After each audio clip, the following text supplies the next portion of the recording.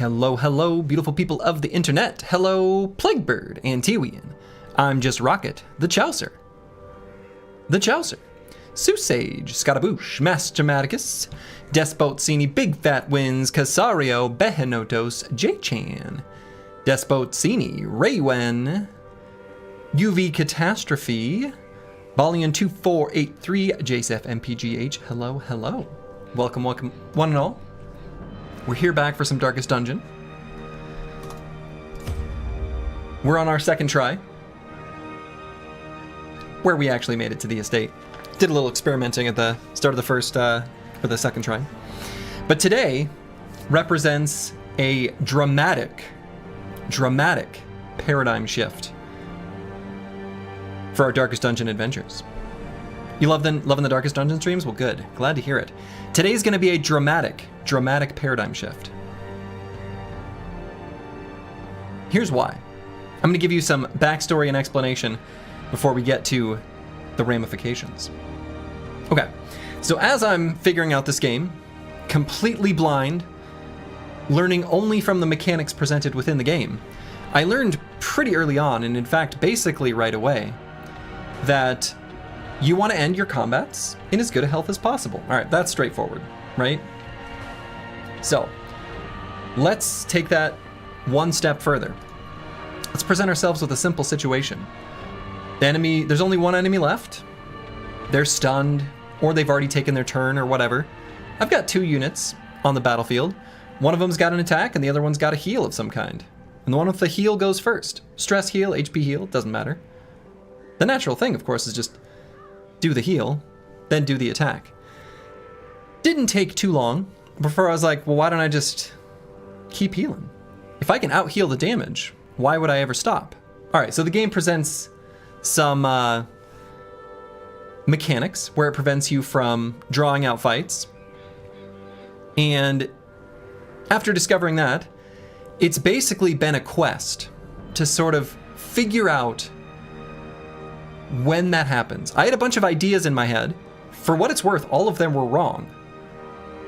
But we had a team composition from the previous, attempt number 1 that worked out really well, where we had a couple different forms of heal and then 2 dudes with a melee stun. There were often turns where we would do 2 attacks, 2 stuns, and then a bunch of heals. 2 turns out is a little bit of a magic number, and I didn't really realize that at the time. But I could not figure out what was going on. So at the start of this second attempt, every single one of my runs, every single week, has been dedicated to figuring out the stalling mechanic. I think I made that pretty clear at the end of the previous stream, that's all I was trying to do, was figure out those mechanics. All right, so nothing jumped out at me. It wasn't the round number. It didn't really, I could find no consistent answer. Sometimes we got a warning when it was going to happen, other times we didn't. It was completely unclear to me. So I had a plan. My plan was, and you can't see this very well, and I realize, but I was going to look back at the combats, make a log, and this is just one example, of every single combat, and there were a number of things I was going to track and pay attention to. The number one theory that I had, or hypothesis, I guess I should say, to use the proper language, was that it was going to be the difference between the amount of damage dealt and the amount of healing dealt after some point, or maybe in total over the course of the fight. And I was going to go through every single fight, including the ones where we didn't trigger one of the penalties. I also figured it could be 2 different conditions, for what it's worth. So I was tracking the number of times we attacked the enemy, the number of times we attacked and stunned the enemy, the number of times we debuffed the enemy, the number of times we healed, the number of times we stress healed, the number of times we buffed, the total attack damage, the total debuff damage, the total healing, the total stress healing, the total damage heal. I did this for one fight. And I realized that took me much longer to compile this data than the single fight. And I was like, all right, here's the deal. I've got this personal embargo on this critical piece of information that I think will be an obnoxious thing to figure out. So I asked the community, I presented that spreadsheet and I was like, hey, is this something that like I'm even going to derive the mechanics from? And the answer was basically like, yeah, I guess. Although actually realistically looking back, now that I know the answer, because I know the answer, it was a definite no. I wasn't tracking any of the information right. I was going to use the vulnerability hex or whatever from the one unit, which is apparently excluded, blah, blah, blah, from the, whatever his name is. I was not going to track it right. I was not going to figure out what the mechanics are. And so I was like, you know what? This is something that I kind of would rather just know. This is a mechanic that seems essential. Like, this is a paradigm shift if I understand what causes the game to punish you when you stall. So I looked it up. This is no longer a blind playthrough. That does not mean I'm opening the door to any strategic information or backseating or whatever, because I want all of the gameplay experience, including all the enemies, all the everything, strategies, mechanics, to still remain unknown to me. But I looked it up. I looked up how this works. So I now know how stalling works in this game. And we are going to abuse the shit out of this. This is going to change everything. This changes the characters that I use. It's going to change the characters I think are good. It's going to change how we upgrade our little hamlet. It's going to change everything because the ramifications for this knowledge are massive. They are gigantic. In time, you will know the tragic extent of my failings. Indeed. Didn't want to interrupt the narrator. But this is going to change dramatically how we choose which characters we like, how we use them, and how we engage in the combats. Lots of ramifications, that's right. So, initial thoughts. We're going to be going with inspiring. We're going to go with a ability like Inspiring Cry. One ability like this on every single person we bring into the dungeon, every single time. If they don't have an ability that either heals or stress heals, they're literally not coming on my adventure. They're not welcome. How does stall work? Oh, right. I guess I should explain it. All right. Here's what we learned.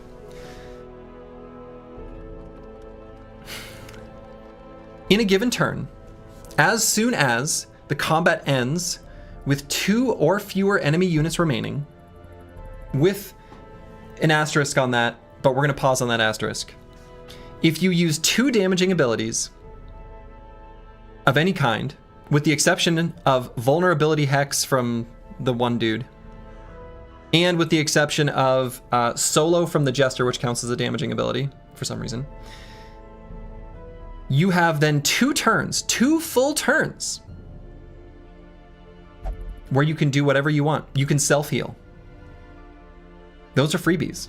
Then when you're after with those 2 turns, then you must do 2 damaging attacks of some kind, and then return to healing. Occultist, yes, thank you, Susage. So, that's basically how it works. There's a few exceptions. There's a list of units that bypass that restriction. Now, here's what I regret.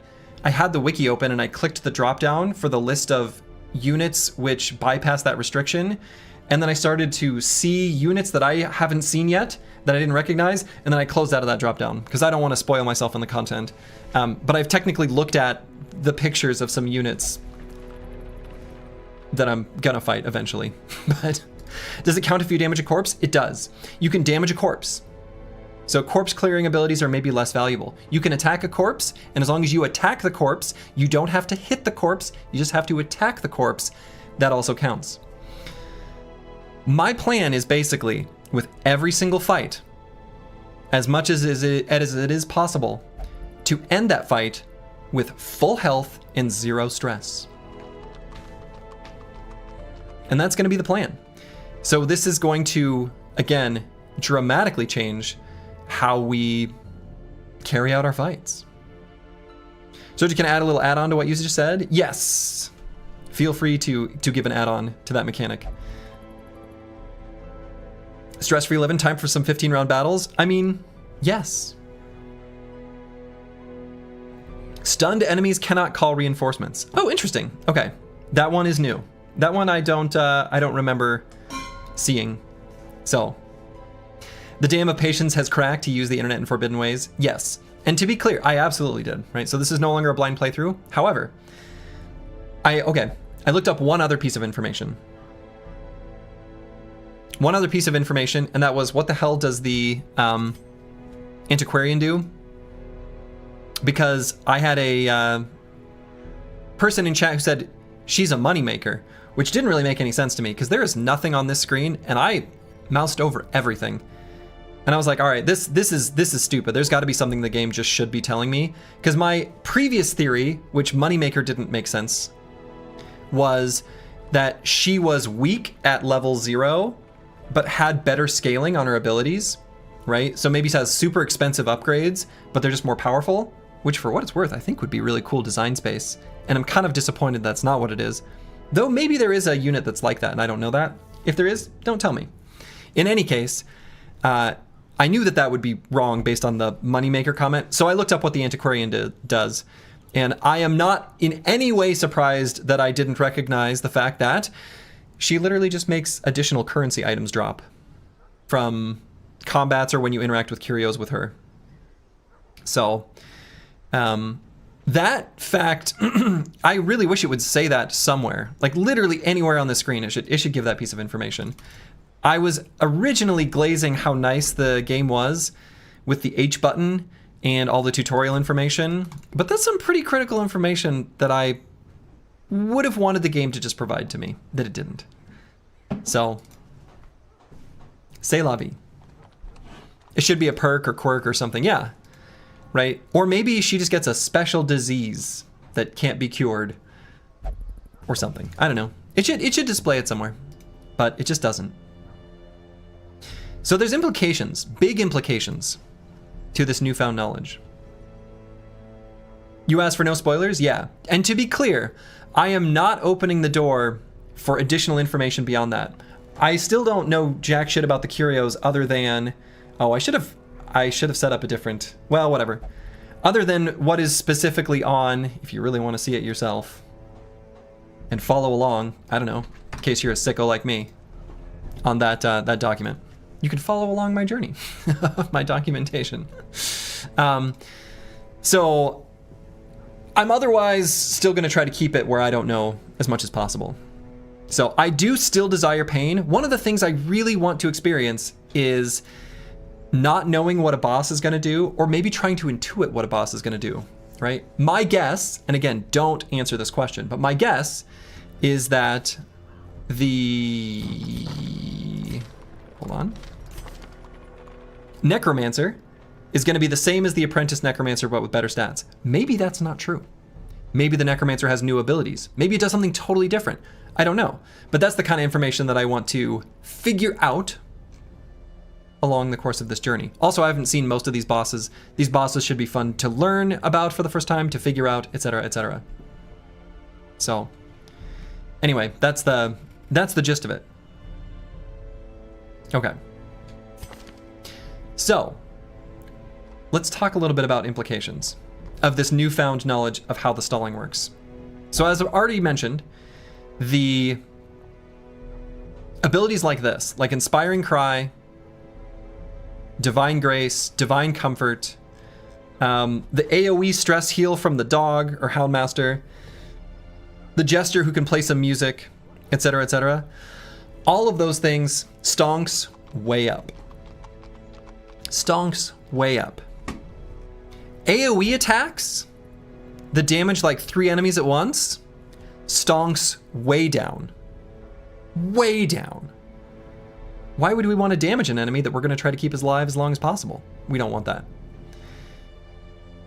So, what are some other things? What are some other implications?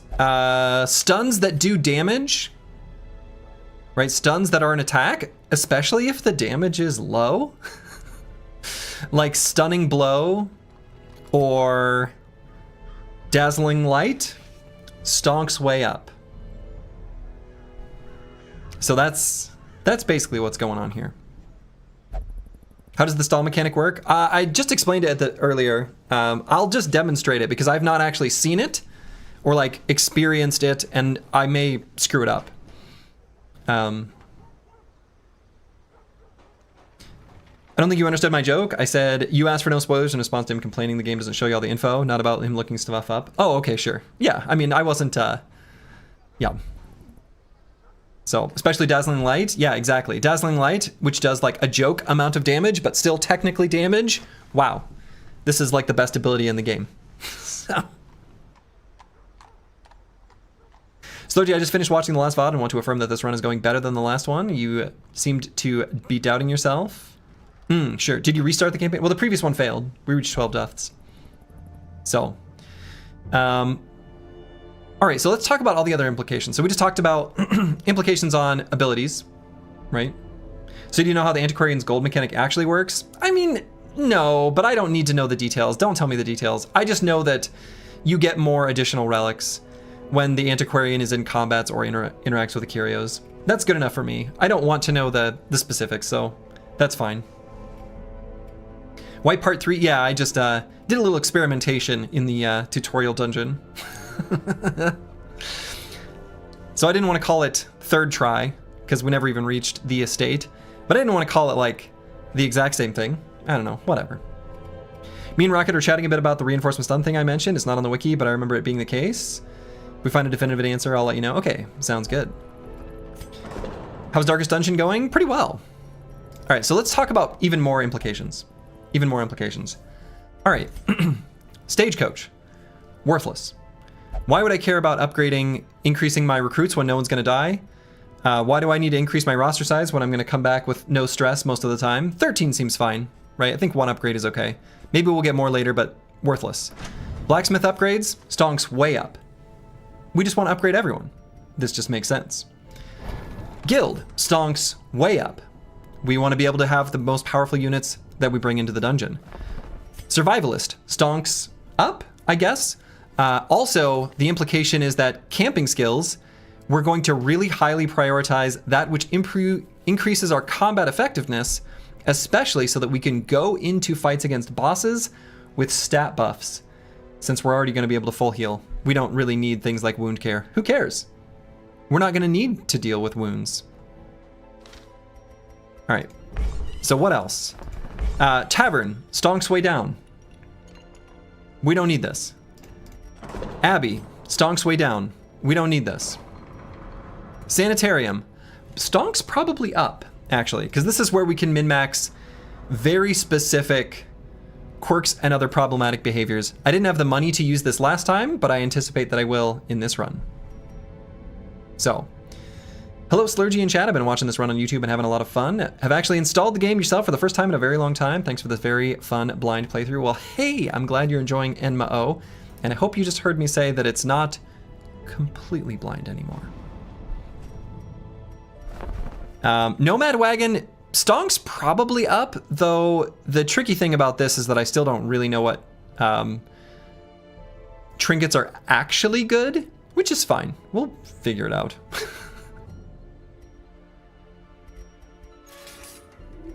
Graveyard, stonks way down. No one's gonna die. So that's my general thoughts. The tragic extent of my failings. Okay, so now looking at characters, just in general.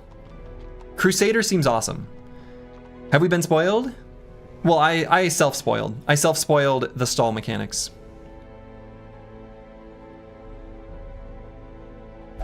No one's gonna die seems a bit optimistic. Well, that's true. Probably still someone's gonna die, but hopefully less frequently. All right, so Crusader still seems great. The fact that we have an ability that we can stall from within any position is great. Still Stygian? Oh yeah. Yeah, still Stygian. The Vestal. I like the Vestal now. Now that I look at the Vestal's abilities, wow, this is great. This is great. I wish you didn't spoiled. Honestly, I'm so happy that I was, because trying to figure out the stalling it was just frustrating. It wasn't fun. It wasn't fun to try to figure it out because I knew it was the correct thing to do, and I was never gonna get the mechanics of how it works down. Like never.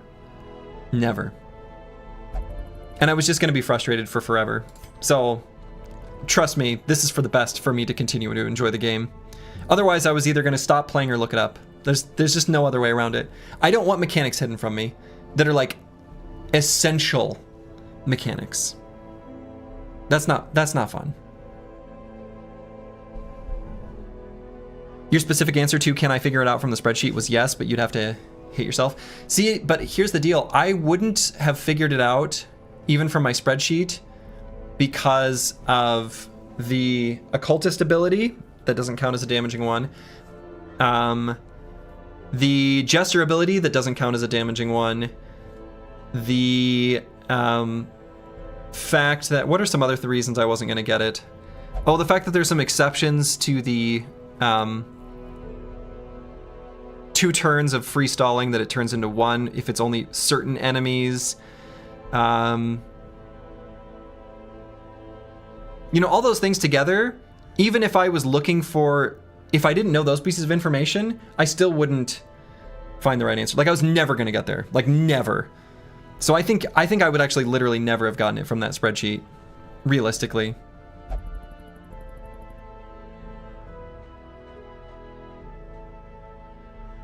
Stalling for more than 1 round goes against the spirit of the game. I mean, I think that's a fair sentiment, but here's the tricky thing about that. To me, stalling was the natural thing I was trying so desperately to do anyway. It just made sense. It just made sense based on the mechanics of what was presented to me.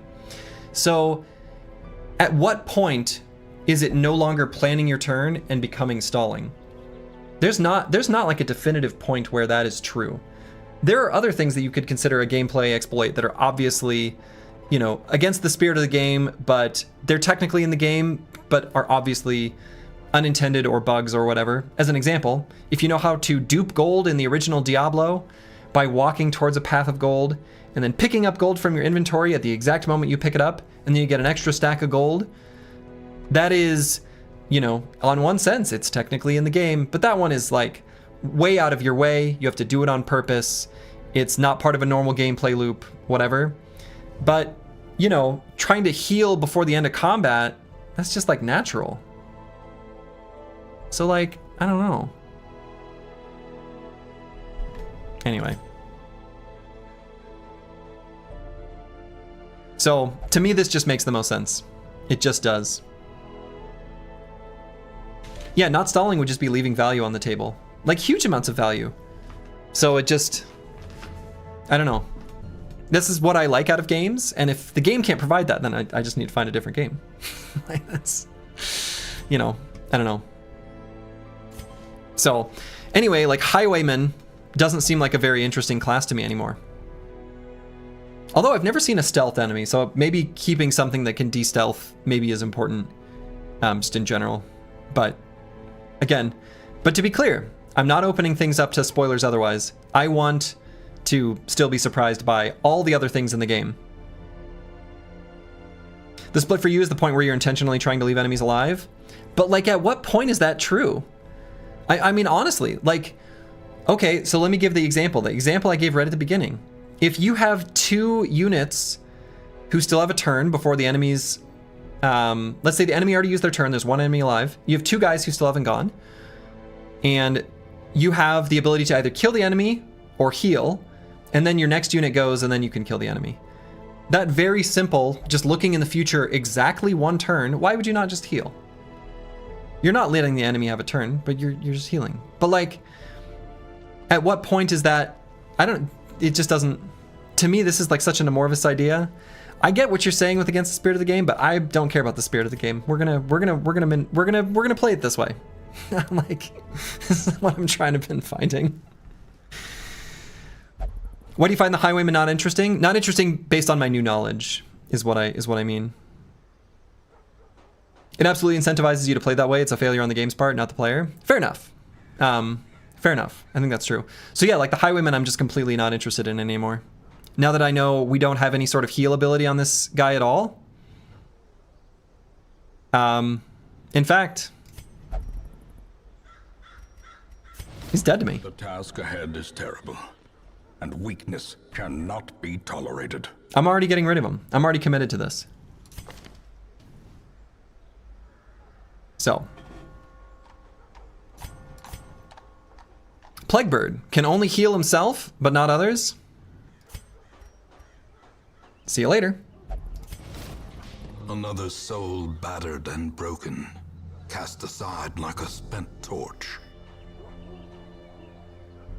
When you were told the classes are balanced, that included balance after considering recovery? I don't think so. I don't think so. Because I hate to break it to you, but this class is useless. So, you don't even wait to see if your theory is correct? I mean, I know the mechanics now. The stomach for this place must move on. I know the mechanics, so yeah, I don't know. No. What's the point? Yeah, Vestal is our new friend. So I think, let's see, Teledivo. Let's see.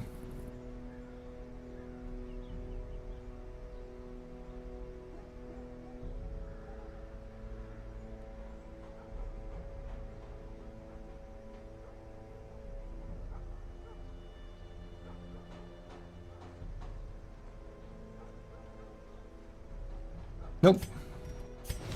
Slumped shoulders, wild eyes, and a stumbling gait. This one is no more good to us.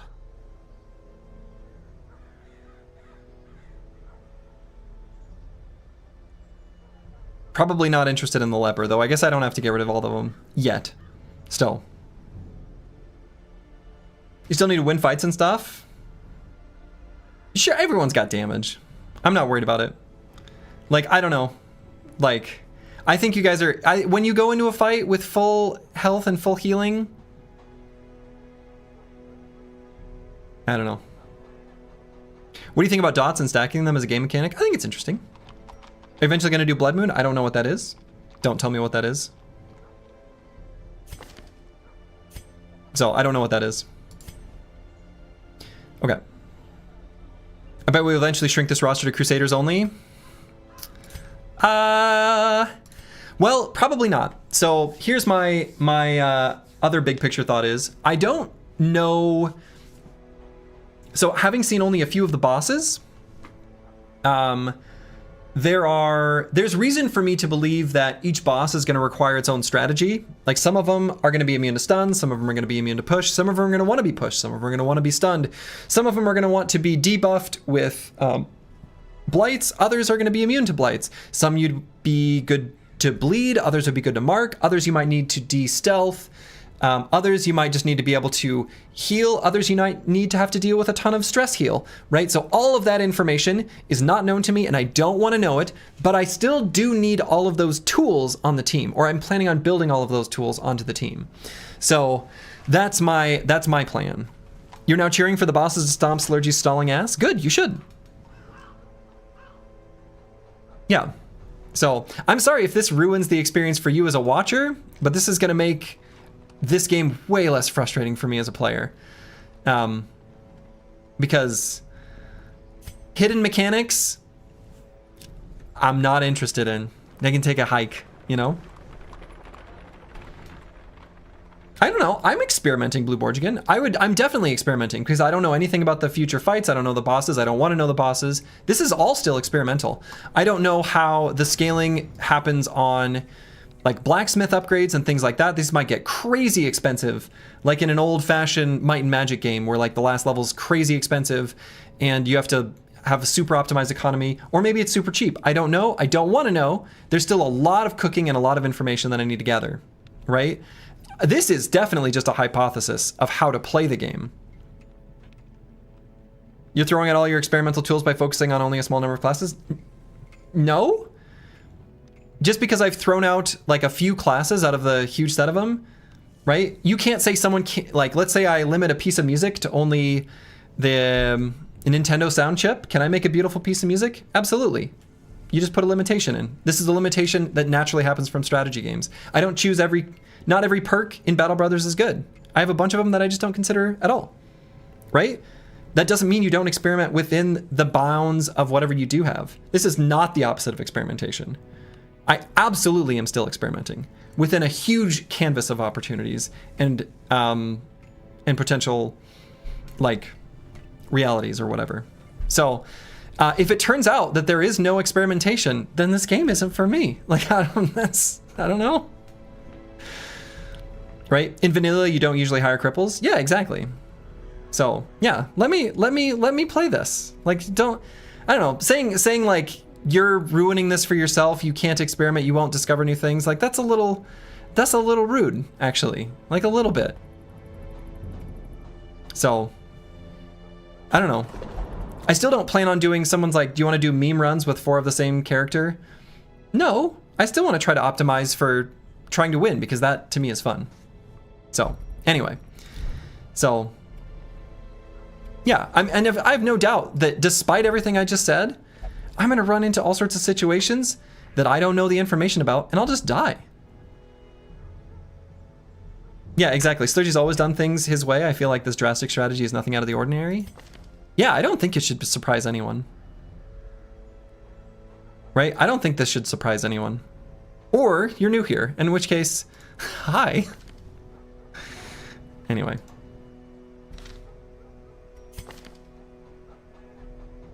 Okay, so all of these units have something to offer, except for maybe the leper. Though they do at least have a stun. And a self-heal / stress heal, which is like, okay. And maybe a de-stealth, maybe I like that, so. Sergi has a very malleable approach to games. If he finds this tactic bad, he will swap. Oh, absolutely. Absolutely. Is the drastic strategy just stalling some fights? Like all of them, but yeah.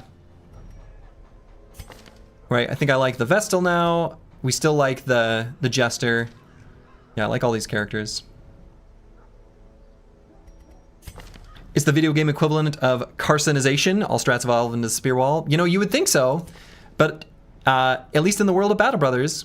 So for what it's worth, to give some context, no one was an advocate for Spear Wall strategies. It was just something I was doing privately, single player, all by myself, and I knew it was good. I knew it was crazy good.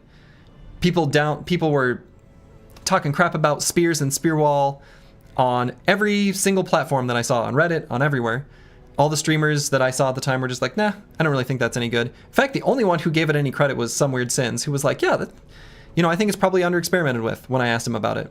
And that was basically the most positive affirmation. Everyone else just was like, nope, you're dumb and you're bad. And I was like, I don't think so. So then I did my win streak series just to basically say, to put it out into the world. And that's how I accidentally started streaming. So, anyway. You prefer enjoying the game rather than just copying the best options to win early on? This is enjoying the game. Solving the puzzle is the joy for me. Clicking the buttons brings me no joy. Solving the puzzle brings me joy. So, anyway, that's enough prelude. I want to figure out if I like the Bounty Hunter any or not.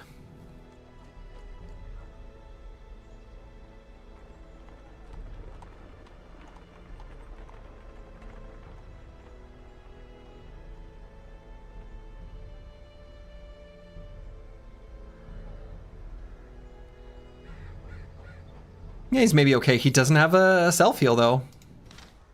So, I might just not even take him. If we don't have any sort of heal or stress heal, I don't think we want him. A mighty sword arm. So we're definitely going to get the Crusader. So let's take a look at the Hellion. Zealous warrior. I hope you don't consider this a spoiler. I think the people who are disappointed because heavily stalling is the long-defined meta, and so to them, if they watch or play this game, it's more of the same, and it makes them lose a lot of charm.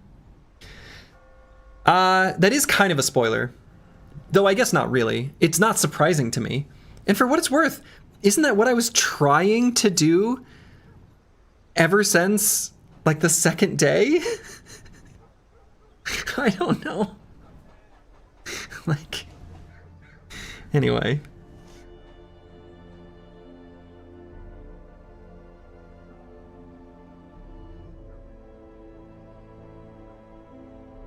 Okay, so I don't think I'm interested in the Hellion.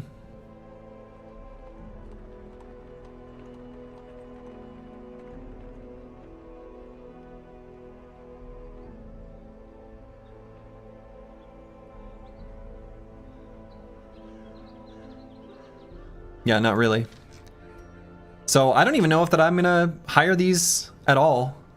I'm not gonna bother. Okay.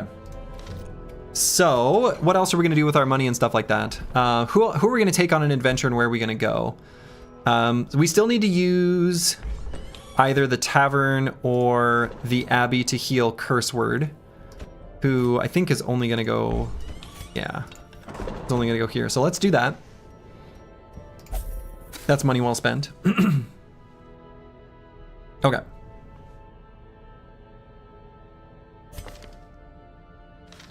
All right, so I want to bring the Chaucer, though. That's going to be a little tough. What we really need is stress heals more than anything else, like, dramatically. Right now, we only have one. We have the Inspiring Tune, with the exception of our Crusaders, right? So Apples and Fruits is pretty stressed right now, so I don't think I can take him into a fight. Isn't heals half the equation? Oh no, we are. We're valuing heals and good stuns as well. We're valuing heals and good stuns. We are, absolutely.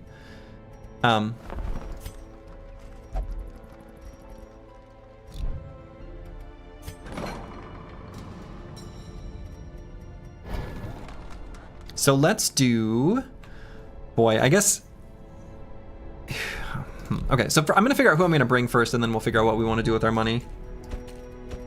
I think it's what we need to figure out. So I still like the Plague Doctor, actually. We've got a heal, we've got like useful stuns and stuff like that. So Plague Doctor I think is definitely in. A Jester is definitely in because this is the only stress heal we have on the team right now, which is really kind of a shame, with the exception of the Crusader. So let's go with this. And then we need to bring one more unit, which I guess could be Casario here. Are you gonna try out every character? Yeah, we'll try out each character. I'll take each one for a spin. So I think stalling heavily is something you have to do in a blind run of a permadeath-esque game.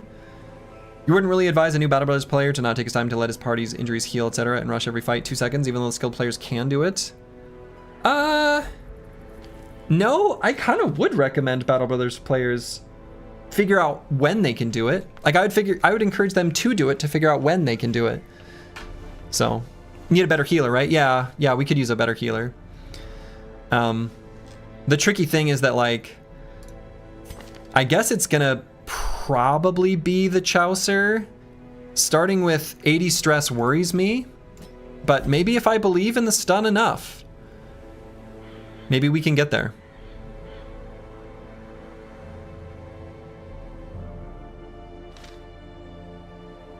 Are there anti-stalling mods that solve this in a smart way? I don't want to know anything about any mods right now. So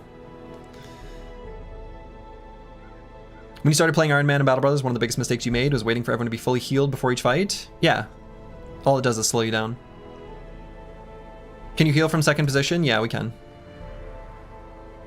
Oh, well, we can do this one.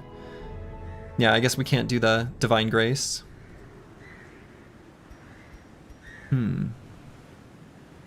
But we can do the Divine Comfort. So we're gonna spend some time training to the right skills.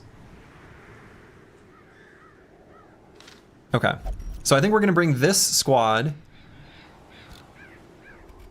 All right, so then if we're gonna bring that squad, I am gonna fix up the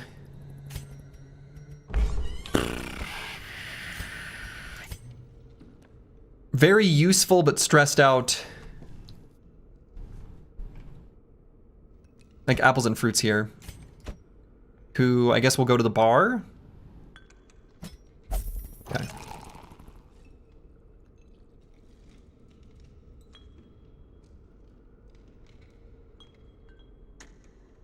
Okay. So I think that's going to be all we're going to spend money on there. So the important thing here now is to make sure that here at the guild, we upgrade / train in the abilities that we really need. So I think Divine Comfort's going to be pretty important. I'm not so interested in The Mace Bash. I'm more interested in... Oh, we've got a de-stealth here.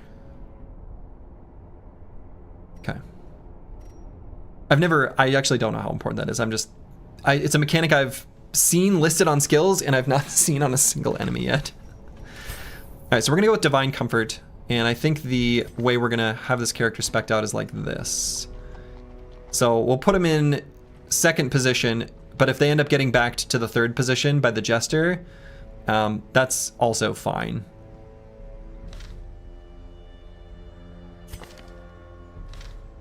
Wait a minute. Oh yeah.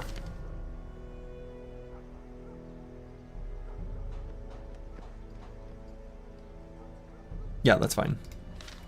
Blattenberger, hello, hello.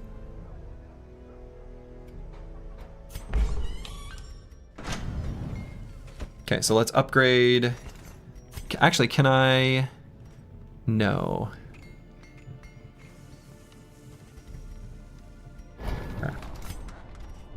Oh, and maybe I'll heal the Antiquarian too. Okay. All right, so let's... Apparently I already leveled that one. How's the dungeon treating you? Pretty good. Is it still dark in the dungeon? It's getting brighter. It's getting brighter. All right, so we're gonna go to the blacksmith now with Broad Metallic 2 and the guild. And let's see. The dungeon's always darkest before the dawn. The dungeon's always darkest before the dawn. Let's see, what abilities do we have right now? We've got Blinding Gas. That does too much damage. Battlefield Medicine, Emboldening Vapors, Disorienting Blast. That seems fine. I'm not a huge fan of the Emboldening Vapors, actually. I wonder if I'd rather have the Plague Grenade. Or... honestly, even maybe the Noxious Blast.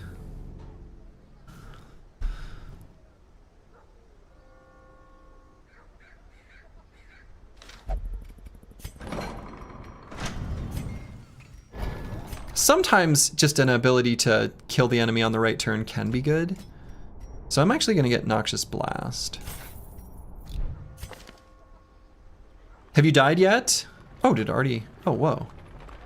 Fennec Phoenix 25... I don't remember. You've maybe not been picked yet. No, you haven't been picked yet.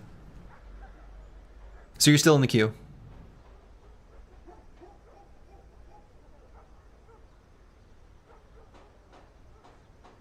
Okay, so I think, yeah, we'll do these skills. Wish there was a way to bring that up. Okay, so we're gonna go upgrade here, upgrade here, upgrade here, and here. Increasing the stun chance is absolutely massive. Oh, and maybe before clicking all those buttons, should I have made the cost of training cheaper? Oh my god. I didn't realize I could afford this. That's poorly optimized. But yes, I'm gonna click it now. Fall, it's too late. but their knowledge But lives on. Oh well.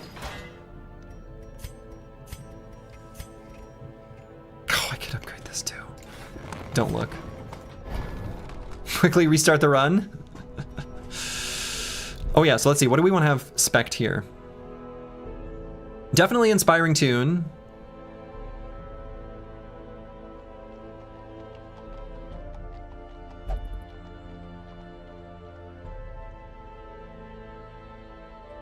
Yeah, I mean, basically just like this. I still like the prospect of doing solo into finale for a lot of fights. Seems good. Yeah, I think I like the skills that I've got picked out there. So then let's go here. So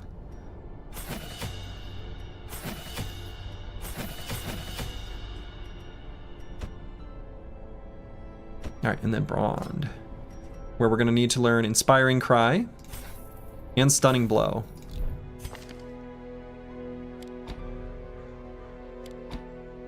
And would I rather have Bulwark of Faith instead of Zealous Accusation?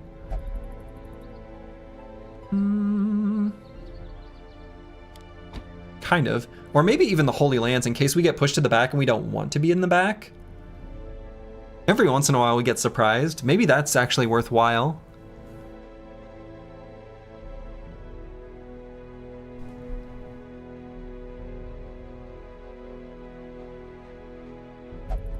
Actually, I kind of like that. I haven't used this ability really yet, but I think that makes sense.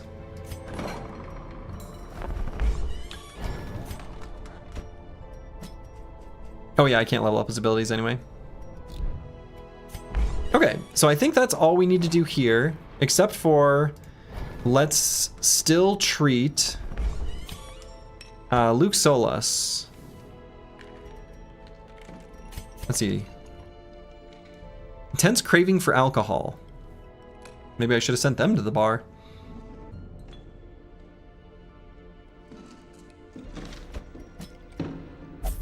Sure.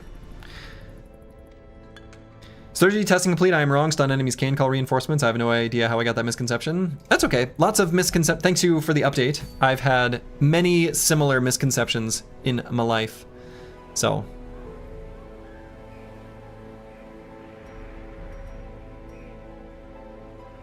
Okay, we could kill the Necromancer Apprentice, but I don't know.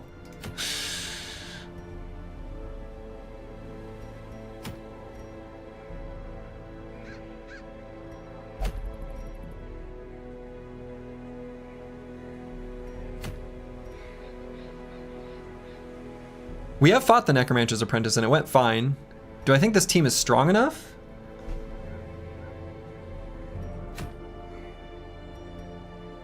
How's our camping skills? All right, Zealous Speech. I think that one's still fine.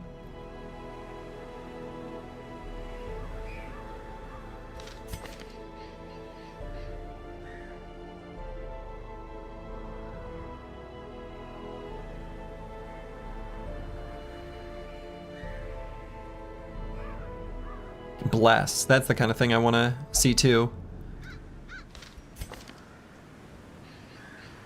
Tiger's Eye, I like that.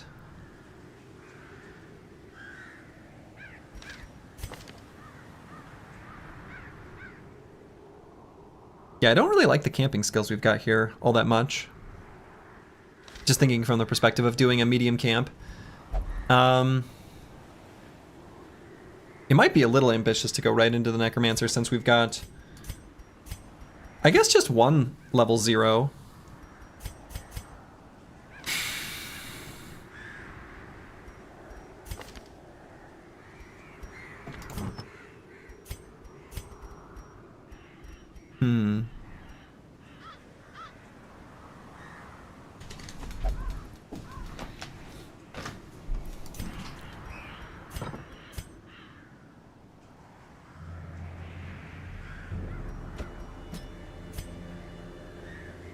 We can only do solo from there. Okay, so we're still gonna start here. You're here for the pain? Good, as you should be.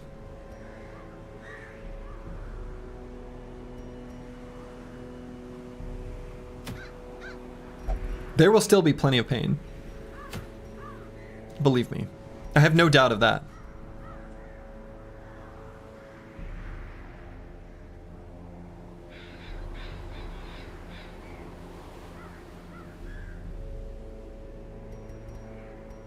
Trying to think back to the Arbalest. The Arbalest had like a bandage ability, but otherwise played with marks. I'm hoping to find some Houndmasters too. Alright, maybe I'll just get the Archer's Ring. We'll just do like a simple one while we're still learning the ropes of our newfound knowledge.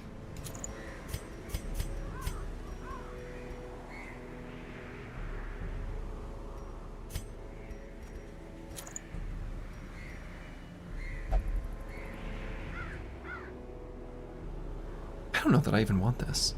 I don't know, maybe. Maybe. We do still need to kill, you know, 2 of the enemies as fast as possible.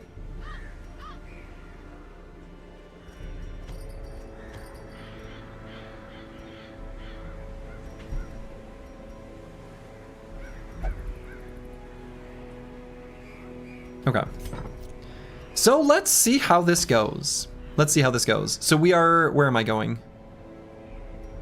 Oh, is this what I wanted to do? No, I think I want to go like here. Let's go to the Warrens. Have I even gone to the Warrens yet? I literally have no notes on curios in the Warrens. Literally 0. If you don't want the highway, do we just sell those trinkets?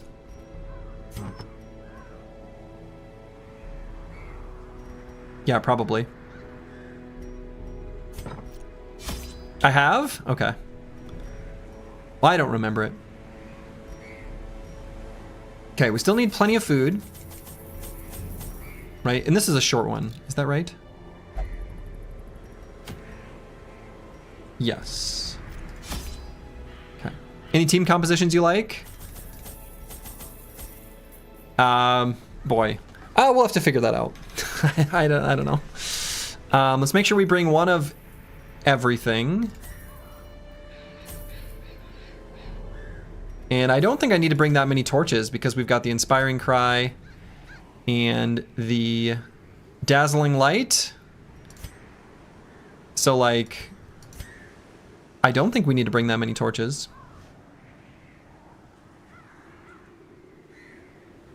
Oh, you're right. There is information right here. You're right. You're right. So let's bring a couple shovels, a couple keys. Otherwise, just like this. We'll try it.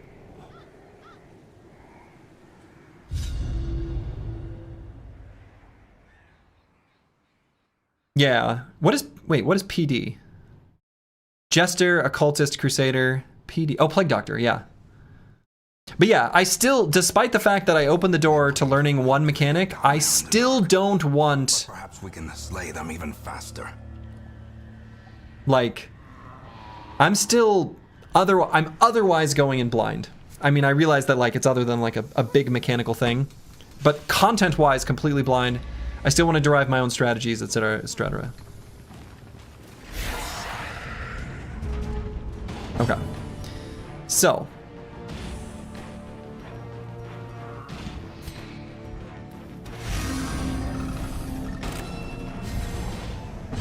Can't believe Sergi asked for help on a mechanic. Disappointed?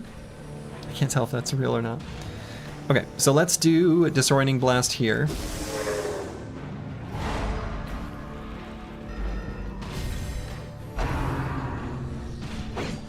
Perfect.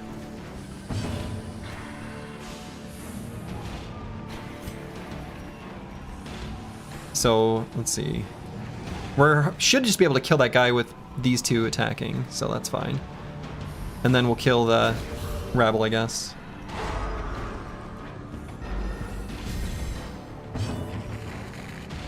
So, maybe don't even need to do this attack, considering the Jester should be able to finish him. So let's not. In Radiance, may we find victory.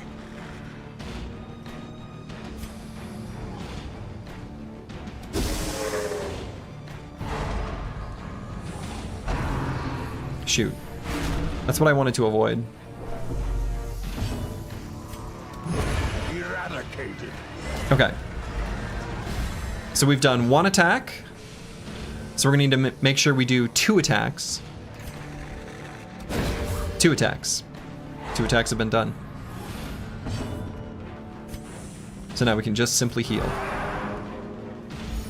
As the light gains purchase, Okay, so now we're starting round 3. We're going to do all 4 heals. purpose is made clear.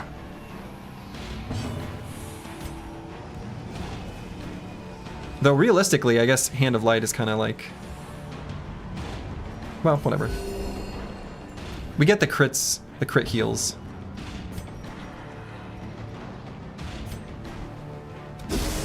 May as well do the stun here.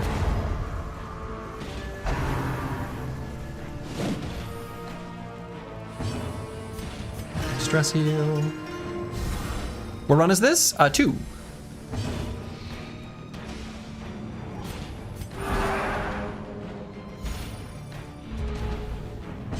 Okay, so we've got another full round where we don't need to do any damage if we don't want to. So we don't.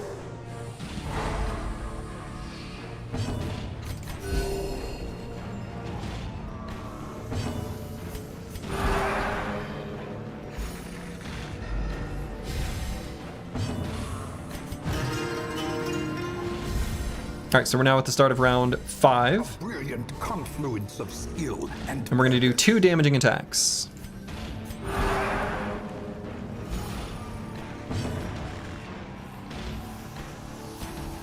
So there's 1.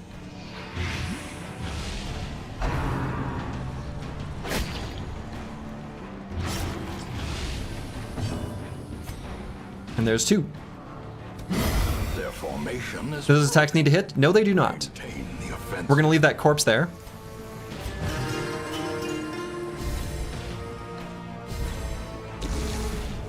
Oh, never mind. It's going to die. All right, so now we can do nothing but heals because we did 2 attacks on round 5.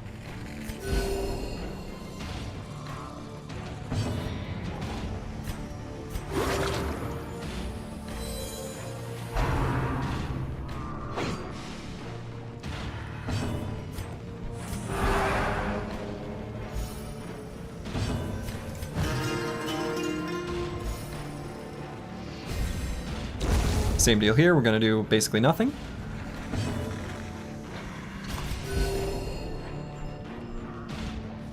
Wait a minute. I did 2 attacks on round 5. I need to do 2 attacks now, right? Shoot. I think that's... Nope. No, we don't need to. This is our freebie.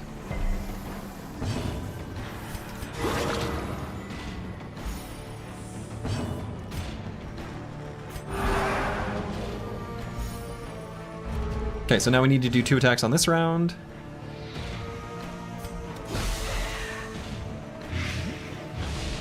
So you can do a couple rounds of just healing in between attacking. That's kind of OP. Yes, it does seem to be kind of OP. I agree with this. All right, these 2 attacks can both be attempts at a stun as well. Low damage stuns. Oh, when did I do that to him?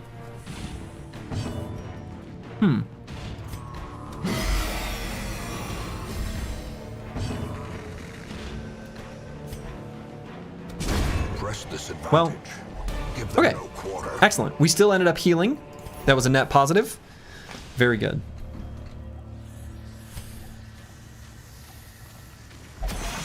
Trap.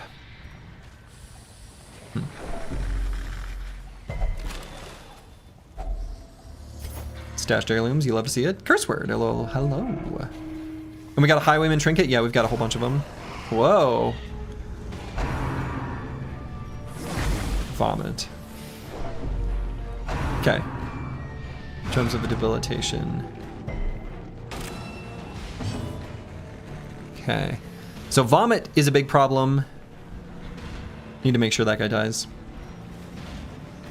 Alright, so let's stun here. Vessel's like 80 stress before the fight and only like 20 now? Yeah. Alright, so let's make sure we kill the vomit pig in the back. The swine wretch.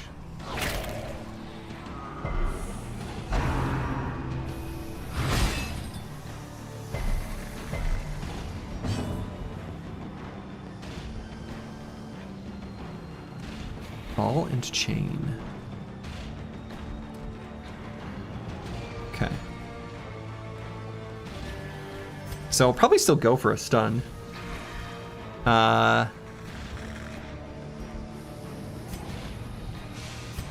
Yeah. Stun this one.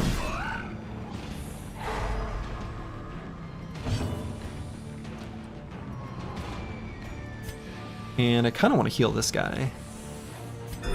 It's gotten just a smidge low. So let's finish off. No! That's right, the Plague Doctor can do that damage. So we'll do the Noxious Blast. Oh, that can't hit him. Shoot, do I not have any ability? No, the Dazzling Light. Actually, no, I don't have any ability to hit him anymore.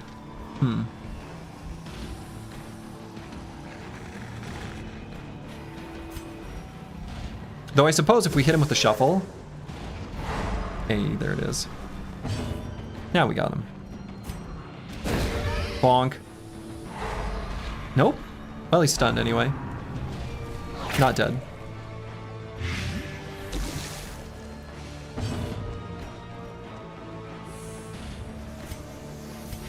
Let's just start the train here a little bit. Now that we need to just heal stress and I'm not too worried about damage.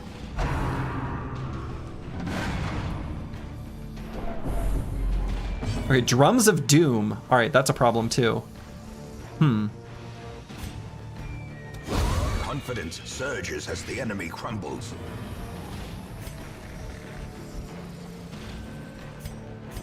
Drums of Doom.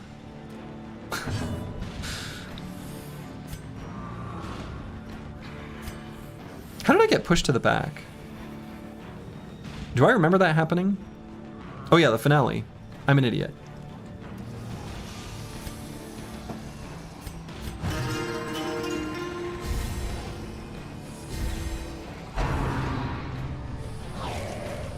I used the ability that pushed myself to the back.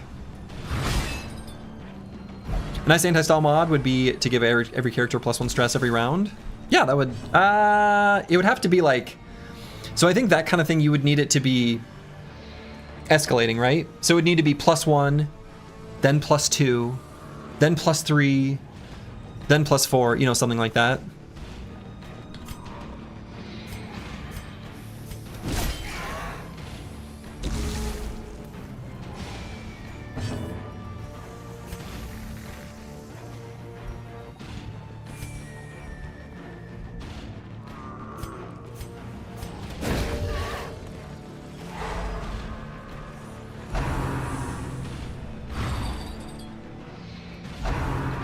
Yeah, Drums of Doom. We've got to kill him. I didn't realize he was gonna have a.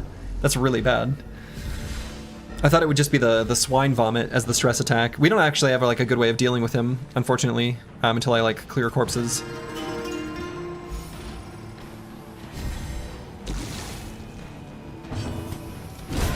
Continue the onslaught. Destroy them. Okay, all. so did we do 2 attacks on round 4? I must have. I mean, in any case, I'm going to do a disorienting blast here. Because we want to make sure this guy dies.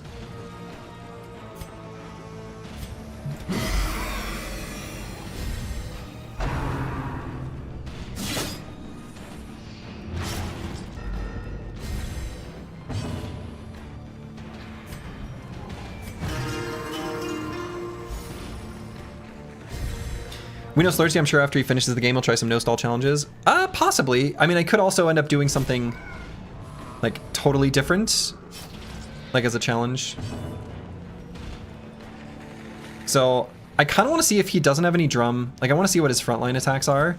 So there's going to be a little bit of science here. So we did 2 attacks on round 5.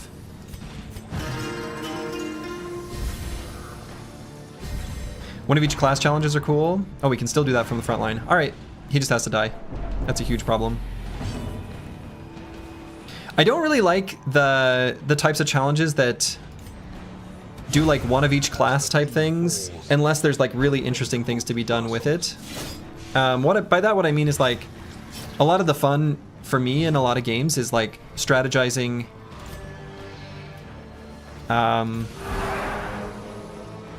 how to a blazing star is born. Come up with fun combinations. So there are some types of limitation that end up fun and some that don't, and it's kind of hard to predict ahead of time which ones will be which.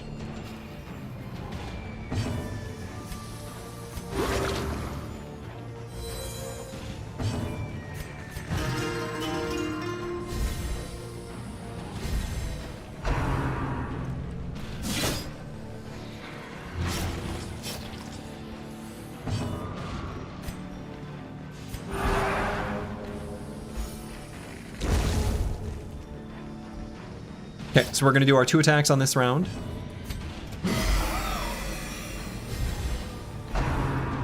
So there was 1.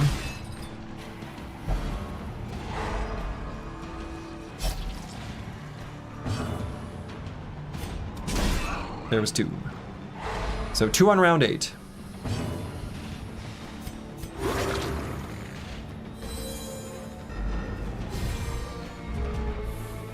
So 9 and 10 are both freebies.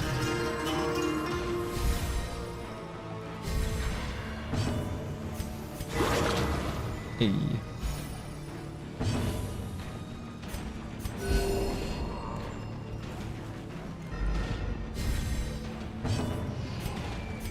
A momentary abatement.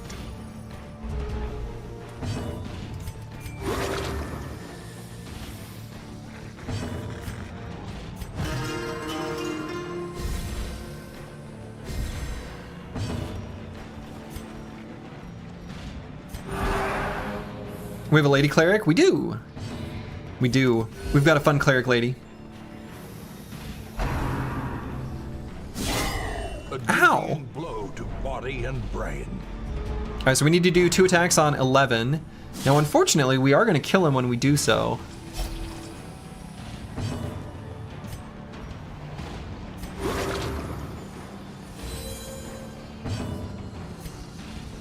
Which I guess is fine. We still ended up pretty far ahead.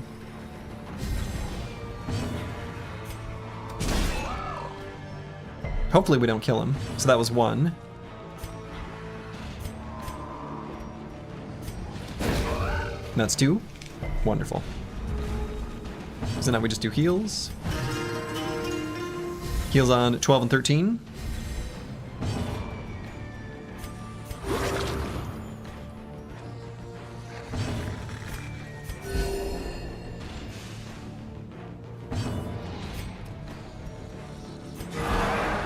Nice crit.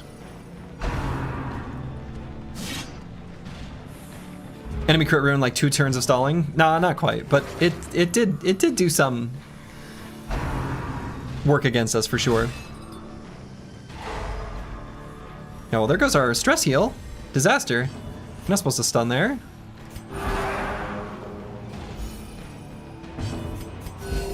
Compassion is a rarity in the fevered pitch of battle.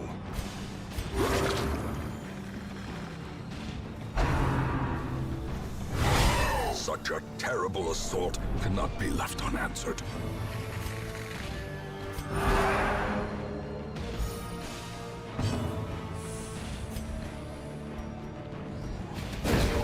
Okay. That counts as an attack, apparently. So that was 2 turns of attacks. So now we're back to healing. Oops. Sometimes you heal yourself.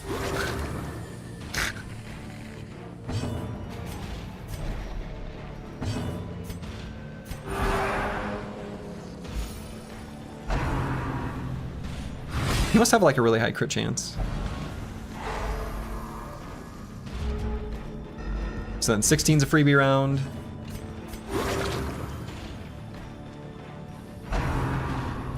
But then 17 we will actually kill him.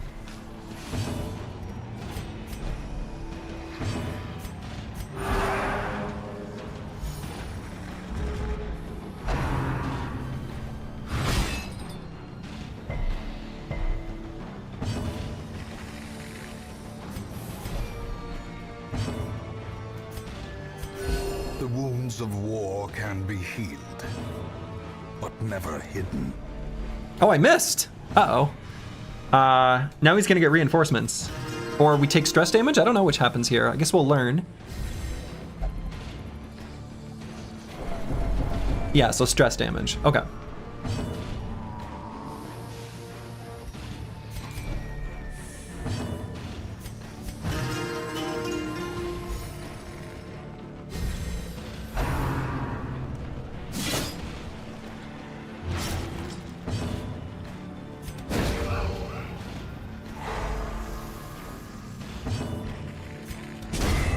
Okay. The many things you like about this game is the sound design. An enemy crit will trigger its own crit sound version and most unique for all enemies, and you found Pig's crit sound effects really crunchy. Yeah, the sound design has been really good. I agree with this. Sacrificial Stone.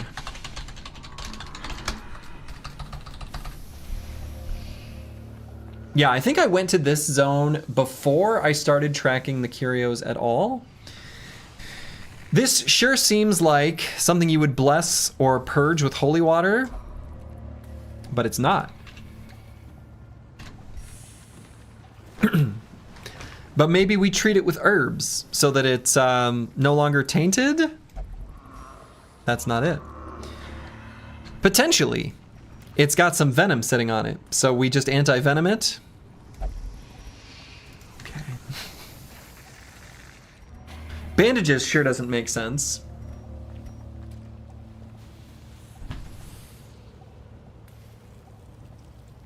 Maybe we use a shovel and just beat the crap out of it? Okay.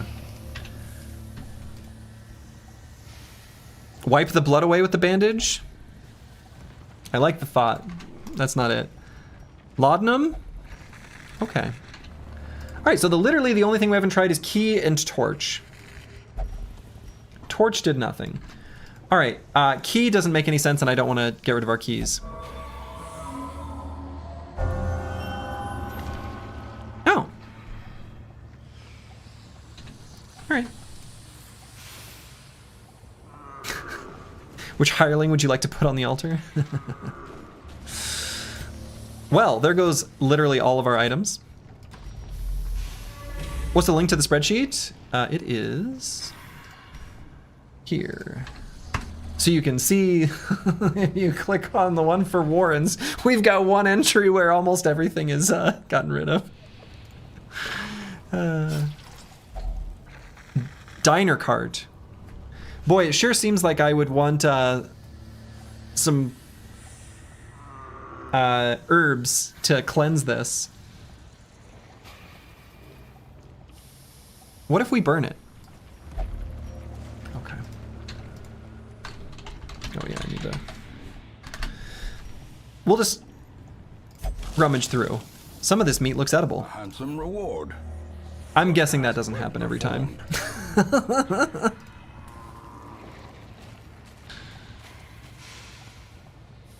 It's got a shovel on the wagon? What?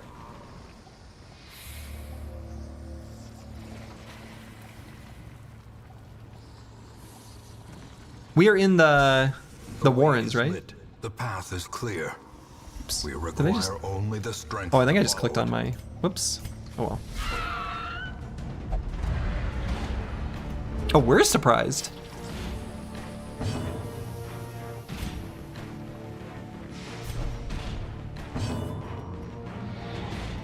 Alright, we do have a lunge forward ability on our Crusader. That is the nice thing about this Holy Lance. I do like that.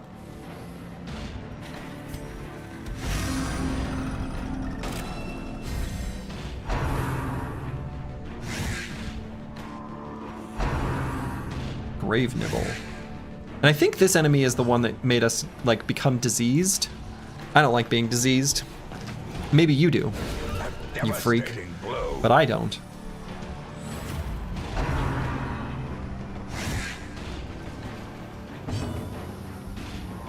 That's almost a tattoo idea. Do not help, I want pain. Yeah, it kind of is. Miss?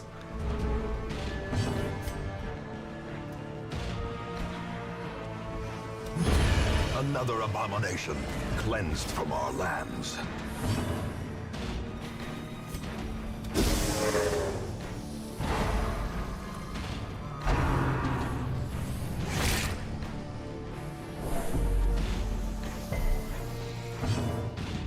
Yeah, see, I think that color...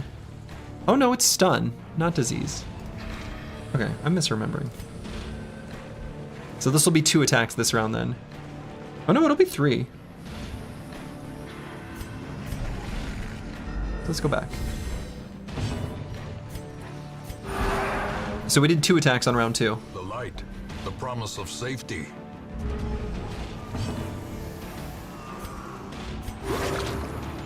Not paying you to miss? Not paying you to miss.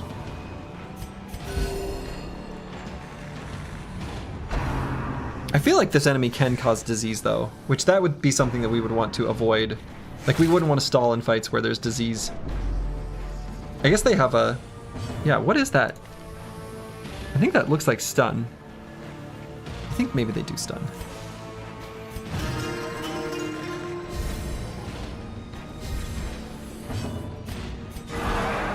Nice, good crit. Ooh. Shit. I've made an error. I did not do 2 attacks on round 2.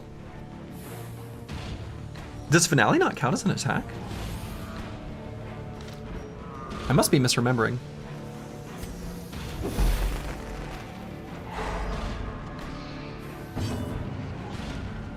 Well, that's annoying.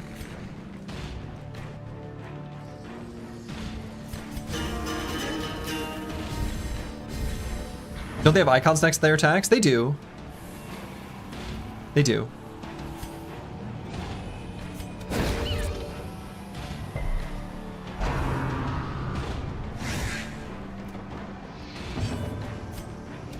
Another one falls. Punished for stalling? Yeah, it's true. Though we're going to be able to make up for that punishment. Grievous injury. Probably. Palpable fear.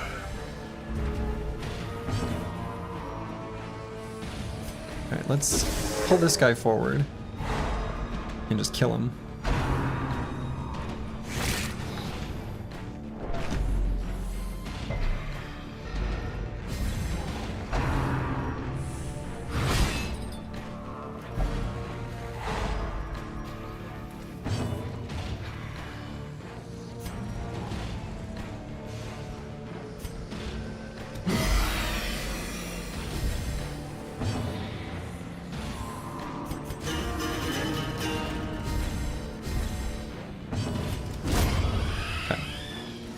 So that's 2 attacks on 5.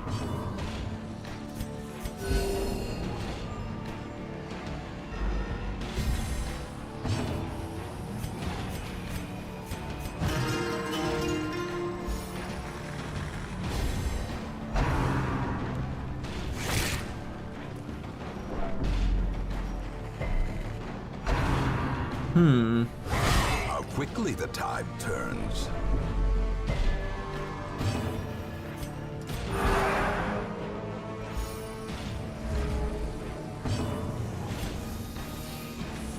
So we do need to do 2 attacks. No, we don't, because it's 2 attacks on 5. There we go.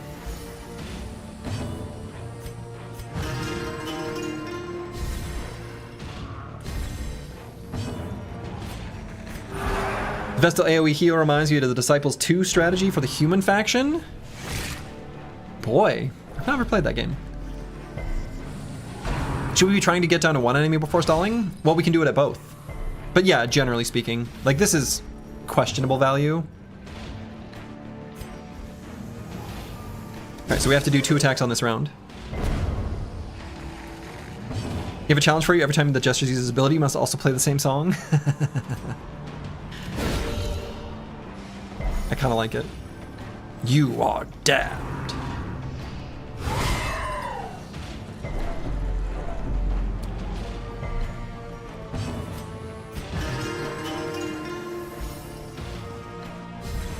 Okay, so this was 2 attacks on 8, assuming I get this attack. The downside is when we're stalling, we could end up getting stunned, right? And then be unable to complete our second attack. So that's a distinct possibility.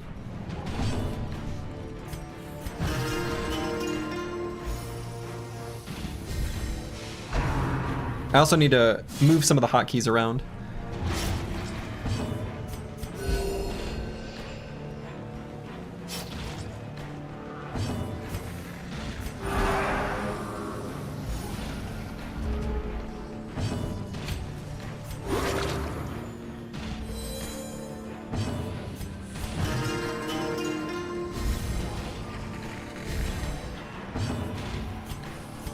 A momentary abatement.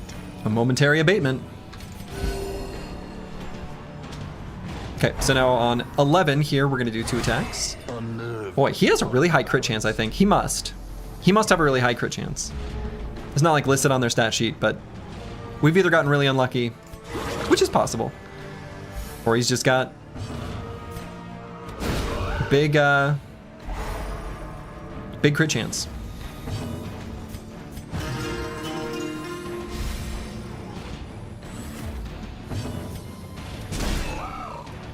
Okay, so that was 2 attacks on 11.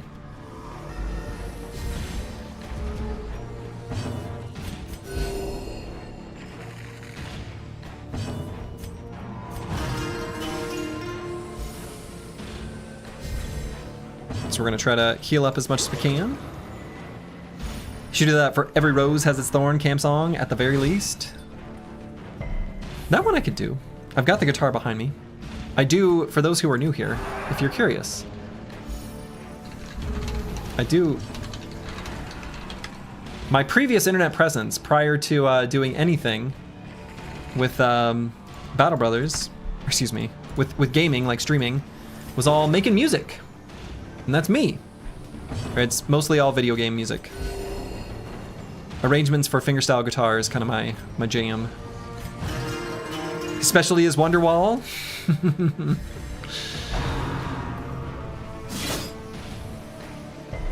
The guitar, you know, the chords are easy when you don't have to move your pinky and ring finger.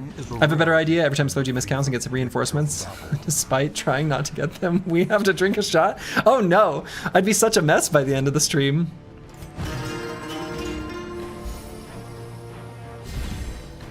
The extra healing from position 2 item seems really good. 1 action for 20 heal seems crazy. Yes, it really does. And I think I lost that item. Like as in, I don't know where that went, or maybe I didn't go for it. Or maybe that was the previous run. Or maybe it was offered and I didn't take it. Or like it was an option and I didn't go on that mission. Now I'm not sure.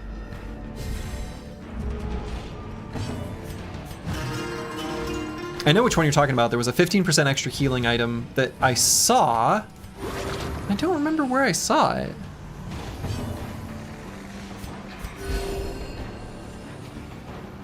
I'm trying to remember. You have it on? No, I don't. Oh, 33% extra healing. Yeah. So we've got this one. There's a different one. There's another one. That just was plus 15% healing. That is what I was thinking of.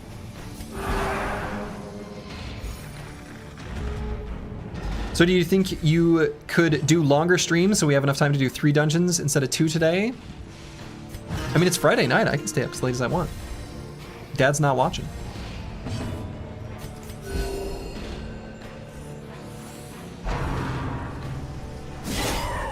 Ow. All of that work.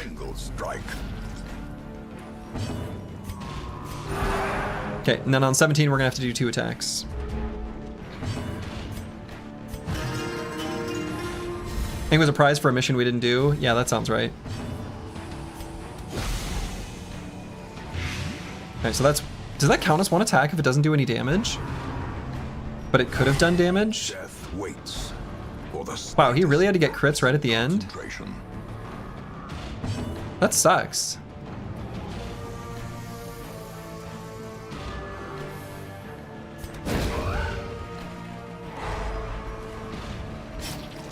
I'm gonna see if that works. I did a damaging attack, even if it did 0 damage. I wanna see if that works.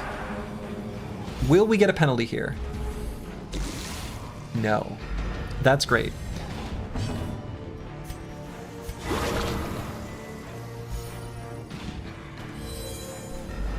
Cured! We still ended up like practically neutral here though. Like we didn't actually end up benefiting that much in the end, which is sad. Get those crits at the end. Depends on how many we get this round before he just dies.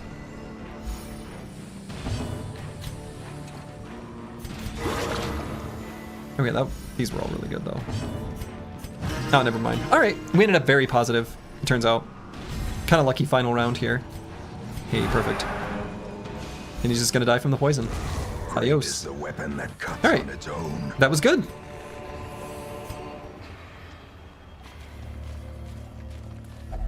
Such blockages are unsurprising.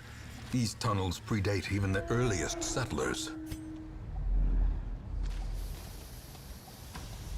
Okay, looks like nothing there. Trap! Okay. 24-hour stream would be awesome. We would be able to do 1 dungeon in every region. Rack of Blades.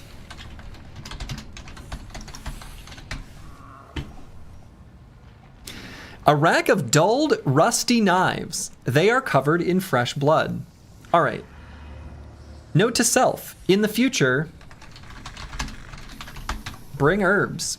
Put that note on the sheet for myself. I guess we're just gonna grab a rusty knife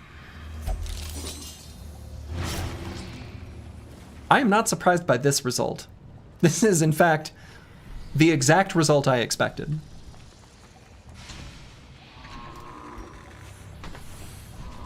They're about to be covered in our blood. Yeah, no one makes me bleed my own blood but me. Stack of books. It looks like that one must be shared between different environments because that one's also in the ruins. No, is it just called books? Boy, or did I not write the full name? And anyway, we'll just take a look. Photomania. Minus 20% stress if torch above 75. Okay. Seems good.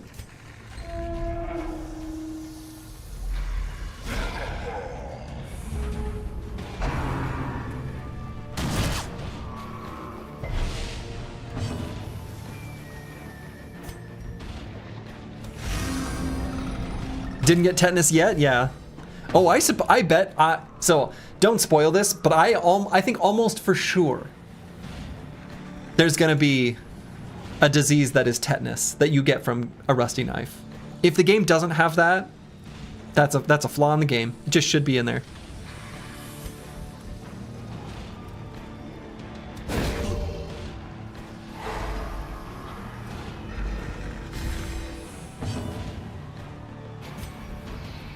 Let's bring this fellow forward. Next time.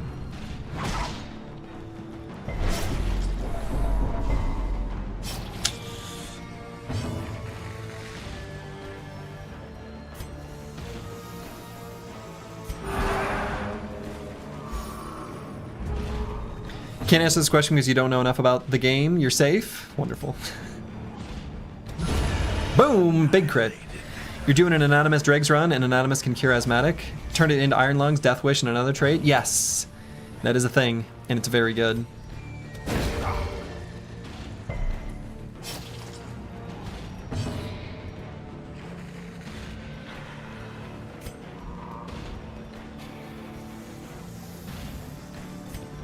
Get shuffled. Get up here. Get to the front. Man, his move resist. 25%, but sure seems to be working a lot more frequently than that. All right. We're gonna have to do some medicine.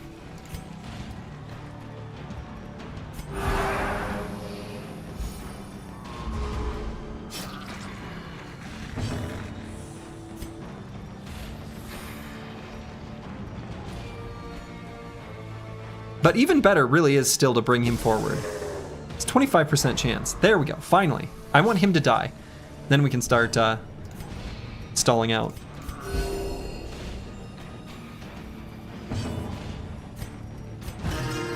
He's a bleed master, clearly this is a cleaver bro. Indeed.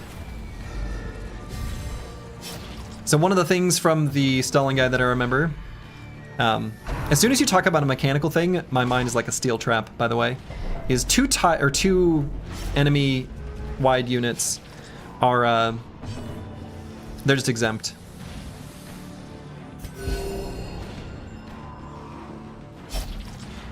I bleed. Yes, you do.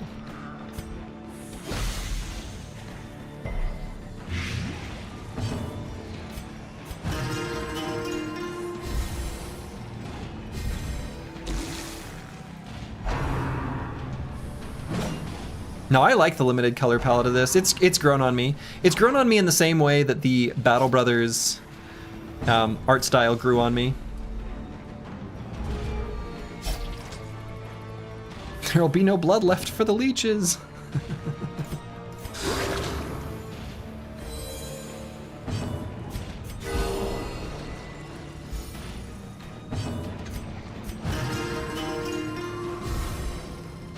Yeah, I like the dark color palette. All right, so that guy's gonna die anyway on his turn.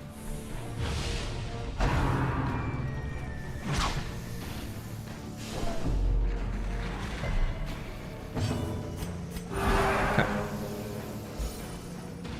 Yeah, it does have a dual purpose. That's true. It's pretty neat. The art style on this game, you know, Battle Brothers grew on me.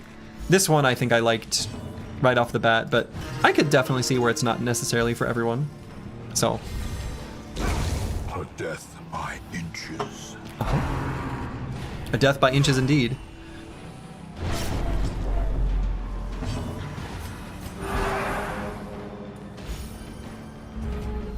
And I think we should be able to out-heal him.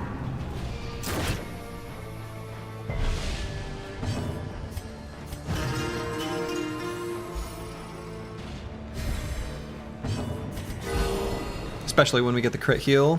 Boy, we need to get like more crit chance here on our Vestal. Like, they get 4 targets. So I feel like that's turns the Vestal into like a mega heal. Right, you can heal HP and stress. Seems good.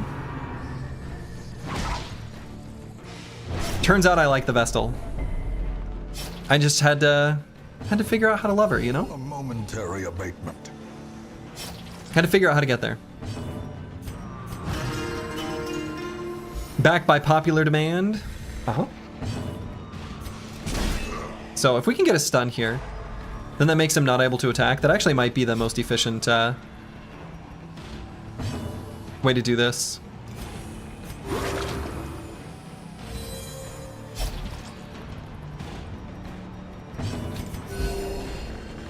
Turns out the Vestal was the waifu all along. I now understand how good the waifu is. She real good. So we're gonna fully heal by the end of this fight. Is the plan. Oh, wrong one. No! Okay. Well, whatever. I don't think that'll matter, but I meant to stun him. Dog better than wife? But which one of your ex-wives sins? That's the real question. Because the second one was probably pretty nice. The third, not so much. Only 15 more rounds to go? Nah, it'll be faster than that. We'll be full healed up in no time. Compassion is all combined? Wow. Fevered pitch of battle.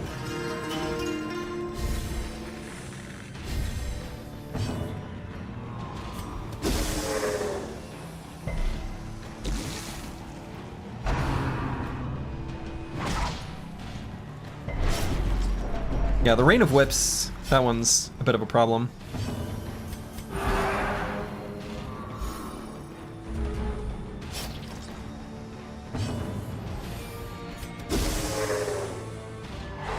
There we go. That's what I want to see. This is basically, no matter how the RNG goes, this is basically guaranteed, actually. Now that I've figured out the riddle. Now that I've solved the riddle with the stuns. You can have both dog and wife if you're into VTubers. That's so true. That's a very accurate statement. Our chance to stun there was extremely low. I think it was just 10%.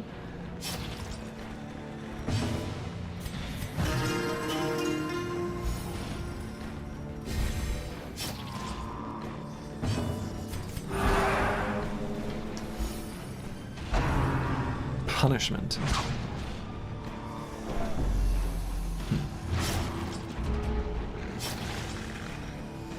Yeah, let's get rid of that bleed.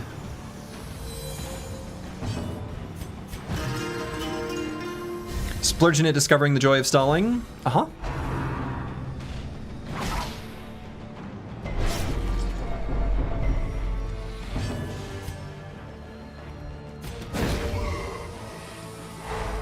There we go.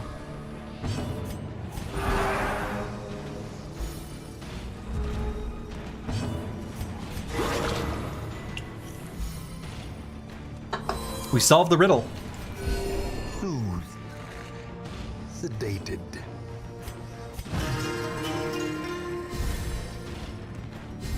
Alright, we've got the stress really quite low. At some point, here soon, genuinely, we'll be good enough to just kill him.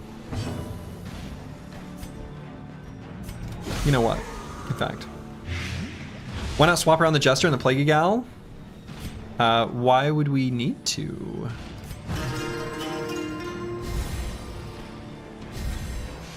The blood quickens. This particular enemy is relatively hard to stall profitably, mostly because of that very specific ability.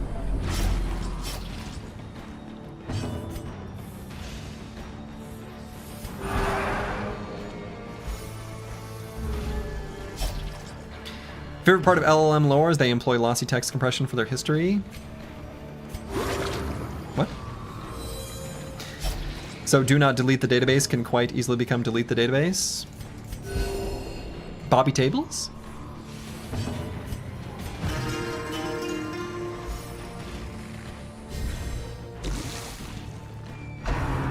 Point blank shot. Good. That one's that ability's for nerds.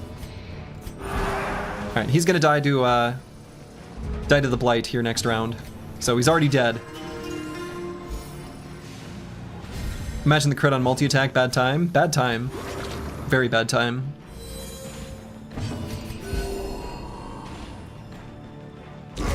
The slow death. That was, in fact, a slow death. And we got a critical stone. I think I like the critical stone. Plus crit for minus speed. Let's put that on our Vestal then. Seems good. Heirloom chest. Wonderful. All sorts of meta currency. We like that. Hunger. Not a problem. Yeah, so I brought in 8 and I found 2. Trap? Did that do anything? Kind of looked like it did nothing. Oops. Okay, we'll grab that because we can sell it.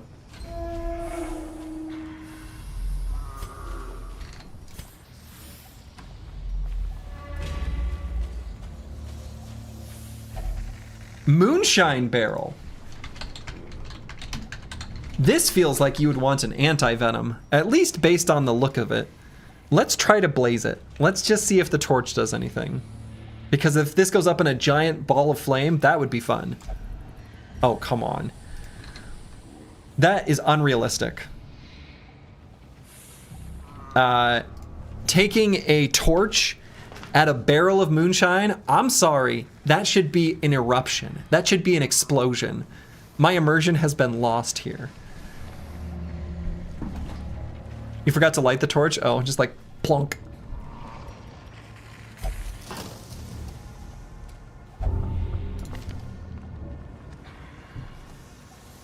Okay.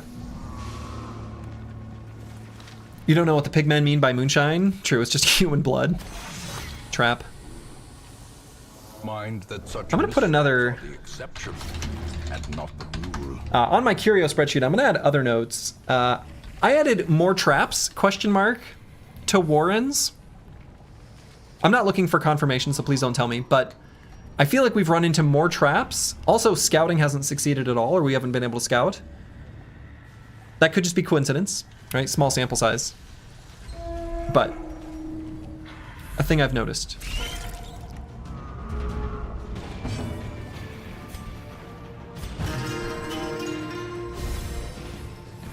Oh, I don't need to be doing that yet. We need to kill them first. And improvement.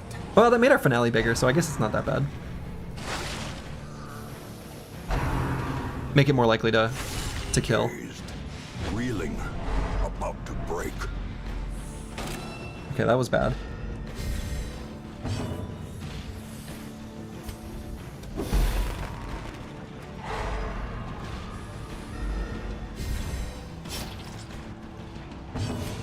Okay, can we go for a kill? No!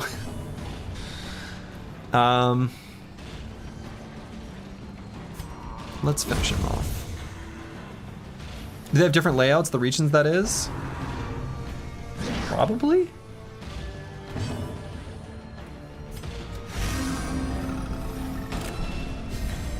A time to perform beyond one's limits.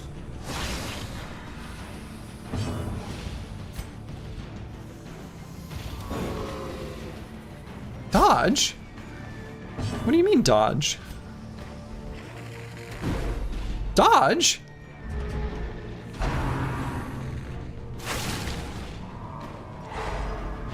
Weakened. Executed. Casual 32 damage on a little spider. I would be laughing too. Those are some dodgy dudes, yeah. Alright, so let's make sure to do one more attack on this round.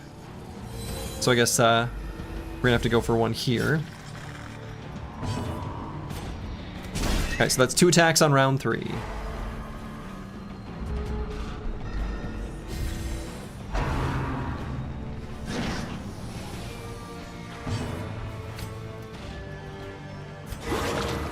The flesh is knit.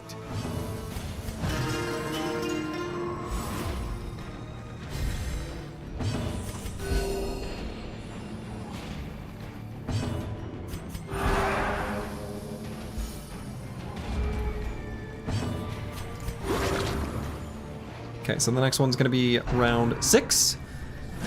Boy, our multiples of 3,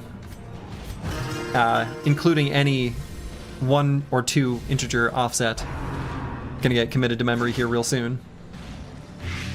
Squeezing water from a stone with these combats? I mean, kind of. Not really though. Like this would not have been this smooth if we hadn't. Like we started this expedition super stressed out. Like we have healed up here.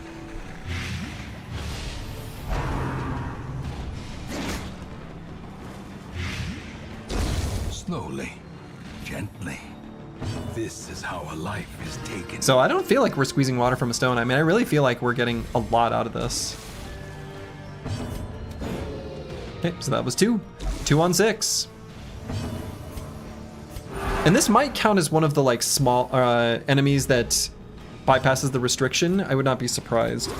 So it might be that we only get 1 round of healing, but I think we'll get an alert when that happens. So I think we'll find out here in a second. Yeah, this party's basically exactly. This is the first run where we've had a party ready for the next expedition, which is huge because everyone else back home is, well, kind of not doing so well.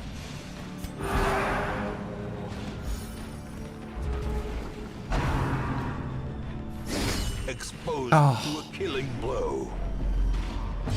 We were so close. You always found the Crusader's sword to be funky looking. The handle is too big for the size of the blade.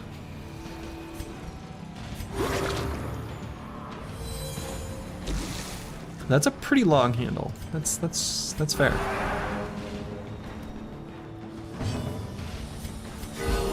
Compassion is a rarity in the Stygian is both a time limit and a death limit. Yes, though it does not tell you the time limit, I don't think. I think it just says that it exists. So.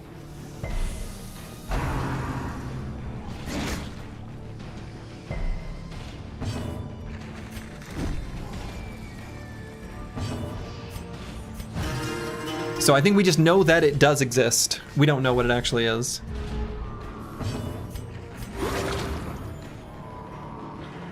We know the death limit is 12 though. Confirmed that fact. Confirmed the fact that it is indeed 12. a powerful blow.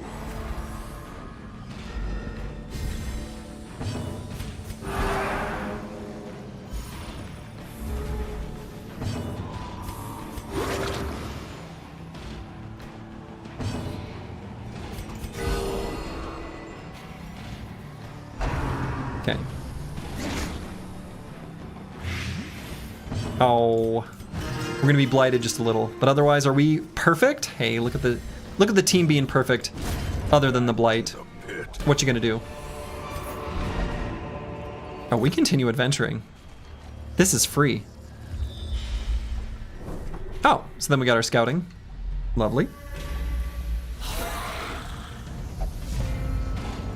Look at them being all surprised. You love to see it. Guitar solo.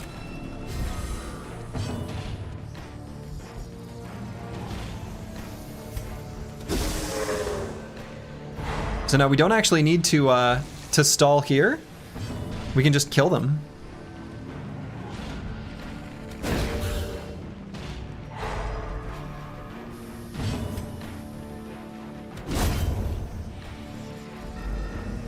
This is silly. They should have worked around this a little somehow.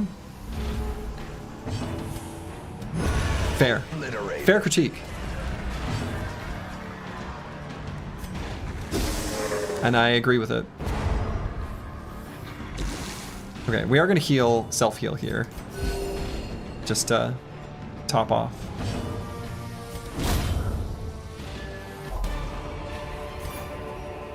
These nightmarish creatures can be felled. They can be beaten. Rack of blades. Well, nothing useful here. I leave that as a red color. Ooh, unfortunately we don't have a shovel. Without tools of iron, you must rely on flesh, an indefatigable purpose. Yeah, no tetanus though. Okay. I have another experiment I would like to do.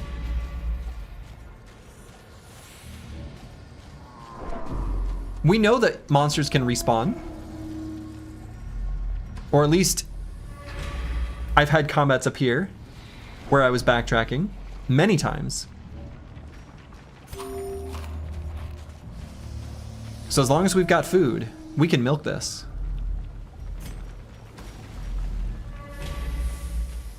He's squeezing it? I mean, we may as well. There's room to squeeze.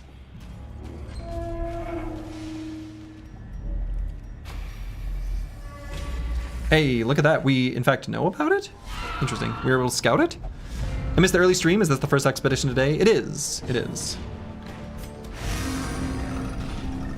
It is, in fact, the first expedition of the day. Though we basically ended it. Wow. Stun resist. Started 4 hours ago? That's not true.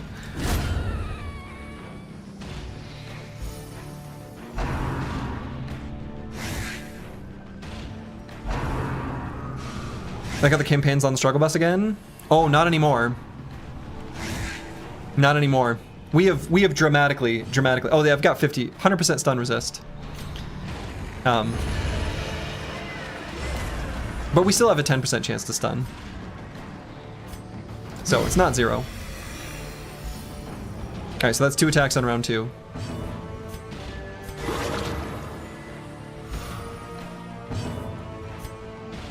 Stream started 2 hours ago, you only did 1 run. I mean, I spent about 30 minutes talking at the beginning, at least.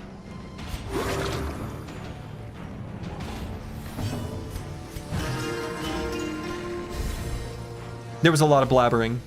There was a lot of blabbering to do.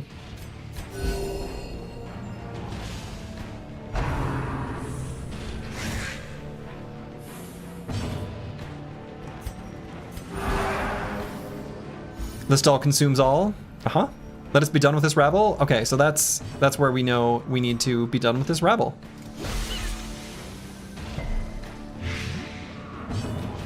Even with experience, the early game was still tricky. Yes, and I also think that... So that was 2 attacks. I think we're good. Oh, wow, we stunned. Oh, right. More gold. So clearly in view. Or is it merely a trick of the light?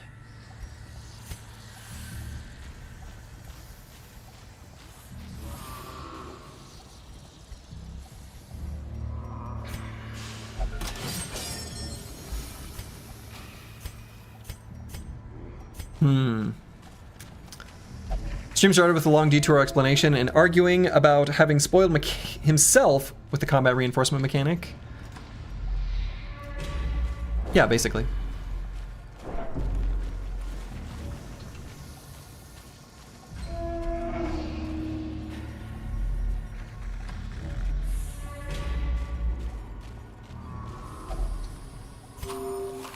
Okay, so we're out of food.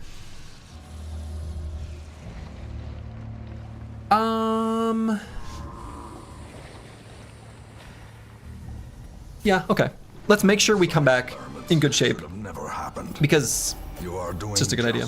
Sturdy, just curious, how are you going to feel if the game is very long and towards you fail due to deaths, due to some, call it BS boss mechanic, you could have beaten if you just known about it? I would be so happy.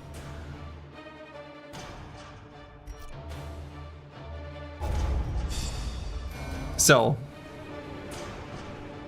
that is the fun. I guess it depends on how you define BS. Like, there's a that's doing a lot of heavy lifting. I guess there's a world where I would be disappointed, where like you can only win if you bring level 0 recruits. Then I'd be actually pretty disappointed, but I have a feeling that's not going to happen. Evasive is awesome. So.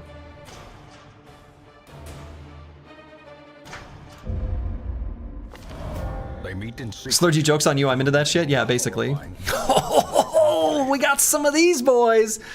Love me a weird council. Oh, man. Also, whoa, hold on. I did a huge mistake. I did not name this character. This Crusader that I brought in earlier. I'm so sorry. This was all along Vance Lightning.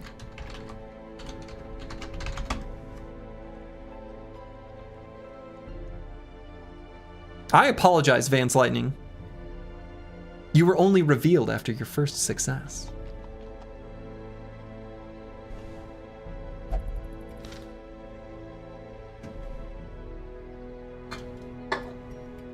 Okay. To fight the abyss, one must know it. Oops. Another beverage. All right. You knew it? You knew in your heart it's all good? Yeah. We knew. This is where I learned there's a stress penalty for walking backwards, by the way.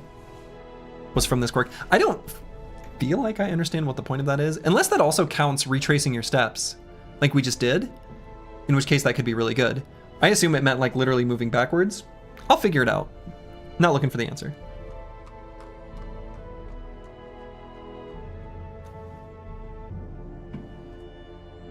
Abandon hope.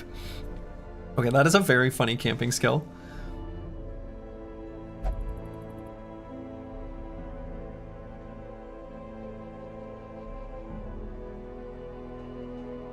Okay. So vulnerability hex does not count. A weakening curse for some reason will. For the perspective of being considered a damaging ability. I think I still like the occultist. Seems pretty good. I really like Weakening Curse as a perspective ability to use on bosses. It seems like this, assuming they don't have debuff resistance, right? What I'm expecting is that, and again, I'm not looking for the answer on this. I'm just letting you know what I'm thinking. What I'm expecting is that for the most part, each boss is gonna have one thing that they're gonna still be weak to.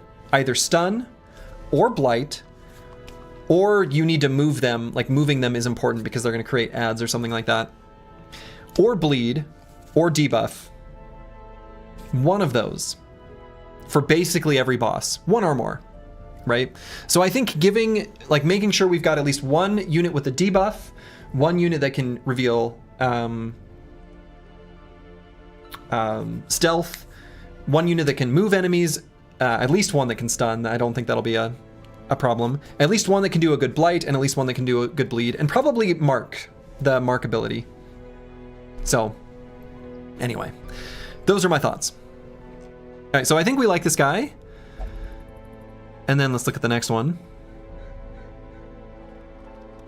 Ruins Adventurer, Clutch Hitter,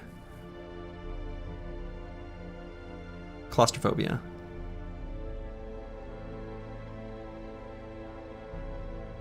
Yeah, we're gonna keep both of these. So we've got, first up, Big Fat Wins.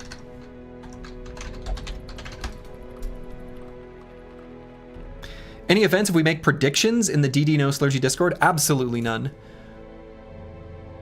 The DD No Slurgy Discord is specifically for whatever sort of spoiler-filled discussion you want to have. After I'm done with this run, I might, out of morbid curiosity, so I made the statement of like, oh, I might go, I'd like to go back and read it. I guess I want to make sure that you don't feel like that's a violation of your trust too. After I'm done with this run, reading, because I am kind of curious what people were talking about to place it in context. Assuming you're not saying anything terrible about me. I don't know. I would like to go back and read it later, though, just so you know. So don't say anything terribly mean. Luke Solis gambled and recovered 69 stress. Nice. Apples and Fruits feels fierce and hale thanks to imbibing strong spirits. Is that permanent?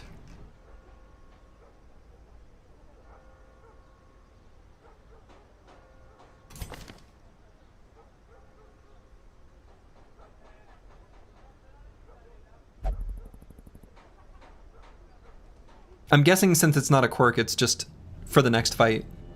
Okay. It has the best post in your entire Discord in it.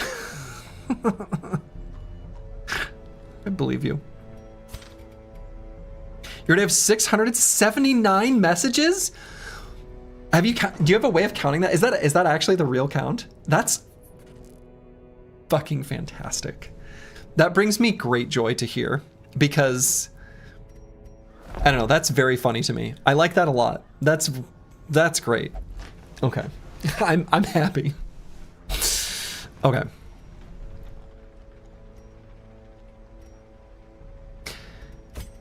All right, so let's take a look at these potential recruits.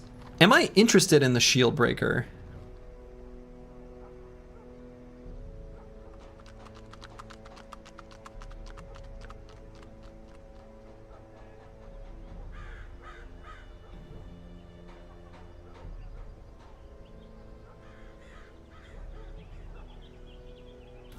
No. And we have tried this character out. I do want to try each character. I mean, I think that's fair. I don't think we want this one. We have another oh. Whoa. All right. Some quirks are unique, meaning only one here. Oh, no, we have seen this. Because what was the unique quirk that we found last time was something about, it was stealth related, like de-stealthing enemies, and it was on the healer character. It was on one of the Vestals. So what is this one? Twilight Dreamer. Oh yeah, no, it was this. Ignores stealth.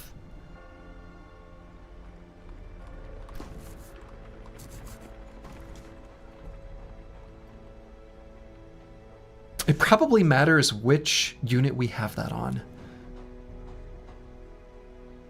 It probably matters quite a bit. And I doubt we want it on an antiquarian.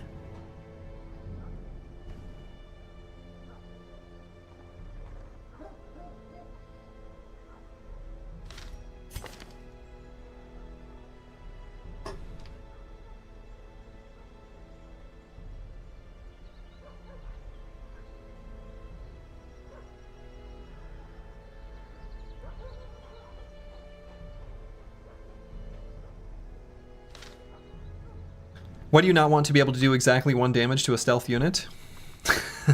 Right. Yeah, basically. Unless we're trying to stall. All right, I think we're just gonna leave these ones behind. All right, so where do we want to go next? And then who do we want to take there?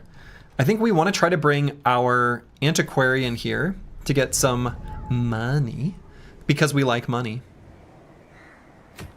Unless I go to kill the necromancer and then I maybe don't take the antiquarian.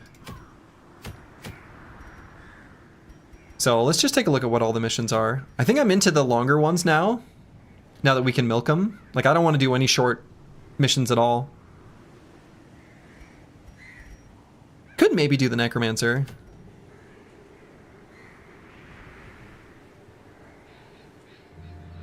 Oh, Bloodthirst Ring seems kind of good.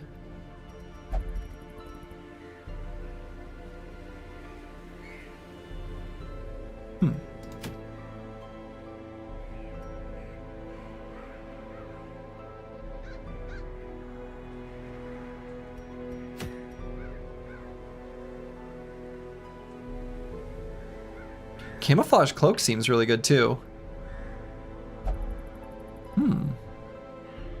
I don't care about losing stun resist if we just make the enemy miss in the first place. And our torch is often going to be high because we have so many plus torch abilities.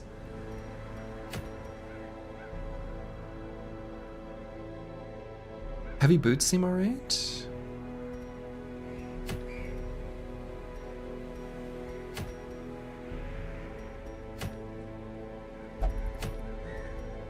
Yeah, I like a lot of these items. Maybe I like the heavy boots. Give it to a unit that we already accept being super slow. No Crimson Court. You know, I was told that that wasn't a good idea for the very first playthrough. Too much adds too much in an already overwhelming game. So no. No Crimson Court. I don't know anything about it, so leave it unspoiled for whenever I do eventually play with it in the future.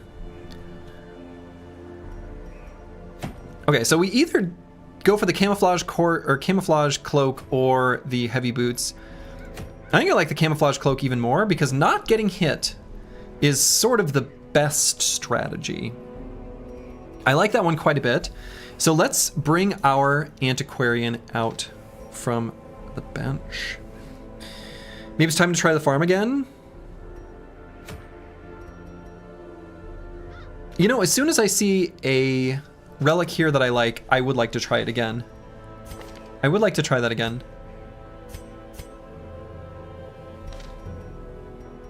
But not quite yet. I like this this one quite a bit. Easiest region so far? I don't know. Maybe the ruins? I'm not sure. You can figure out the antiquarian. I looked it up. It was one of the two things that I looked up. I looked up the stalling and I looked up what the antiquarian did. So now I know. I was half spoiled. Someone said antiquarian was a moneymaker, which sort of pissed on my previous hypothesis that the antiquarian just had like really good late game scaling, which for what it's worth, I like my idea better. But is what it is. All right, so we're gonna leave someone behind, which maybe I leave behind the Plague Doctor.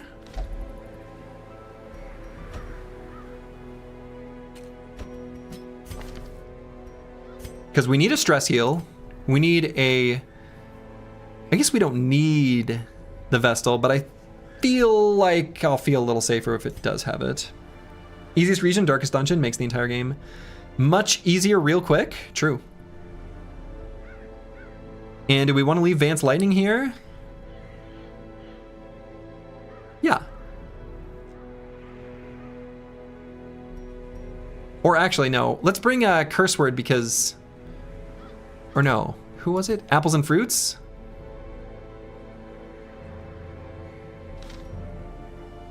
Yeah, Apples and Fruits gain some, like, magic buff.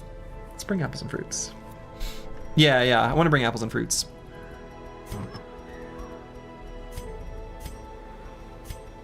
Alright, so the Antiquarian.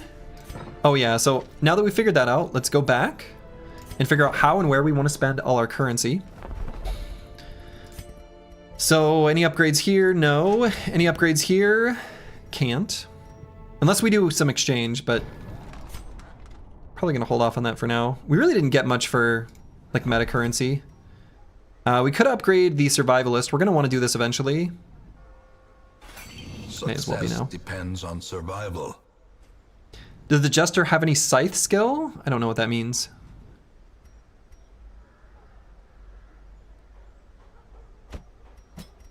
Alright, so we're gonna bring the Chaucer.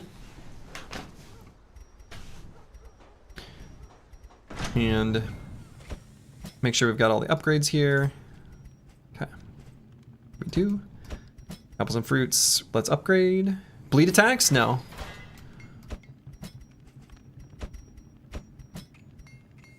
Okay, so we got all those upgrades done. So then the Chaucer's good to go exactly as they are. They are perfect in every way. Apples and Fruits we're gonna go ahead and upgrade. And do we want these skills? I kind of liked having the Holy Lance, just in case we get surprised. so let's get the Holy Lance, and then we're gonna replace Bulwark of Faith with that.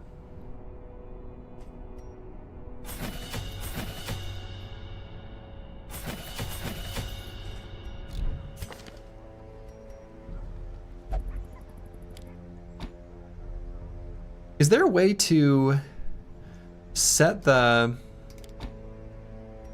order that it is on the...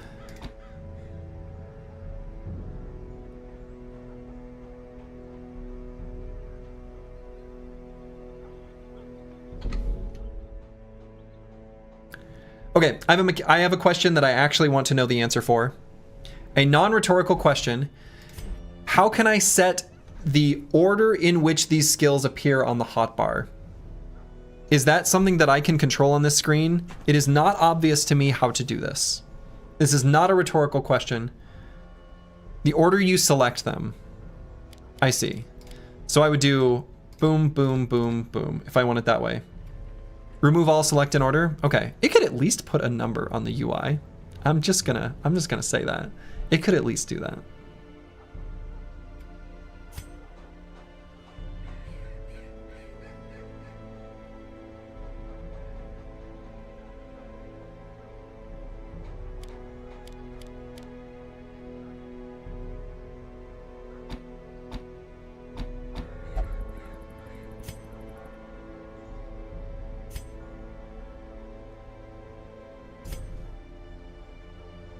Okay, so what do we want to have on Luke Solus? We've got a Nervous Stab, Festering Vapors, Flash Powder, Fortifying Vapors. Okay, we're going to get that. Invigorating Vapors, get down. All right, so let's get the Fortifying Vapors.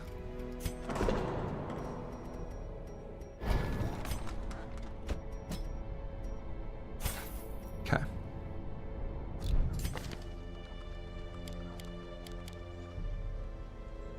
So let's do...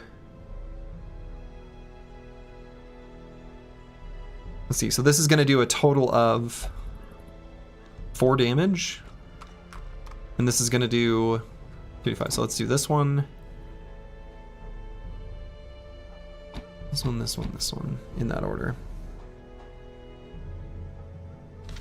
Okay, and then Antiwian. I think we want to rearrange this order. How I have them.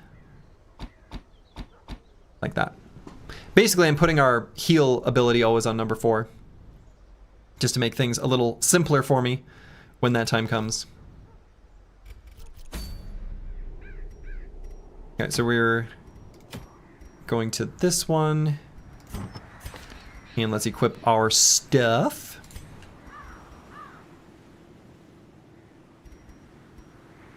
So I'm okay making this unit as slow as we want. Man, look at Apples and Fruit's health. 50. What a chonky. What a chonkerton.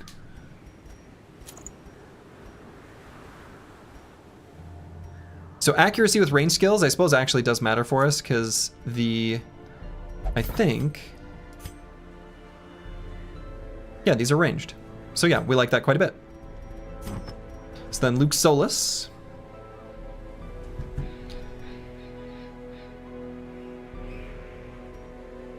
We could give the Blight Stone. Whatever. And Antiwian, I guess we'll... Could do Warrior's Bracer just so that our finale hits harder. I don't hate that idea, but I also don't really want to remove any dodge from him. But... nah. We'll leave the dodge up. Enemies can't hurt you if they can't hit you. Oh yeah, so then let's look at camping skills. Camping skills, that's the one last thing that we're missing here. So looking at the Chaucer, we've got Sanctuary, if religious. I guess that's us. Unless that's a quirk that we don't have. Okay. For some reason, the Antiquarian is reminding you of that one guy in your team who leaves mid-match and makes the game easier. Yeah, when you suddenly, you know, mid who was feeding their storm spirit and causing a lot of problems leaves the game, and actually 4v5 turns out it's not a problem. It happens. All right, we like Bless. We like Bless quite a bit. Boom. Bless.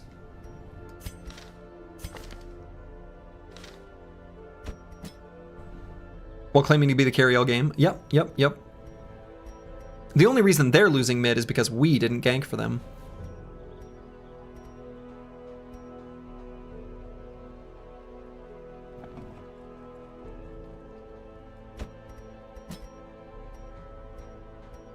Want to make sure we do Trinket Scrounge. That way we optimize what we get out of the dungeon.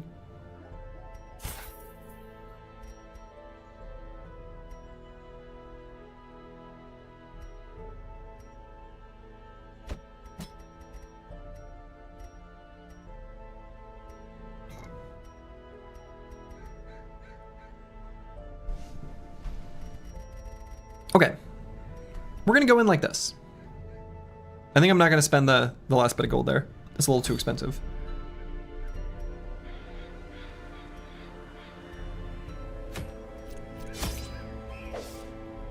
Firewood and camping. We know about this, but let's reread this. This quest involves camping, and camping requires firewood. Firewood is given automatically to you on appropriate quests. Camping gives heroes a chance to recuperate while in the dungeon. When you are wounded or stressed and wish to camp, right-click on the firewood in your inventory. Will do. So let's make sure we bring plenty of food. We don't want to get in situations where we can't eat. I'm not going to bring any shovel or any torches because I don't care. Make sure to bring an extra key.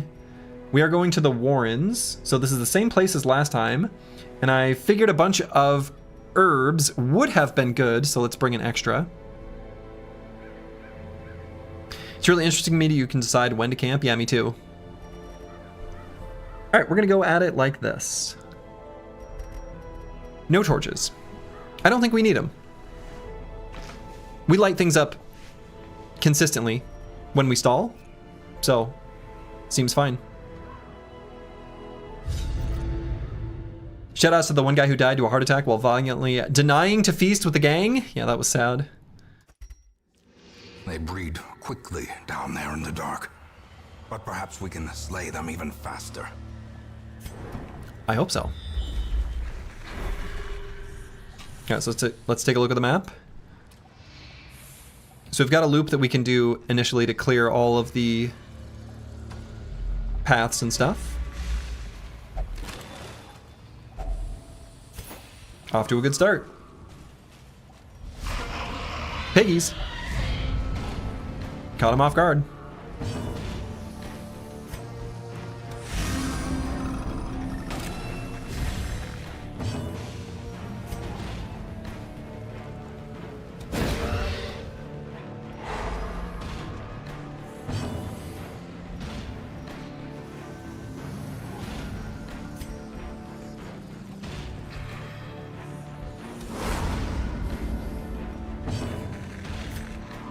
Yeah, the stalling with one dead weight should be fine.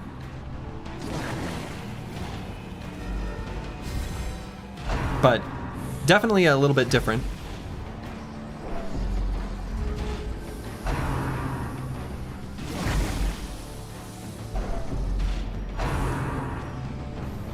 Oh, they are fast.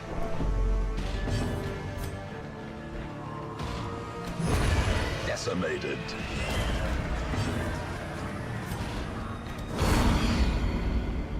Alright, so that's 2 attacks. He resisted that though. As the fiend falls, a faint hope blossoms. The way is lit, the path is clear. We require only the Okay, 2 attacks on round 2. The runs?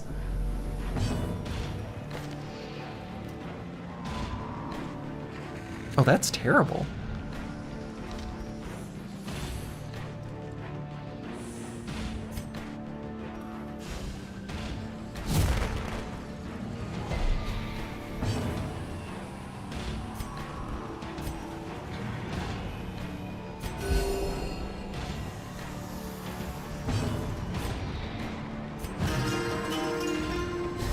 You know, that's a terrible disease for that guy, yeah. The wounds of war can be Can't clench and dodge at the same time? Right. but never hidden.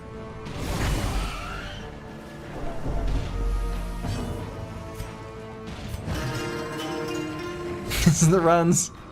Should have equipped that damage trinket, I guess. Yeah, no kidding. May as well.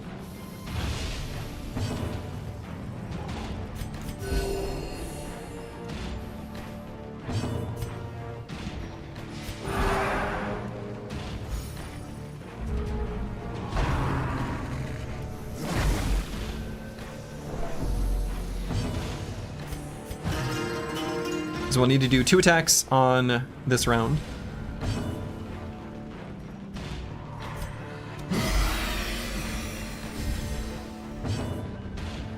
Oh, oops.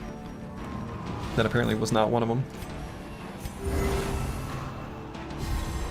And we can attack this, if we want. Oh.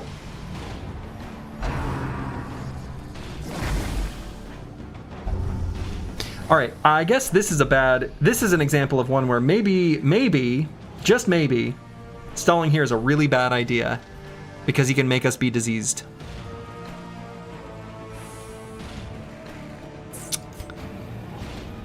We're learning. We're learning. So you essentially spoiled the antiquarian. Do you understand a mechanic, or do you want them to explain? Nah, that's fine. I don't tell me anything more than I already know.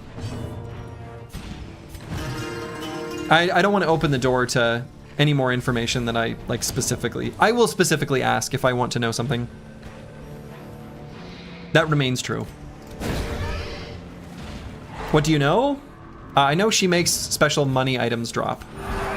And also when she interacts with curios. The fevered pitch of battle. But yeah, I don't want to open the door to random information that I might not be wanting to know. Because I still want to, like, be surprised by lots of other things, I guess. That's the thing.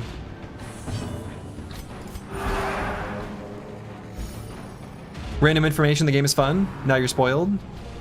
No, that one's alright. How'd you figure out what the antiquarian... I looked it up. Because it was half spoiled for me already, someone unknowingly, right, I don't think they meant it in a bad way, said, oh, she's a money maker. After I had said, like, you know, my previously existing theory of how she worked. And so I knew I was wrong, and then I felt just kind of like the game information was incomplete in what it displayed on the tooltips, and I still feel like that's true.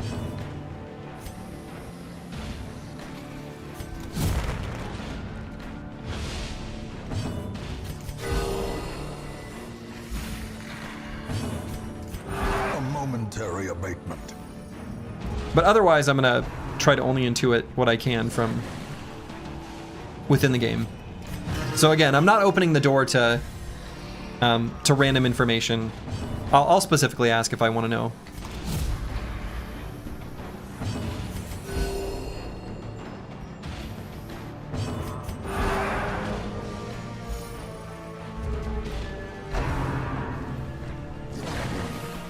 All right, we need to kill on this round.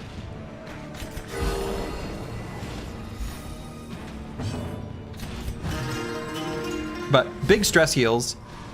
Unfortunately got a bunch of diseases, which maybe was less good. This game does a good job of not explaining game mechanics. As the enemy crumbles. I mean, it kind of does. It sometimes does. Right? It sometimes does. It's not very unlike Battle Brothers. I don't know. I feel like Battle Brothers, it maybe hides a lot of information, but you can still derive a lot of information. Let me put it this way. I was doing very successful expert settings, Iron Man, unexplored runs where I hadn't looked up like anything. I didn't watch anyone else play. And I was never going to get there here with the very specifics of the stall mechanic. Whereas I don't know that there was anything in Battle Brothers that I didn't learn from just experiencing it. The damage formula in such a really impossible. Oh, that's kind of true.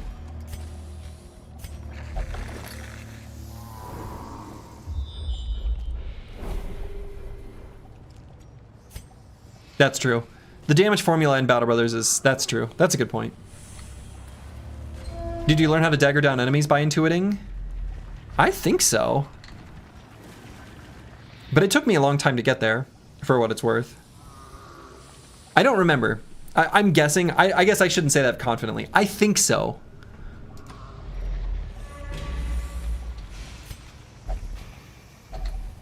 Pile of bones.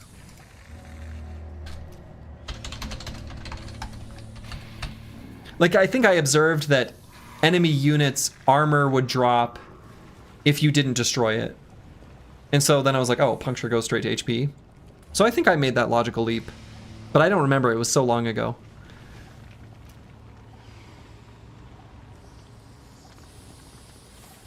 So you first started to kill orc warriors? Oh my god. Yeah, the stall mechanic, I was never going to get there. How's the pain going? Pretty well. Battle Brothers log is funky with scatter and a few other things. Yes, the Battle Brothers log is terrible when it comes to scatter. It's terrible when it comes to scatter. It's terrible when it comes to a bunch of other things. Resolve checks and stuff. Like the way resolve works and resolve cascades, I was never going to get there. And to be clear, like my first Battle Brothers runs, like I took bullseye on every one of my dedicated archers. You know, whatever, all the common trappings. Like I did them all. What, could we not intuit in Darkest Dungeon? The way the stall penalties happen? There's no way. What is the stall mechanic? Oh, I guess it'll be on display here. All right, pile of bones. We're gonna try holy water. If only treasure could staunch the flow of other A rare antique. corruption.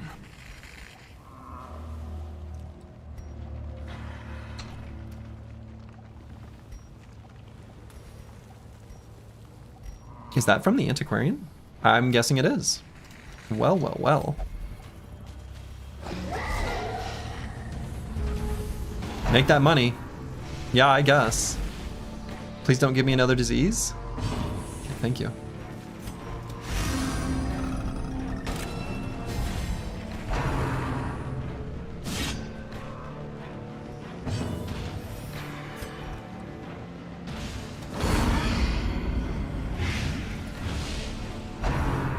Hook where it hurts. What if you didn't? Oh, I really thought hook where it hurts would pull us instead of pushing him back.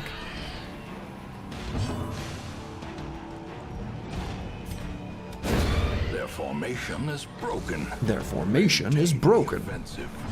All right, so that was 2 attacks on round 1. Let's make sure we do 2 attacks on round 2, I guess.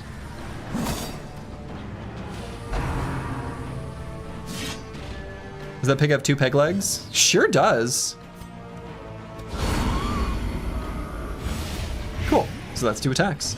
So now we can just heal.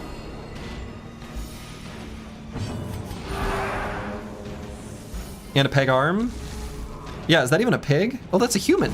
That's a human beast. Oh, I guess this guy is too.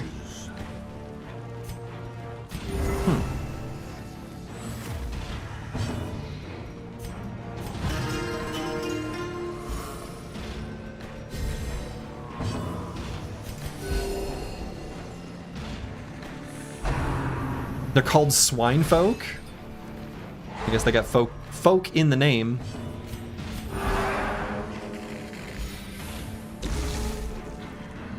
The stall punishment was patched in because people were permastalling every fight. It didn't stop the stall meta though. How could it? I mean, it's, to me, I mean, I don't know. This is what I was trying to do.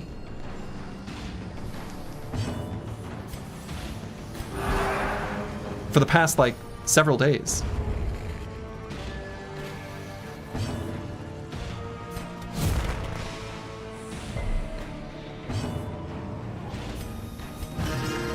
Kind of feels like the Darkest Dungeon anti-stall mechanic designed in a way where you're not supposed to know exactly how it works. So you can kind of stall for several rounds, but you do not do these 3-round rotations with 100% efficiency. I mean, In Radiance, perhaps we find victory. your analysis there is correct. Like, it is like you're not supposed to know. But I didn't want to have to complete this stupid spreadsheet for every single combat and then try to track down exactly why it happened. I just didn't want to do it. I just didn't want to do it. I couldn't bring myself to do that.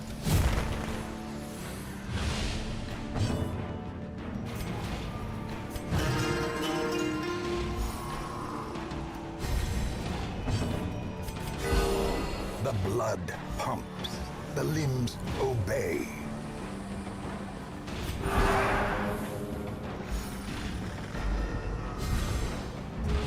Can you believe this guy's lack of commitment? Yeah, I know. Oh yeah, it absolutely. That's why I said at the very beginning of this stream that there is a paradigm shift, a complete and absolute paradigm shift in our approach. That's why I started this stream with such a dramatic, I don't know, intro.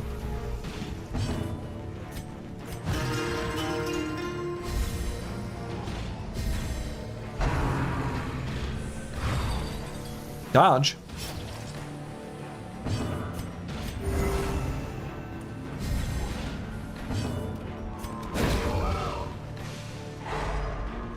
But yeah, like I said, there's no, I mean, you can dislike this all you want, and that's fair. But like, again, as I previously mentioned, there's no clear define of what is and isn't stalling.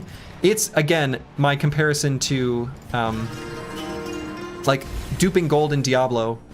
I wanna kind of highlight again.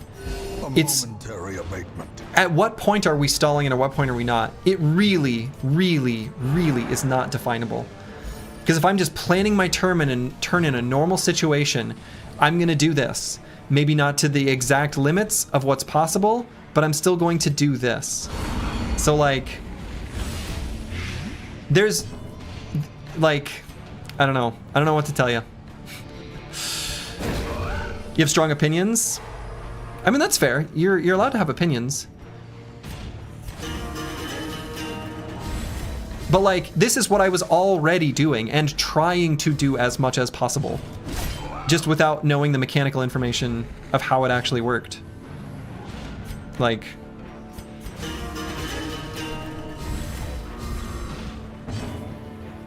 Do you think there's a difference between knowledge that can be learned by playing versus knowledge that can only be learned by looking at the code in this or other games? I mean, I guess. I don't know. Again, I'm not really looking to defend my decision here. I'm not interested in that. Like, at some point, I don't want to do it. I'm glad I did what I did. I'm glad I looked it up, and I was trying to play this way anyway. And you can dislike it, and that's okay. Such blockages are unsurprising. Perhaps it would have been better to be more random, the anti-stall. Yeah, that's fair. I mean, there's different ways they could have done it.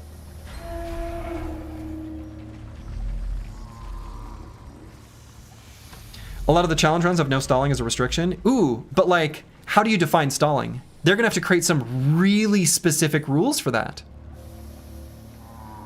Because again, the example I gave at the very beginning that I think is fairly apropos. If, let's say within a given turn, the enemy's already taken there's only one enemy left. They already took their turn. You have 2 units that can still take theirs. One of them has a de-stress that goes first, and the next has an attack. If it hits, it's a guaranteed kill. Like, you by simple thinking ahead, you just de-stress, right? If you use your character's abilities, you naturally stall. There's no way of avoiding this.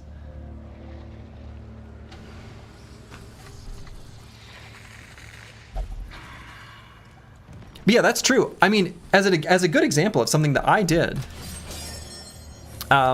in Battle Brothers, I have a house rule to not repair items because it's unintuitive, shortens the time period of the mid game where all the really interesting tactics happen, And it made the game harder in a way that was really easy to do, easy to understand, and didn't fundamentally morph the game positively or negatively. It just made it a tiny bit easier, but with a ton of busy work and clicking. I decided, you know what? I'd rather just increase the challenge by not doing it.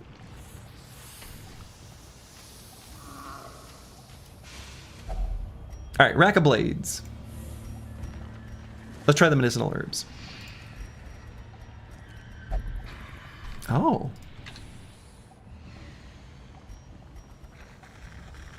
Anti-venom. Oh. Bandages so we don't get cut. A fortune. Okay. waiting Bandages. to be spent. Bandages.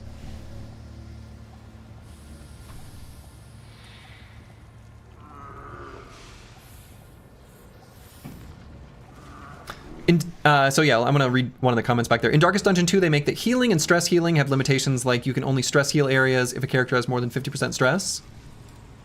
Oh, cool. I mean, I would guess that... I don't know, I am curious about Darkest Dungeon 2, just generally, but... Yeah, bandages work here, but not on the Iron Maiden. Yeah, questionable. Questionable.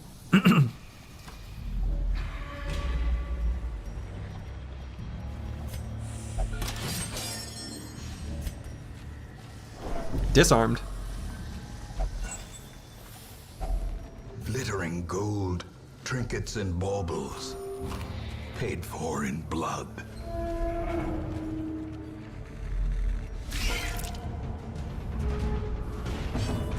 I don't think you like Darkest Dungeon 2 at all, but we'll see how it plays out. I mean, I know it's not very popular. I know a lot of people have a lot of, take a lot of issues with it.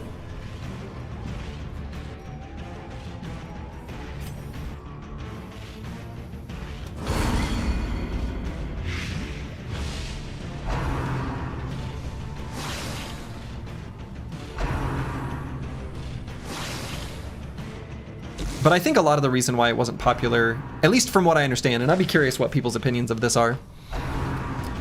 My impression from what I've read is that mostly what people didn't like was that it was a substantial departure from Darkest Dungeon 1 and what they liked out of it.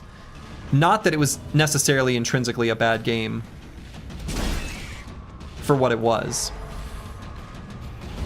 Yeah, people don't like Darkest Dungeon 2 because it's not Darkest Dungeon 1. Yeah, that's my impression. Continue the onslaught. Gesture dodging that whole turn with the runs is crazy. He does at least still have a pretty good amount of dodge because of the solo ability that he used. So it's still reasonably high dodge chance, but that's fair. That is, pretty high. Another Pretty unexpected. cleansed from our lands. Darkest Dungeon 2 is a game for a different audience, it feels like in general. I mean, it might be for me. I mean, I'm just saying. That might be my kind of game. I don't know.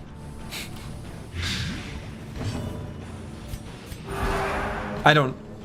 Who knows?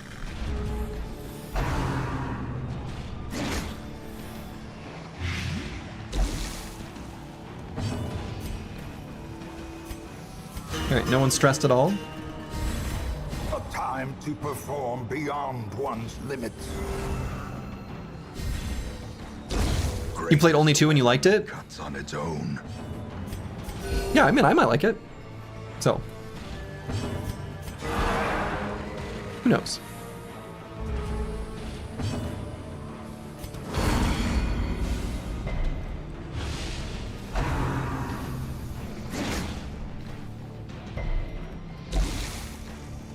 It eats away my flesh!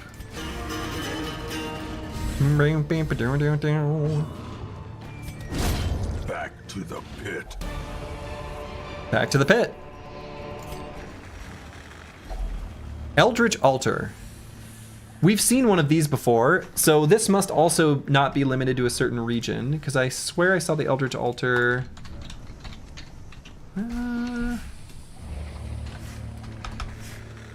Yeah, we saw it in the ruins.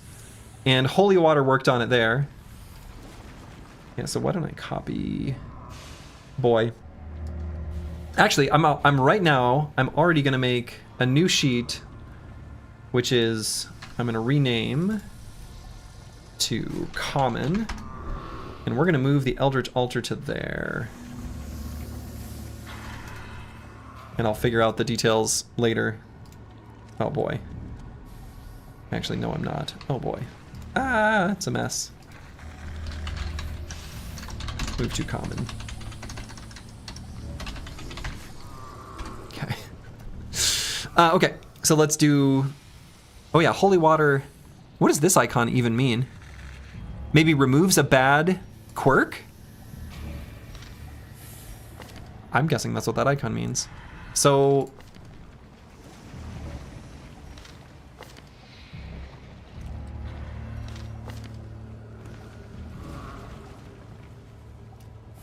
let's do it on apples and fruits.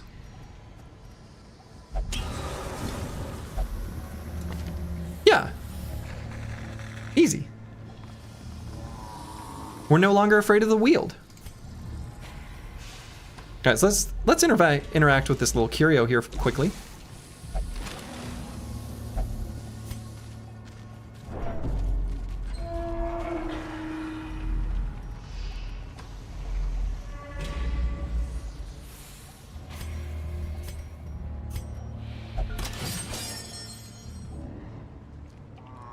Maybe there can be a way to view common plus ruins at the same time in your spreadsheet. Yeah, there probably is. And I could, what I should have done maybe is instead of making each sheet a different table, I could do one table and then just add like a filter to it, which I think is what I'll do. But I didn't know what I would need.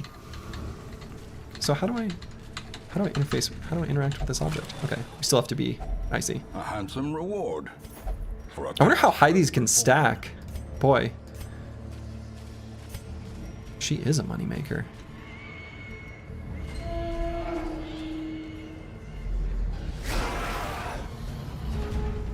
You can only imagine how crunchy sludgy we get with numbers in XCOM. I played XCOM.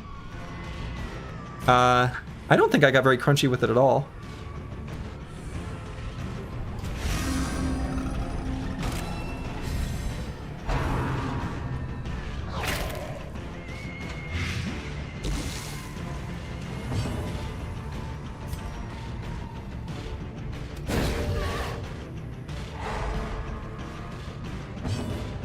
Alright, we definitely need to kill the drummer. So if I'm gonna also finale him, I'm gonna do this too.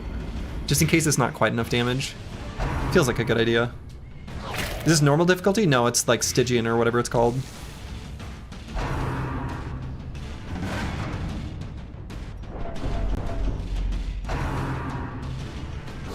ringing ears, blurred vision. Yikes. The end approaches.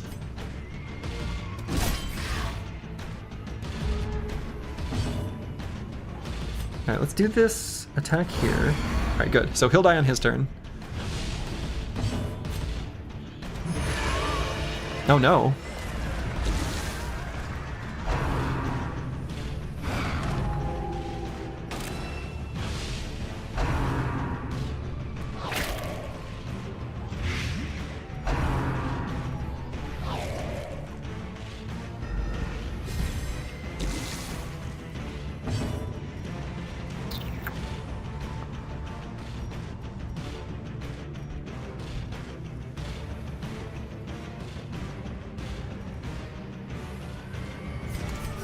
The wounds of war can be healed, but never hidden. Oh, I should have done the stun because it's more likely to hit there, actually. Okay, so is that going to make this guy die? Yes. No. Not this round.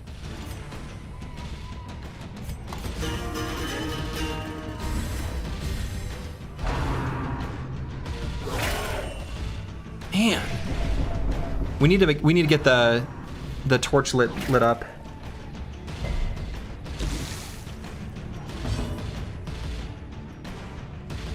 Shit. So we're gonna get put on death's door, unless this is a crit heal.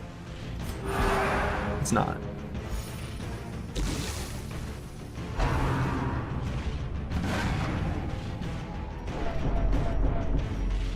Perched at the very precipice of oblivion. Okay, okay. So we're not messing around anymore. We gotta cleanse this. We gotta get off death's door. Sedated.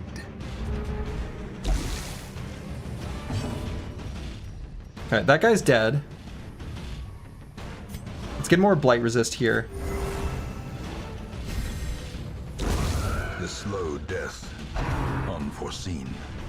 Unforgiving. Oh my god. Actually. She's dead. Now she's dead.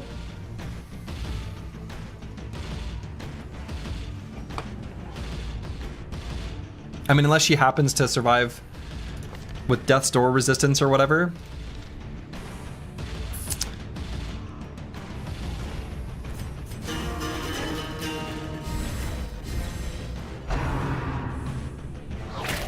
RNGesus, please.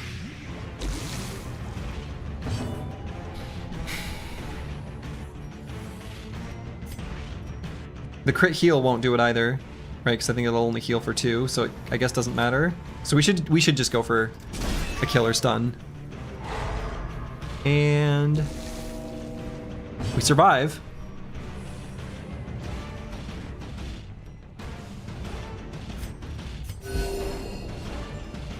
We are off death's door. Oh, we're getting warned about reinforcements. All right, this counts as an attack. So I think given the fact that we are going to do some healing, I'm going to use this ability. This will also put the Chaucer in a place where she can self-heal.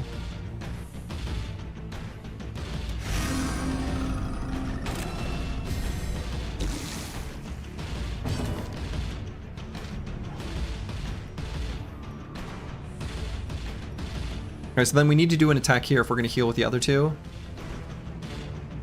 So let's go with that guy.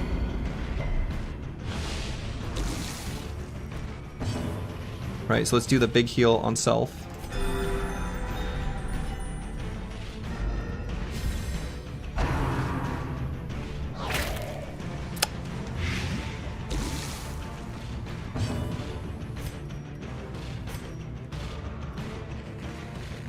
So this might be better.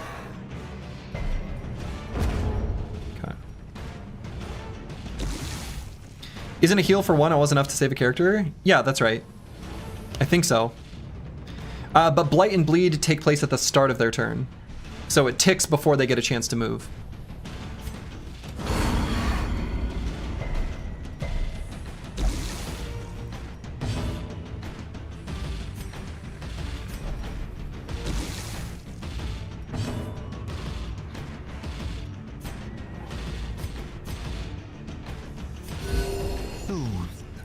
Wouldn't it be enough if we healed the Vesper with a Crusader? Oh, no, you're right. That's probably right. You're right. You're right. You're right.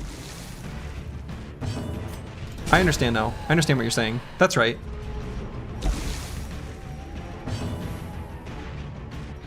Yes, that should work. No, I think you're right. I think you're right. Death Oh my god. waits for the slightest lapse in concentration. Oh no, he's gonna be next.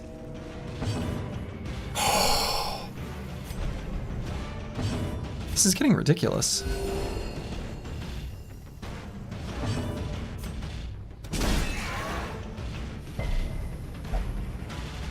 Oh, let's be done with this rabble? I would like to be.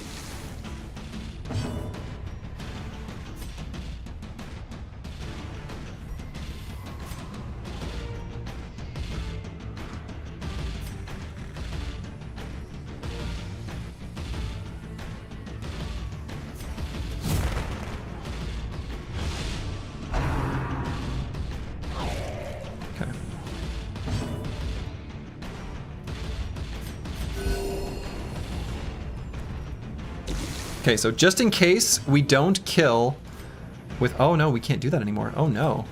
This has to kill then. This is very important that this attack here kills.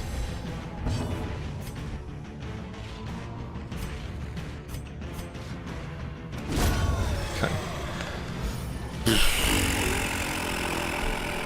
Seize this momentum. push on to the task's end. Wow. Sacrificial stone. Okay, so we know that basically nothing works except for using it yourself. Hero's deeply disturbed. Oh. Many fall in the face of chaos, but not this one. Not today. Well. Easy game.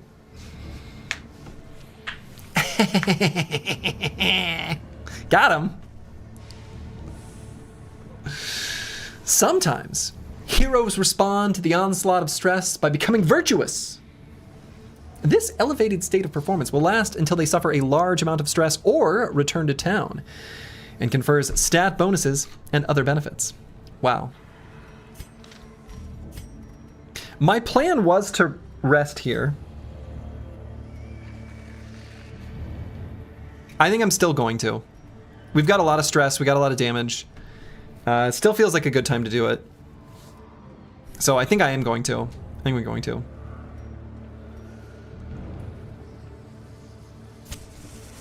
What does the virtue buff do? I don't know, is there a way of seeing that? A chance That's to steal okay. oneself begins. Let's see. Let's make sure again. When I'm rereading this stuff for only the first time, or reading it for the second time. That's a weird way of saying it. Anyway, and I have discovered that I missed things, especially the things I saw early on. Okay, the benefits of camping. Camping consists of two parts: meal phase and skill phase. During the meal phase, you choose how much they eat, which determines recovery. Make sure you have enough food. Skill phase allows you to spend rest points on different hero skills used for recuperation. Okay, yeah, I guess we know that.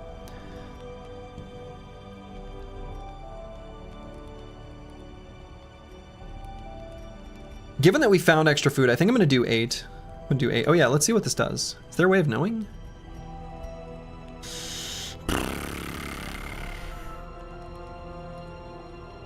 We got protection. And then a bunch of resists. Cool.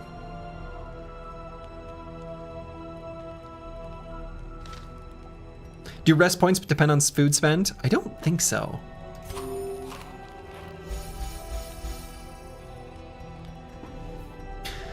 All right, so I wanted to do a trinket scrounge, but we'll see if that actually ends up being something we can do here.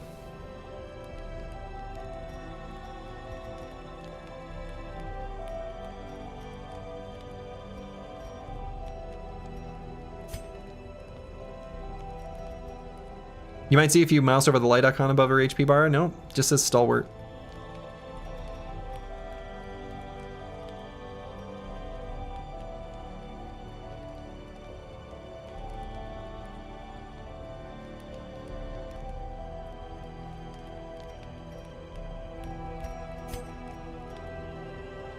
So if we stand tall, we can get rid of this. I think that's what a mortality debuff must be. Let's figure that out because I want to know that.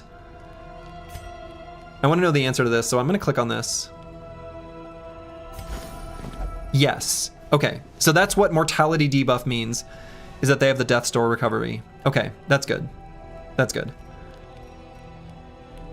So do I have any more of those? I think I do, right? Sanctuary.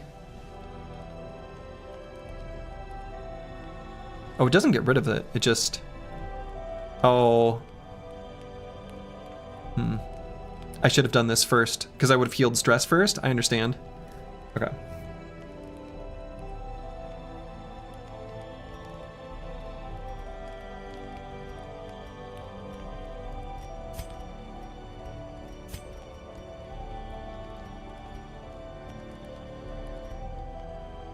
Okay. Not dying is very positive, extremely positive. I actually might do wound care here, especially since our jester's got the runs. Seems like a good idea. So if we do wound care and vigil, then we can do trinket scrounge and curious incantation.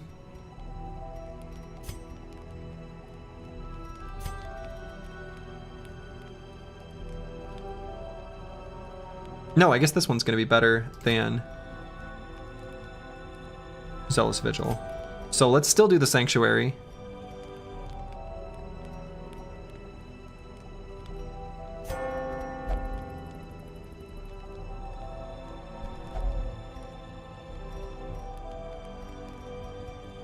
Did that remove stress?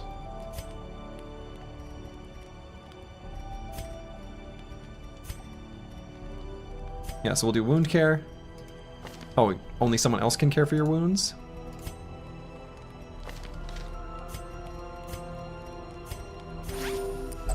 Twink. Of course I know what I'm doing. I'm a soldier. Right. Trinket scrounge. Dodge stone. Great.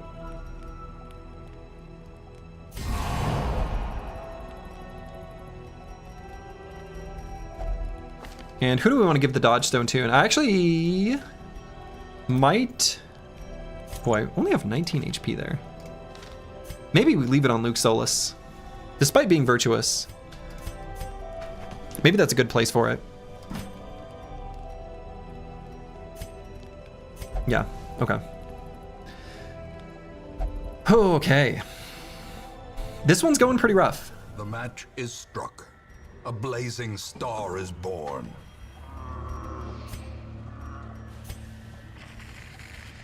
All right, so let's take care of this area first. Oh, I wonder if I should do that with the antiquarian too. Are often low on supplies. I wonder if you get that even from like a torch. Good, we surprised them. This can be an opportunity for us. And actually, I think the stressful incantation the Acolyte can only do from... Well, I guess I don't know if that's true. Can only do it from the back row. Oh, I'm sure there will be, Kagurius, and thank you for not spoiling. I have no doubt that there will be more to it. But please don't reveal. I appreciate the Impressive. the restraint. And I guess maybe I go for the star here. Shoot. Okay, that's fine.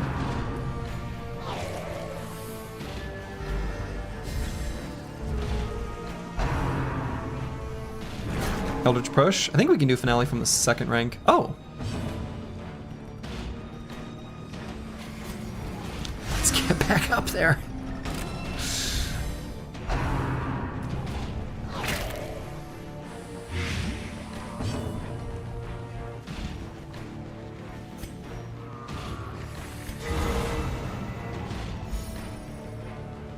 Had a lot of crit heals and stuff already. Gonna go to bed. Bye, everyone. It was fun to hang out there. Hey, thanks for hanging out, Enma O. Glad you were able to join.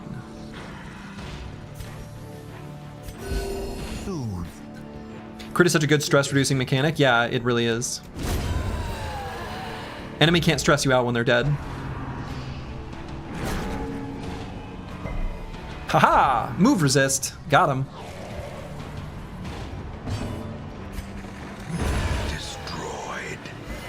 All right, so we did do 2 attacks on round 2. The wounds of war can be healed, So we're gonna hold off on any attacks. but never hidden.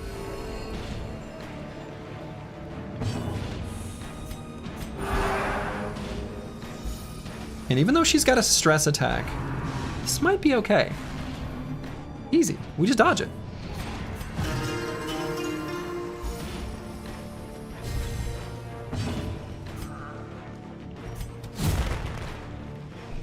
Lower her accuracy.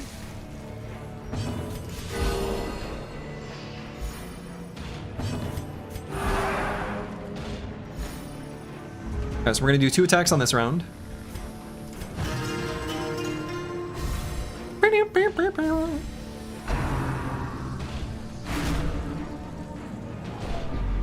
Okay. That's fine. So there's 1.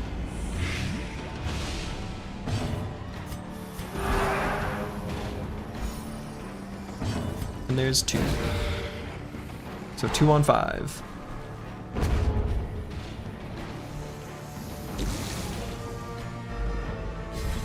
So round 8 is when we need to attack again.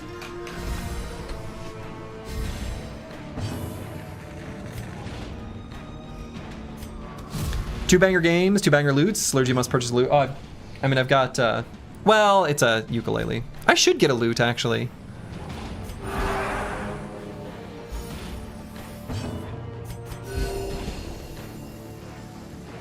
You found out the vessel stun is an extremely low damage attack you can use to stall? Sure did.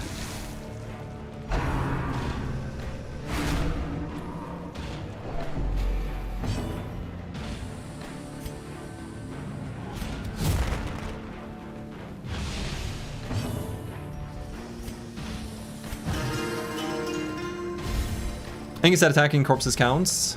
It does, but they're gone now. Stun should obviously be considered just. I mean, you say obvious. I mean, that is not so obvious. That is not obvious at all. I don't think. There's a. I mean, that's not obvious. I really don't think so. What's fun at the antiquarium so weak she's perfect for this? That's true. A brilliant confluence of skill and purpose.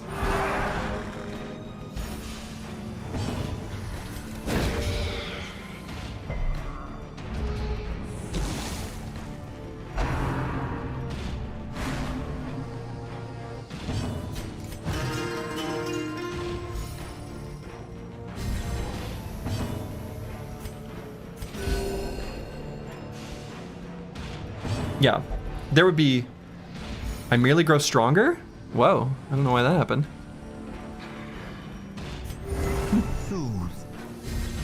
Sedated. Yeah, there'd be a ton of, exactly, there'd be a ton of legit situations where you would stun instead of attack. Tons of them. So like, these things that you're saying are obvious, they're not obvious. I fundamentally disagree. I'm also, again, I know I've used the Diablo example to death, but to me there are some situations which are fundamental to the game system and those which are like obvious, full, unintended accidents or whatever. This to me is just a natural consequence of the game system as it currently is.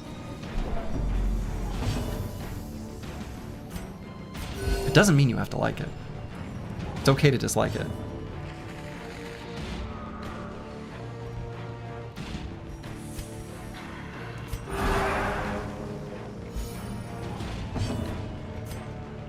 No, it absolutely. What do you mean in normal play?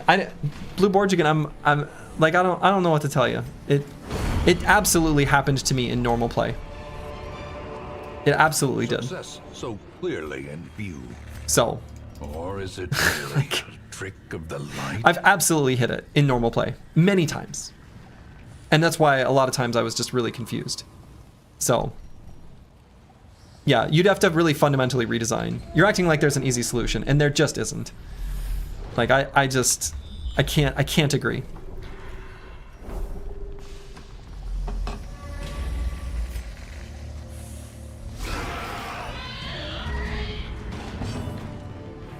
Okay, let's make sure this swine wench is dead.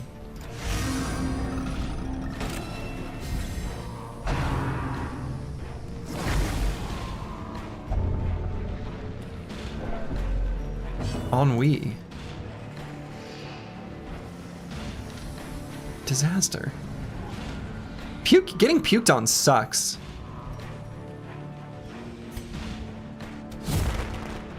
What zone is this? We are in the Warrens.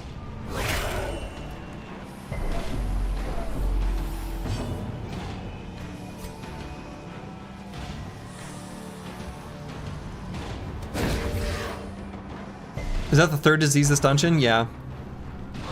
Yes, it is. That is the third disease in this dungeon.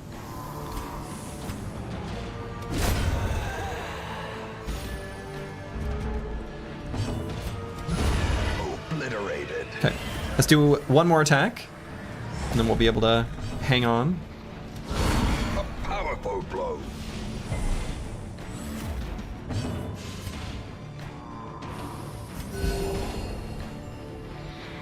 Bug maxing this run. Yeah, I was gonna say, like, I don't know. I'm almost thinking about putting in a rule of like, you can't complain about the way I'm playing in this way. Like, Blue Borgigan, I'm gonna ask you to just stop. I'm gonna ask you to just stop. If you don't stop, I'm gonna put you in a timeout because it's getting to be where it's kind of just annoying. Like, I'm choosing to play this way. Just let it happen. You don't have to watch.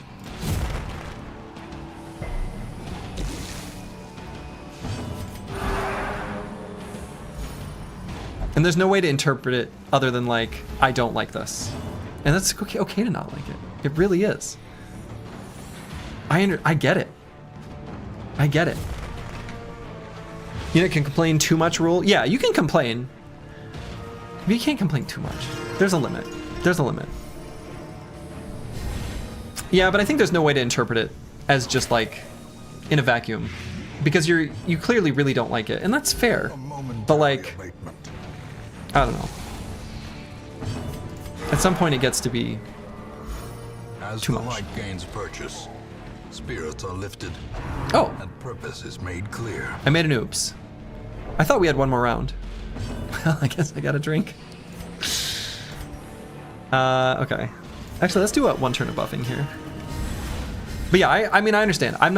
It's not really like accusation or anything. I just like, at some point it gets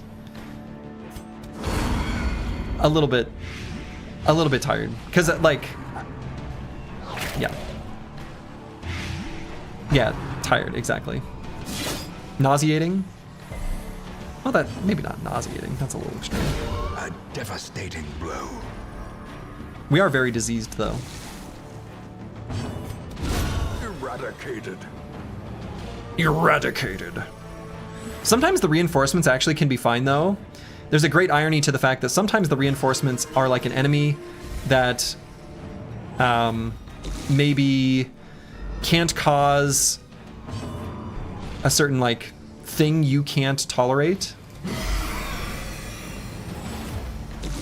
Like either disease or stress damage or HP damage or something like that. And then you get the reinforcements with like a different type of enemy. Speaking of HP damage.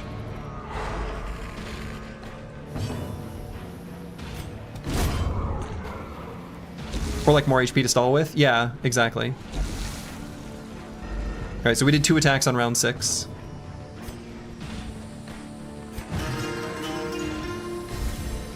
Though I might go for a stun here. The wounds of war can be healed, but never hidden. On the other side, you like the Swine Man design, the look and the sounds? Yeah, definitely.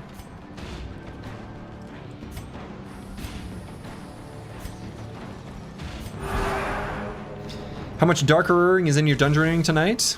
Oh, we got plenty of darkness in our dungeon.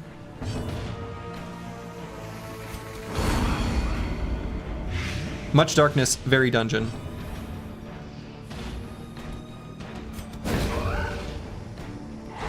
Okay. So that's 2 attacks on round 8.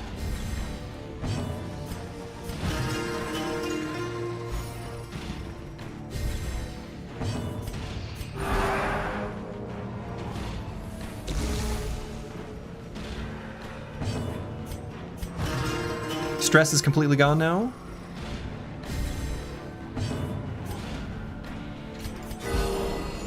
Nice. And then we're nearly full healed. I think we can basically kill him now.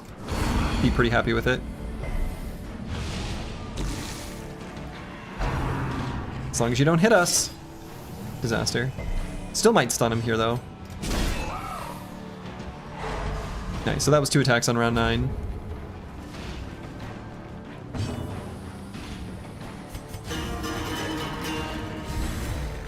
The blood quickens.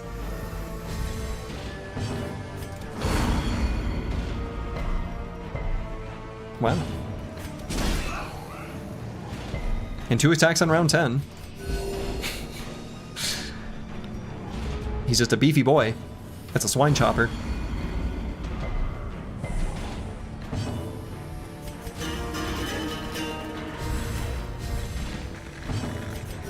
Alright, so now we're fully healed up, fully de-stressed. Only missing 3 HP. Now we just need him to die! Die! Ah! Inspiration and improvement. Okay, then we attack and he dies. Do gesture buffs stack? Yeah, they do. They do. So they keep clocking up and up and up. Nice. As victories mount, so too will resistance. Pile of scrolls.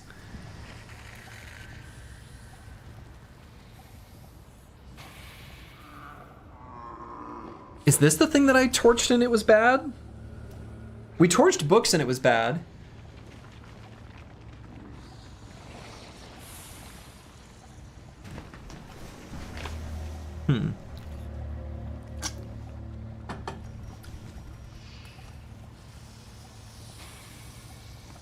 Yeah, but this is a different run, Rufin. So the tooltips are all going to disappear anyway. So my spreadsheet that I have compiled is a compilation of the previous run and this one, and the information from the previous run doesn't carry over into this one, so.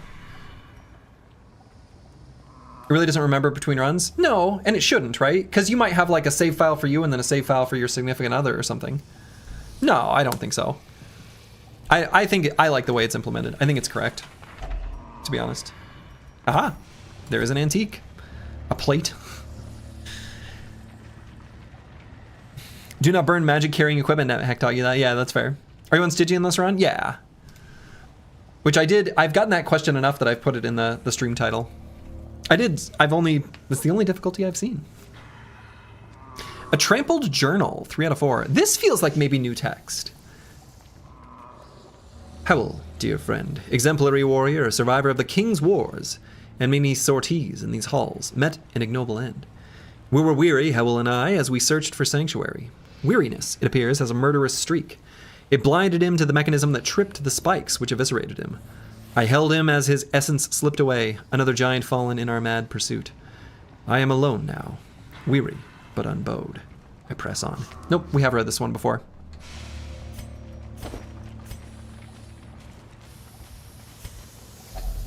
Diner cart.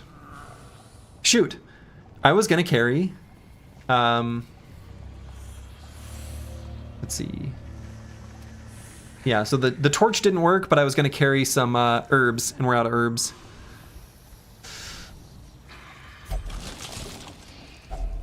Huh.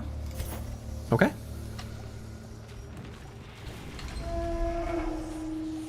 That feeling when your essence slips away? Yeah, it's not a good feeling.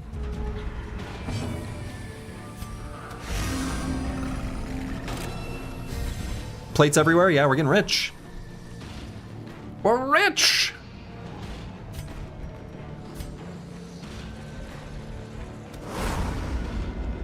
Dodge?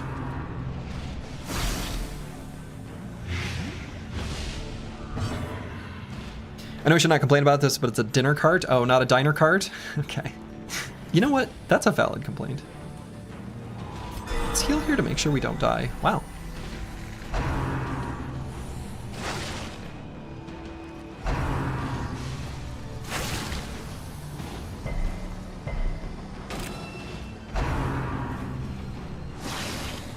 Getting confused by the 2,500 stacks of money? I don't think there's anything confusing about it. It's just like good. It's free real estate.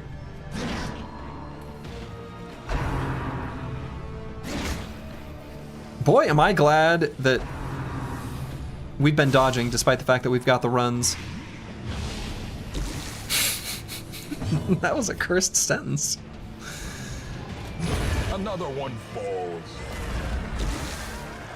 How come the money stack's higher now? I don't know. You're right. The antiquarian makes the gold stack even higher, maybe? Okay, yeah, I didn't notice that. You're right. I have no idea.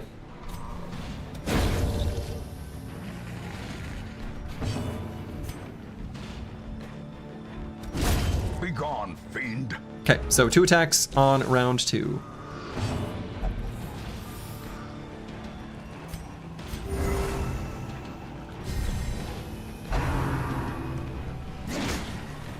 It's called layered assets, yeah. It only stacked to 1750 before. Wasn't it actually less than that?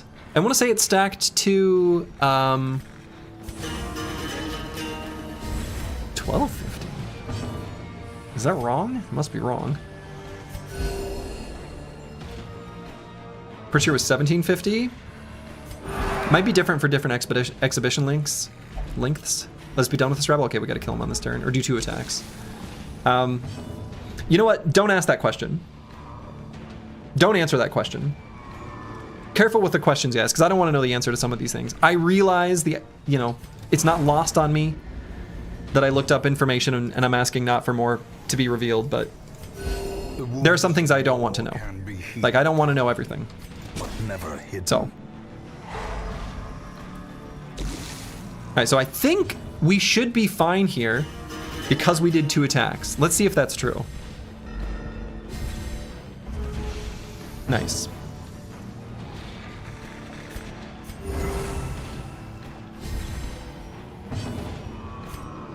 So we need that 4 antiquarian setup for stacking 5k gold. I have no clue, but it'd be funny. It would be funny. Alright, so instead of the heal here,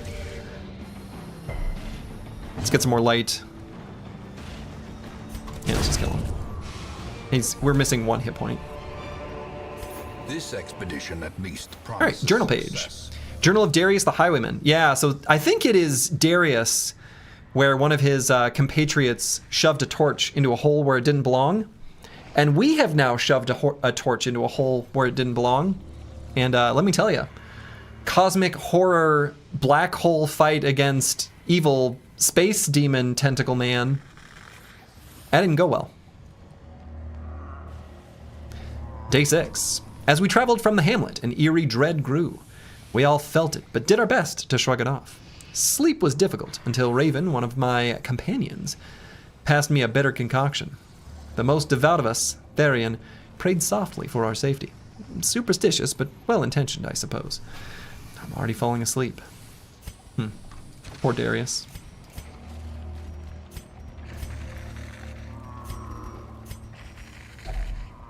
Alright, so let's use a key. Oh, it's an unlocked strongbox. We don't need to use a key. It's trapped?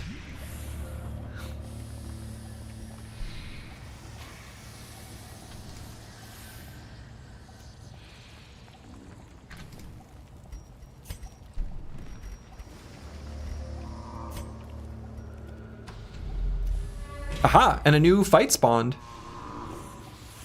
Okay. Got him.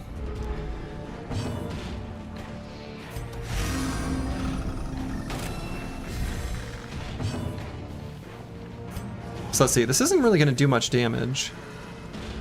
Really, nothing we do here is really going to matter that much. The light, the promise of safety. This battle theme is so damn good. I like all the music in this game. I've been pretty impressed by it. Please.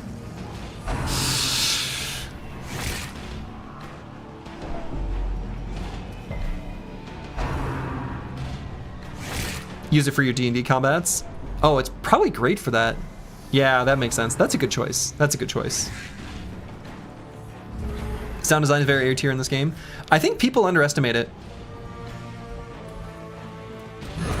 Like the importance of good sound design, just in general.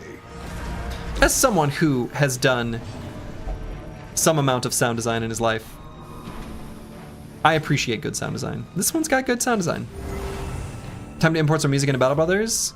No, I like Battle Brothers music as well, like quite a lot. Compassion is a rarity. I think Battle Brothers music is excellent, actually. Battle.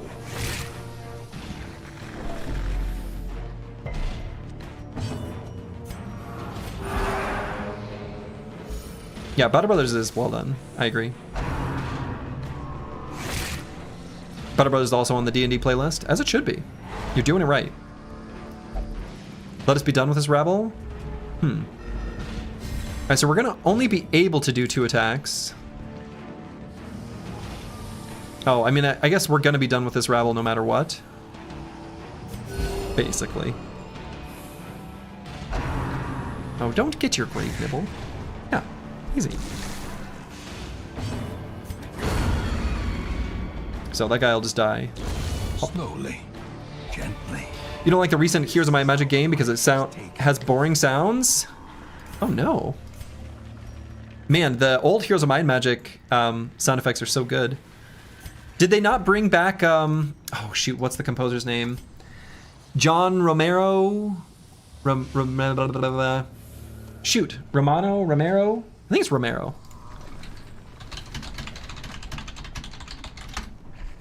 Paul Romero.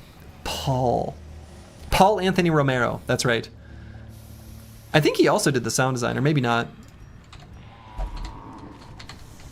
Can I not interact with these? Oh, I already did.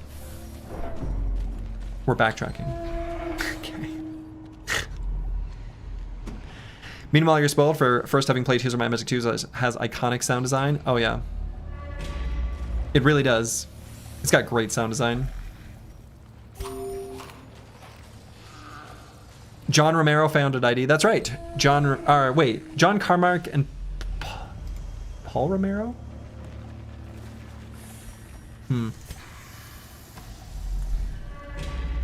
Heroes of Might and Magic 3 and 4 soundtracks are 10 out of 10. Heroes of 5 had some solid tracks. Oh, yeah. Honestly, Heroes 5, I'm going to gush about the music in Heroes 5 for a moment. The Haven and Necromancer themes are so good because they are just like key shifted or like mode mixture. What's the word I want to look? What's the word I want to use? What's the right music word? They have the same like melody but key changed, if that makes sense. Like play something major, play something minor. It's not exactly as simple as major and minor because like it does a lot of like there's like chromatic medians and some weird like chords that aren't in the key. It's not just all enharmonic to one key, but the main melody goes to like basically it's not even minor, it's like diminished, it's like ultra dark. Motif, it's more than just motif. Motif isn't quite the word I'm going for. Pile of bones. Holy water worked. We don't have holy water. What about a shovel?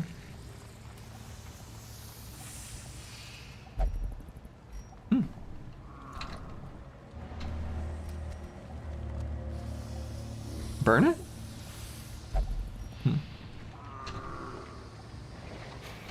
We just take it. The hero was infected by the rotten pile. Oh, we resisted. Okay. So you're doing music analysis? I will watch these. Love watching music analysis / reviews on musics from all sorts of media. Yeah, I could sit down and do like a proper analysis.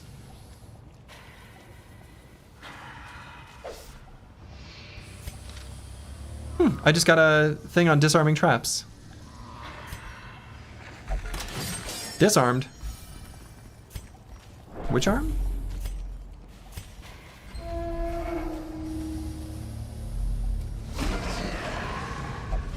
Wow, this is quite the group.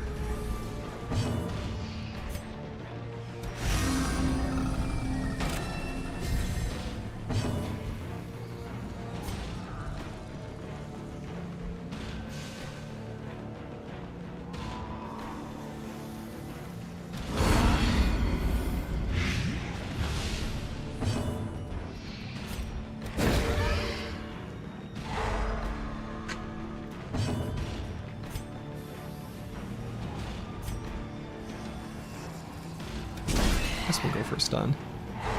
Okay. So now they get all their turns. There's a big downside to surprising enemies. You know, if you surprise enemies and you are slow, it can actually be like genuinely really a bad thing. Minus 10% dodge. I hope we go fast.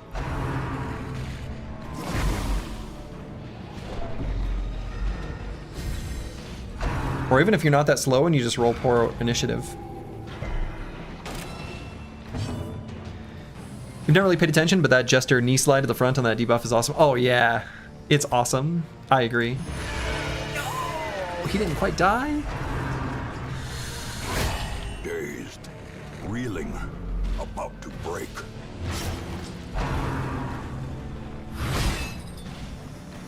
This combat is going really bad.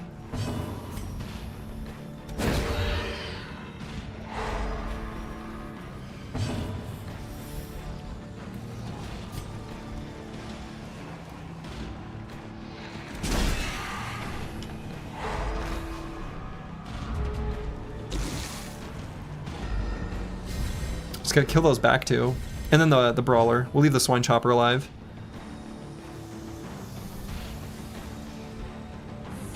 Now let's do a buff here.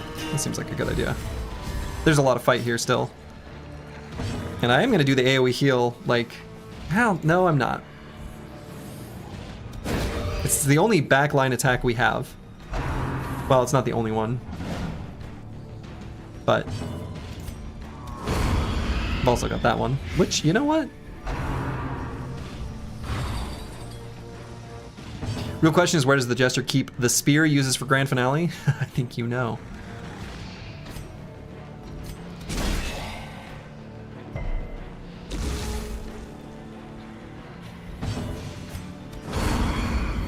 Okay, so he will die. No, he will avoid getting debuffed.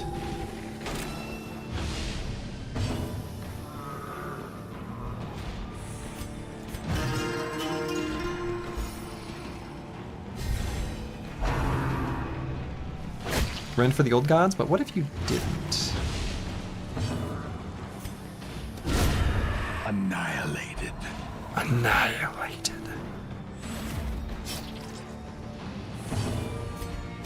Alright, so that's at least 2 attacks on round 4. I think it did 3.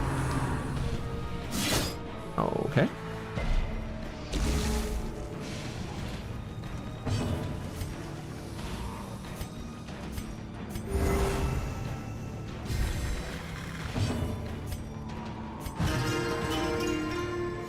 So 5 and 6 are going to be our freebies. We're going to heal up as much as we can.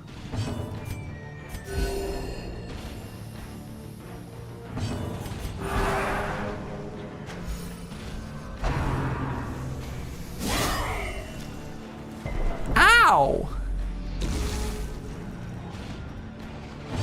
You love the sound design of Darkest Dungeon? Yeah, it's very good.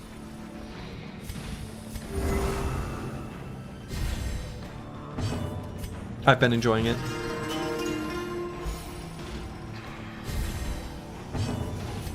A momentary abatement.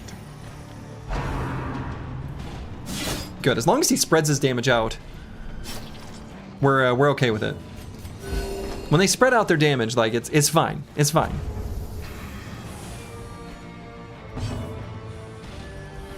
Okay, so we'll do 1 attack on the corpse. Then we'll do a 2nd attack on the corpse. Make sure we got plenty of time to heal up.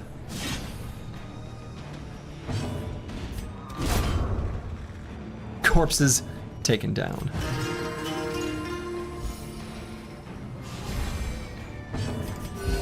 Soothed. Sedated. Personally, you're a big fan of the virtue affliction/virtue system and how the virtues are overpowered.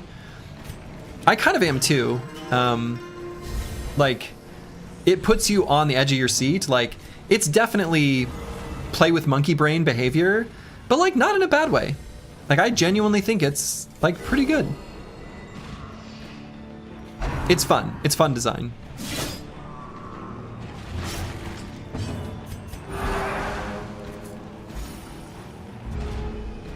Okay, so 9 should be a freebie as well. It's not very often you see in a game where you're dying, it's like, nah, actually. Right, yeah, exactly.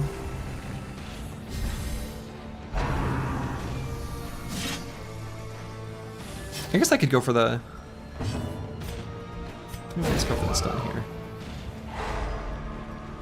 And may as well make this be our reset turn. So 2 attacks on 9. Works for me. Haha, I merely grow stronger!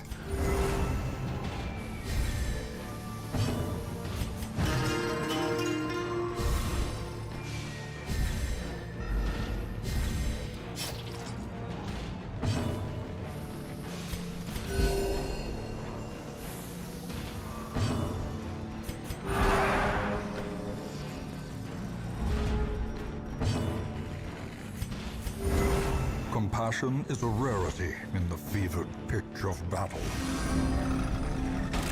Yeah, the power slide is excellent. Who's your favorite character so far, and why is it the Jester? Correct. Who is my favorite character, and why is it the Jester? That's right. You're correct there. Alright, so now we need to do a big attack. Bigly attacks. Let's see if we can maybe just basically kill him. We've got him low enough, right? Just miss? It's fine. I do like the Jester, though. The Jester's just, like, good. Jester has a really awesome design. I love the big power-up into the finale. It is excellent. Okay, let's see if we can kill him this round. See if we can kill him this round?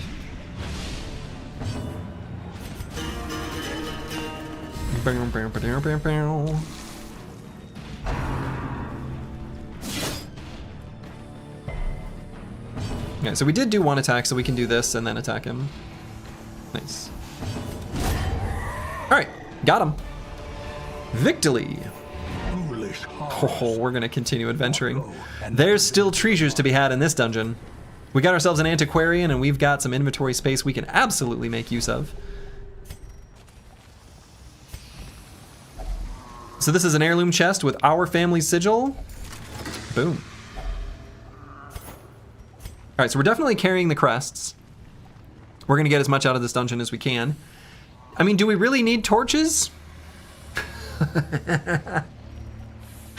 No, right? Like, what do we need these for?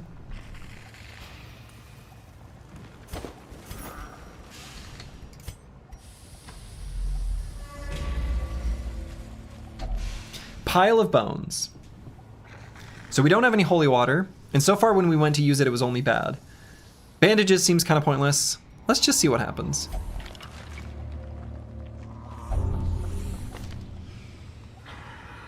Okay, so far that's just only bad. Fascinated with injury, wounds, and torture.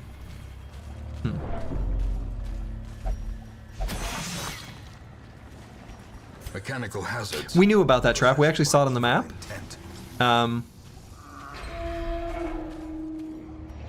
What's your favorite hero so far? I think I just like the Jester. I do like the Jester. Dinner cart. Not diner cart. It's a dinner cart. Some of this meat looks edible. Shockingly, apparently. Let's see. Who needs bandages?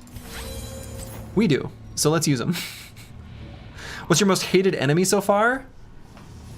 Does the guy who we summoned when we put our torch where it didn't belong count? The Stygian, the Shambler? Is it Shambler? Is Shambler right?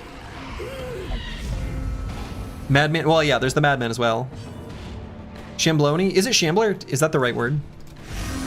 But yeah, speaking of Madman.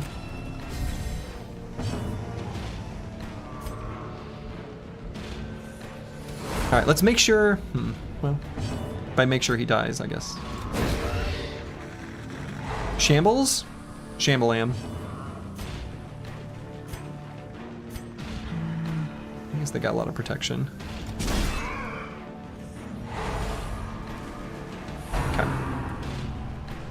Everybody loves the Madman? Do they? Today I learned I'm not part of everybody. A dizzying blow to body and brain. Ow! Dodge. It doesn't matter that we've got the runs. Maybe that helps us dodge. I guess not. Unbalanced. The Black Plague? That's not good. Holy.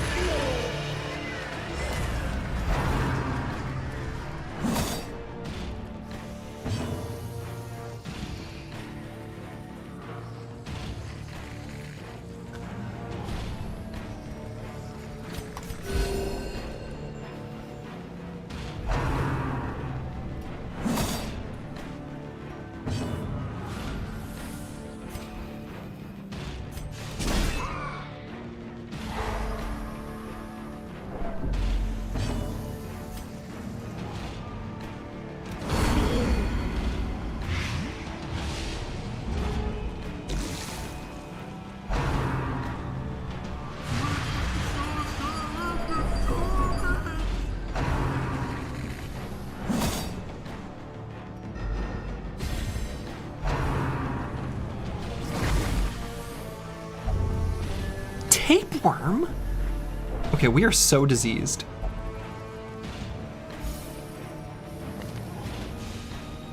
Okay, that's funny. Alright, so that guy's dead now, finally.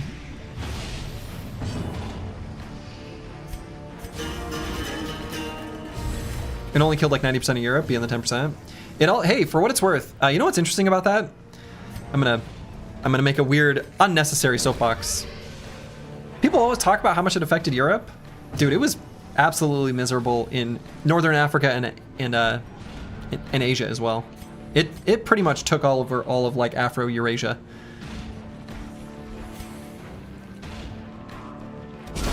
A decisive pummeling. A decisive pummeling, I like that. It started in the steppes and bodied them? Yeah. Alright, so let's make sure to do, I guess, 2 attacks on round 4 here on this guy. For the entire known world at the time, there was a lot of the known world where a lot of people who were writing stuff down didn't know about yet.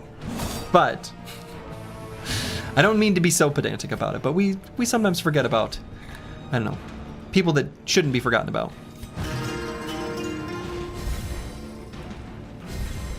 There was a whole American continent with people living on it, living their lives. They weren't affected, at least not yet.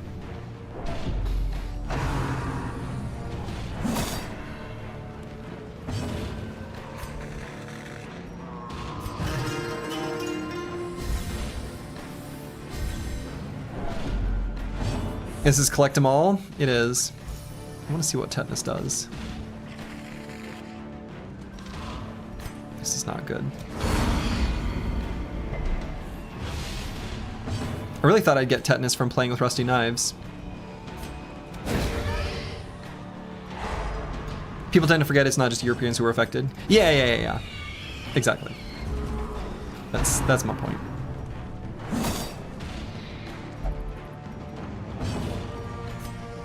Alright, so we did 2 attacks on round 5. This particular combat has been an absolute, utter disaster. Complete disaster. Mostly in the disease category. Oh yeah, definitely European. Europe absolutely fundamentally changed after it spread. I'm not disagreeing with that. It's just one of those things that like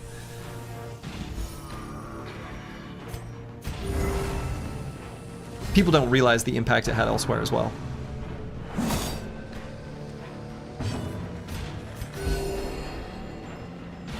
But it did, like, you know, fundamentally change the course of history from, like, Europe's recovery, then kind of kicking off the start of the Renaissance and such. So. Alright, so we need to do 2 attacks in this round. So here's 1. What did we learn? Stalling isn't always good? No, it is, in fact, basically always good. We weren't stalling when we got diseased this time.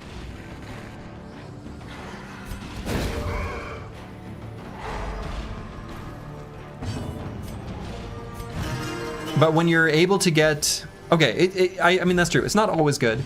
But if you're able to get to where there's only one enemy who can do either only HP damage or stress damage, then it is, in fact, always good.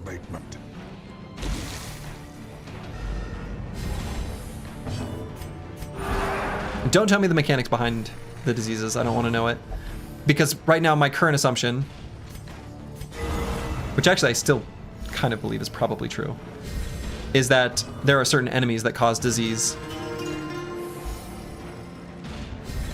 And if that's not true, let me just believe it.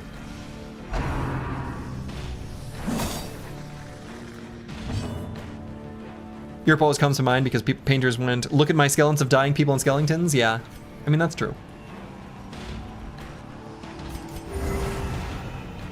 Do you know rust doesn't cause tetanus? Well, I mean, that's kind of true.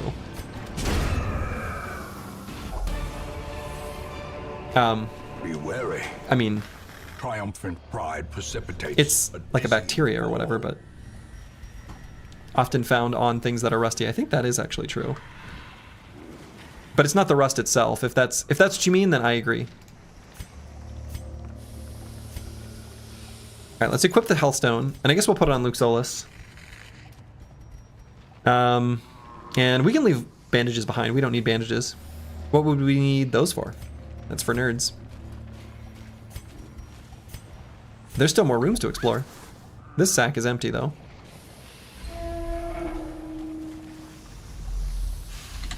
All right, so that's the fully explored dungeon. I feel like our stress is in a pretty good state, and we're awfully diseased. So let's call it there instead of trying to fight for hallway fights. Okay, I'm gonna use the restroom real quick, and then we're gonna, I guess, treat some diseases. I'll be back in just a moment.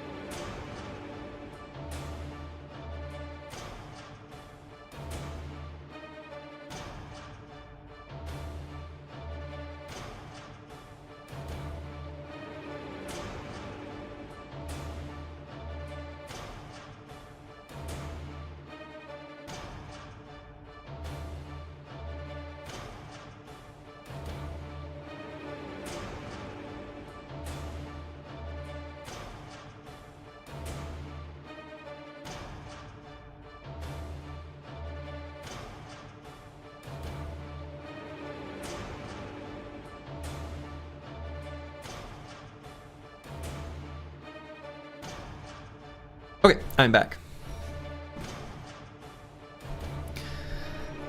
So yeah, look at all this gold. Look at all this money. Look at all these heirlooms. Pretty good. And we got this camouflage cloak as well.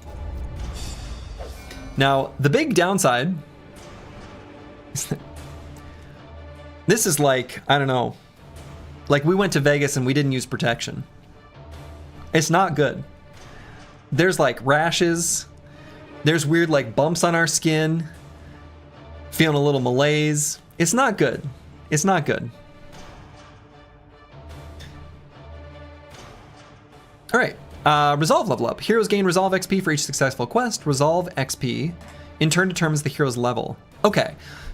Actually, this answers a question, which I'm going to take these things at face value.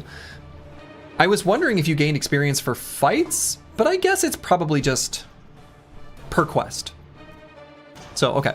Resolve level represents the hero's veteranship and directly acts as stress resistance against the horrors encountered in the dungeons. Okay. A low resolve level hero that tries a higher level quest will quickly crumble under the unimaginable stresses. Well, yeah. All right. Apples and fruits gained Weapon Tinker, which is nice, and Anemic, which is not so nice. The Chaucer hates mankind. Works for me. And Luke Solus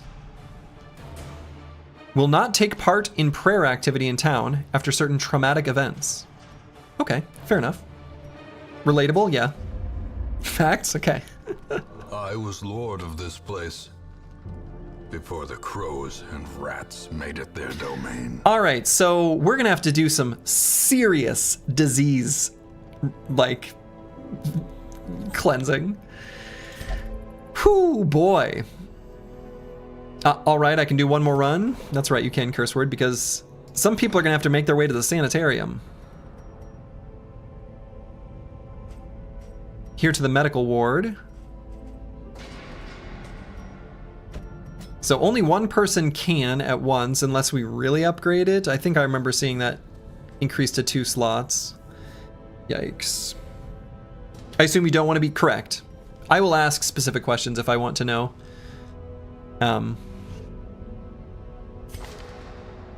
I can pay attention to the numbers and learn.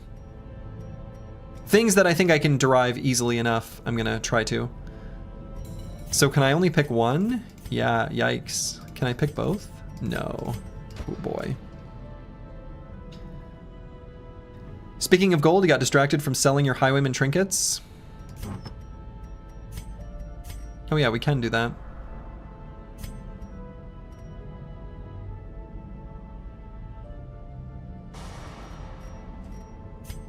No, maybe we have to go to the caravan cart. That'd be my guess.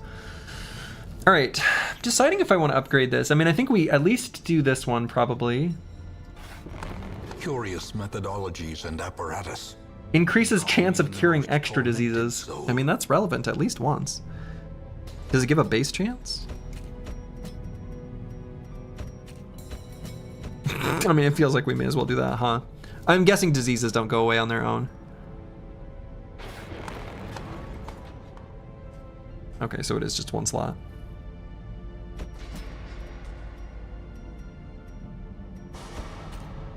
Boy, Antiwian's basically unusable in his current state. Who's here in the stagecoach?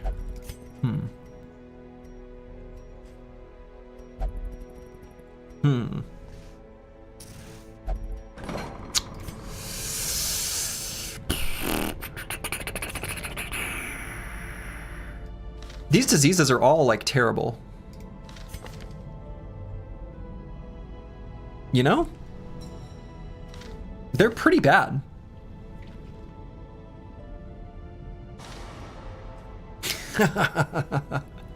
They're so bad.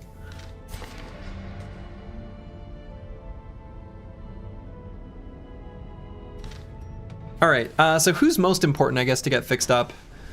Probably Antiwian. Are you trying to tell me that being sick isn't good for you? I know, hard to believe. God, these are both really, really bad.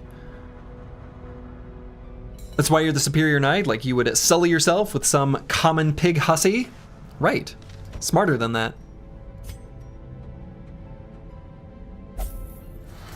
That curative salve smells something. Actually, isn't there an option to make those stay on screen for longer? Those go away slightly too fast. There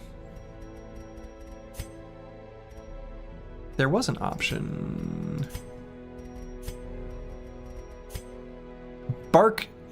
Extra bark time. Yeah.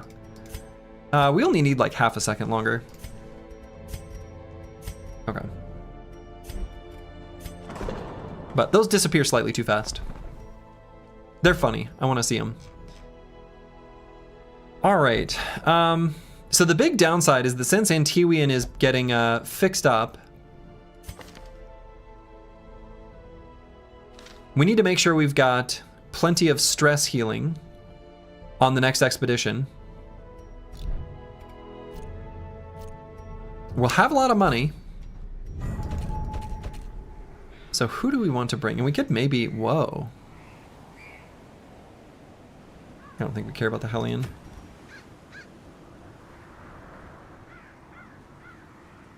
Yeah, exactly, apples and fruits. That's exactly what I was thinking as we bring the 2 Crusaders.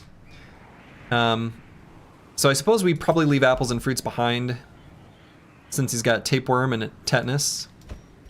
Right, so it seems to me like we're gonna bring both Vance Lightning and Curse Word. So we got bonus in the ruins, a bonus for the Warrens.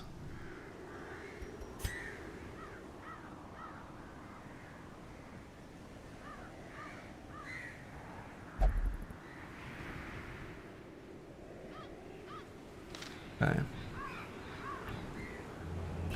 I like that we got 2 plague doctors after getting every disease known to man. that's true. So, what else do we need? Luke Solus could go on the next adventure. Our antiquarian. Let's get some more money. And then maybe we bring a plague doctor.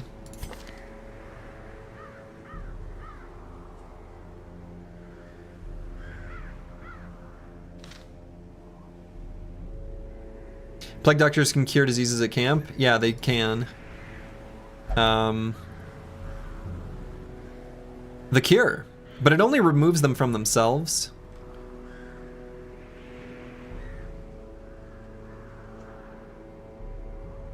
No, leeches.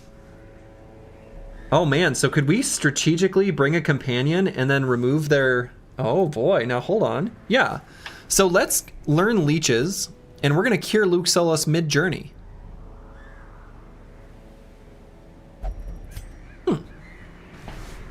We're gonna try it.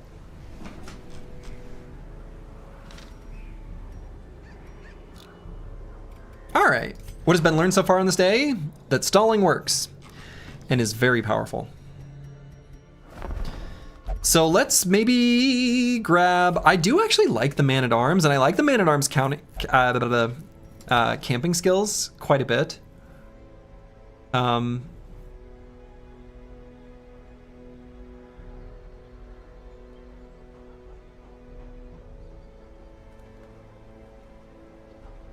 Doesn't have a great stalling skill, but honestly, Defender is okay for stalling.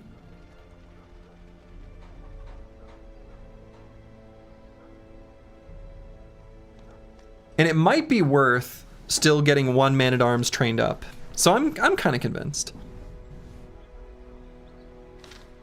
Look at that killer stash, what's not to like? I mean, that's true.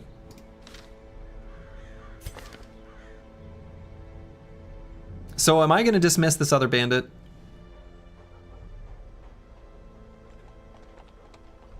Because I'd like to bring in one more Plague Doctor, I think.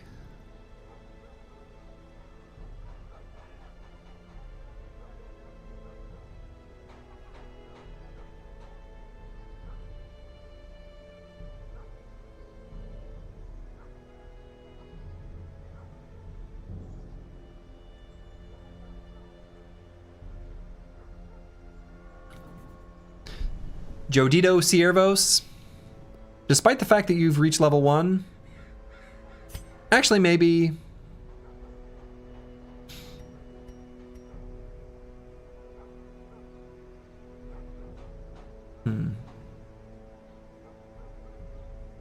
You appear to be bringing an antiquarian when last I heard you didn't like them. Yeah, I now know what they do.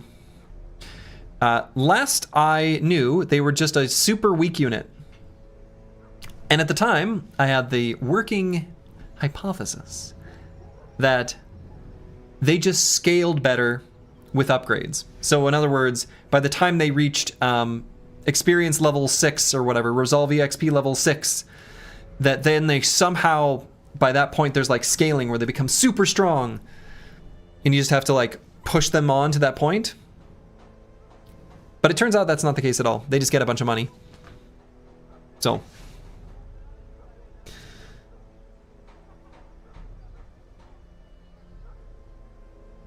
All right, I'm gonna dismiss Casario. I'm gonna keep one highwayman, just in case. Very valuable learning. Very valuable learning. The lame horse, nor the broken. So we're gonna grab one Plague Doctor and one Man-at-Arms. Sorry, Casario. The raw strength of youth may be spent, but his eyes hold the secrets of 100 campaigns. All right. Luminous seems awesome. Scattering's not that big of a deal.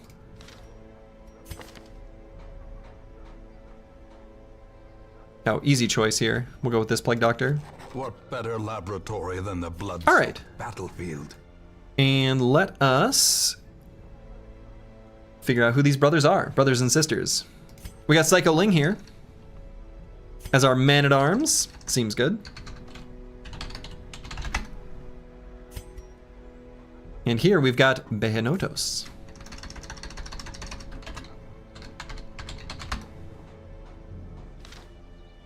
Wonderful. So we've already got our crew lined up. I think we still want to leave this same group. Let's see where we want to spend them. 3 bedpans. Because you got the runs, buddy. 3 bedpans? Are you kidding me? All right. Any deaths? Yeah, we've got 1.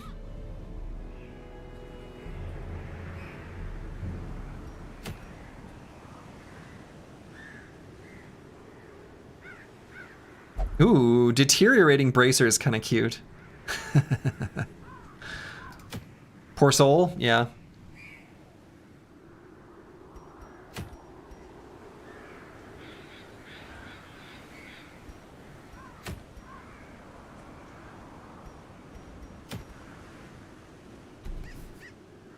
I don't know, do I kill a necromancer?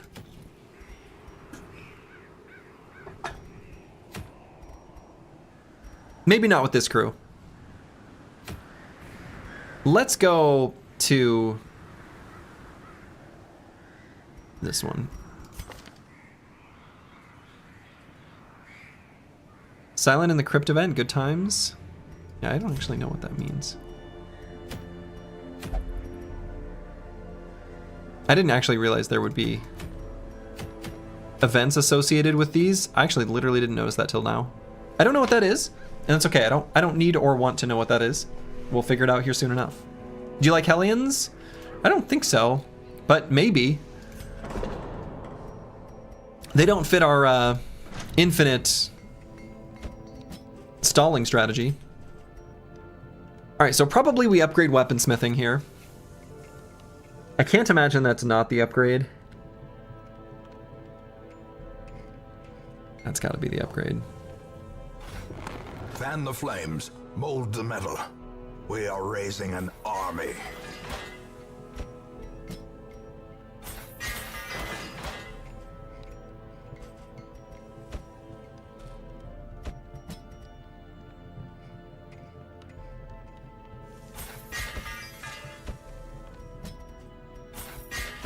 Excellent. So now we're going to go to the guild and make sure we level people up. Oh yeah, let's make sure, actually, before we do anything, let's rearrange their skills to be the ones that we want in the order that we want them. So actually, let's get the Holy Lance as a just-in-case sort of mechanism. That's what we're doing on Advanced Lightning, and I feel like it makes sense. Every once in a while, we get scattered, and having an option to be able to move forward seems like kind of a good one. Are we really raising an army? And here I thought we were raising a baby was hard enough. I think raising a baby is hard. Yeah, so let's learn Holy Lance. And so we're gonna click the skills in this order. Do. Just like that. Advanced Lightning, let's make sure we clicked them in the same order.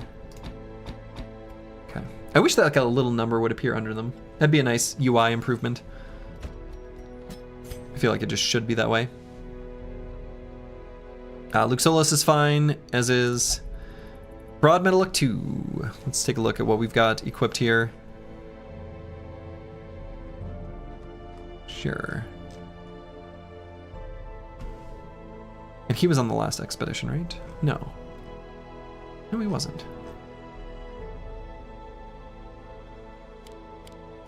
So let's do this one, this one, this one, this one. What? Wait, what happened there?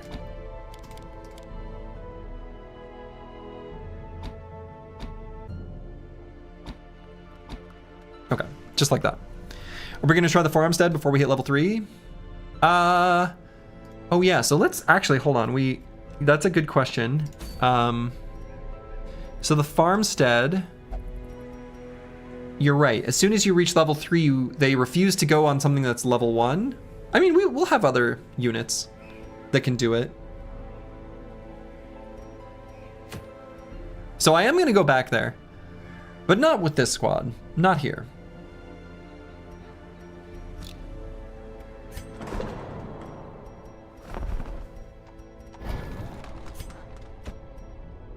Alright, so now let's upgrade these skills. So Smite, Stunning Blow, Holy Lance, Inspiring Cry.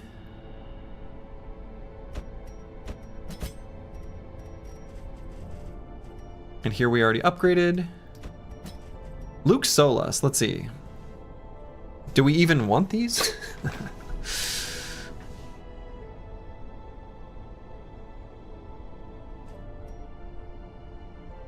Really need to replay this game. The party building is so fun every time. Yeah.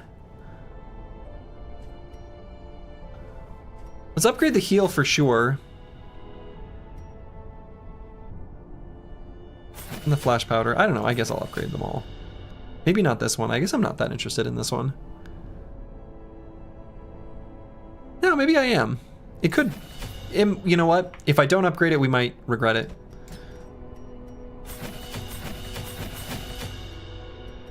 Look at all that gold we've got. This is like no problem. We've got extra gold. I don't even know what to do with all our gold. Guys, make sure we got the camping skills that we want.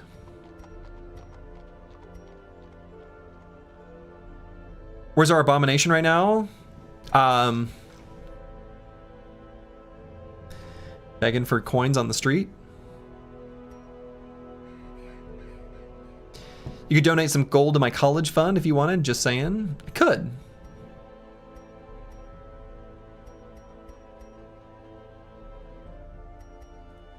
Oh, yeah.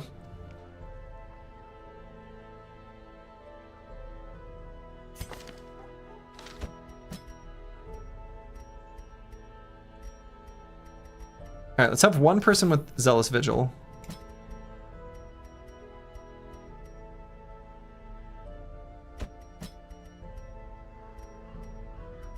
And let's make sure we get the leeches. And you know what? Let's unlock the cure as well.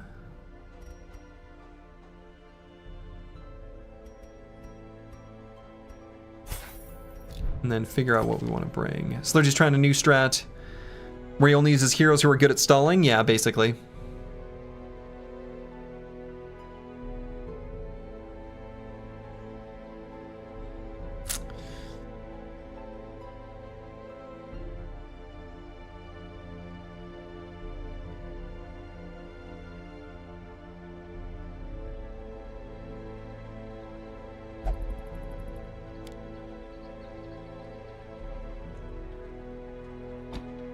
Do the cure instead of self-medicate. The cure's a great band. True. I agree with this. So let's look at our trinkets.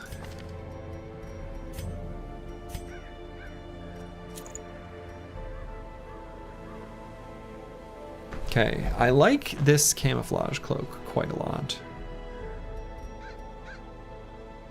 Can I do two of these? No, that's right.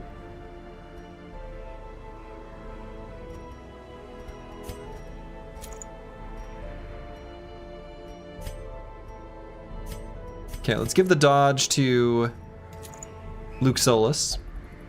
Can you say like lore stuff that has no impact? I'm gonna say no, only because I might want to, like, if I haven't, like, I'm gonna say no. Front Crusader can't Holy Lance though? I mean, unless we get surprised. But yeah, I don't want to hear any lore stuff because I want to discover that all in game. So I'm gonna say no, actually.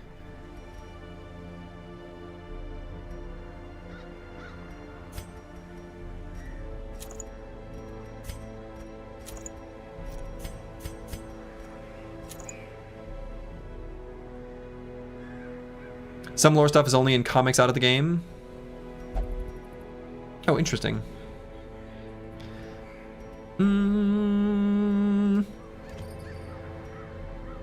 I feel like it still could be spoilery. Like, I'm gonna say probably refrain. Speaking of lore, there are some comics for each of the classes if you're ever interested. Yeah, I think someone talked about those. I think that was shared in the Discord. All right, so let's try to purify the altars. We're gonna give it our go. The comics are a nice read after you've done a run or have one mostly done. They're not even comics, really just single-page stories. Yeah, okay, thank you. That's what I was curious about. Is it the kind of thing that like is a fun supplement to kind of get a better sense for the lore after you have seen things? Because I want to make sure I see the gameplay stuff in game the first time I see it. Like, I don't like how disappointing would it have been if I had read a comic about the Shambler before seeing the Shambler, right? Because the Shambler was, you know, big spook.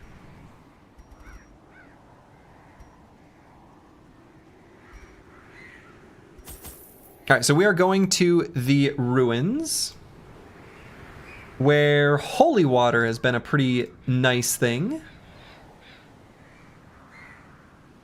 So let's bring, I guess we have 2, so maybe we don't need to bring any extra. All right, let's do 12 food, 2 shovels. Venom hasn't done anything for us. Herbs have been useful in 2 places, so maybe I'll bring 1 extra herb. Maybe 1 extra holy water. Screw it. Let's bring some extra keys.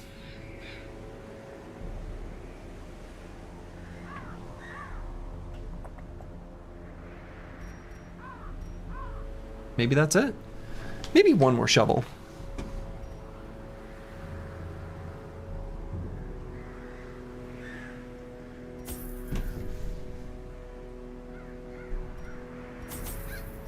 And we'll bring a few torches. Not that many. We don't need that many.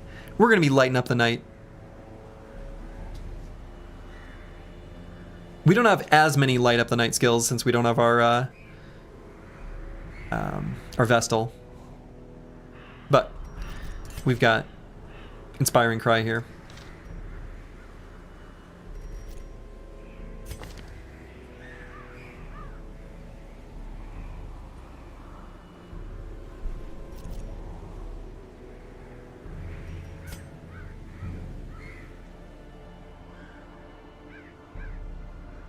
Was worried you weren't going to take any torches. I mean, we pretty much didn't use a single torch in the last dungeon.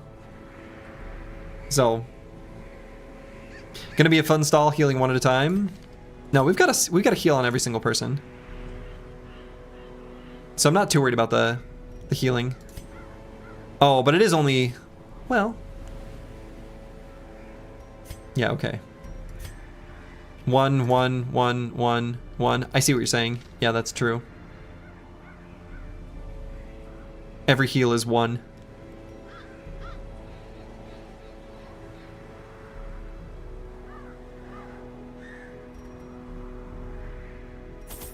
Bring a few more torches. All right. The ruins bear all the signs of your ancestors' frenzied digging. Can the defiled be consecrated? Can the fallen find rest? Well, this is a big one. This is a big boy. Holy.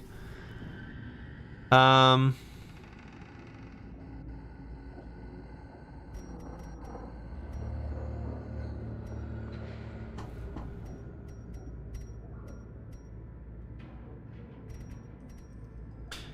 right, let's go up here and then maybe go down this way and then... I guess there's not a great way that doesn't lead to some amount of backtracking, no matter how we do it.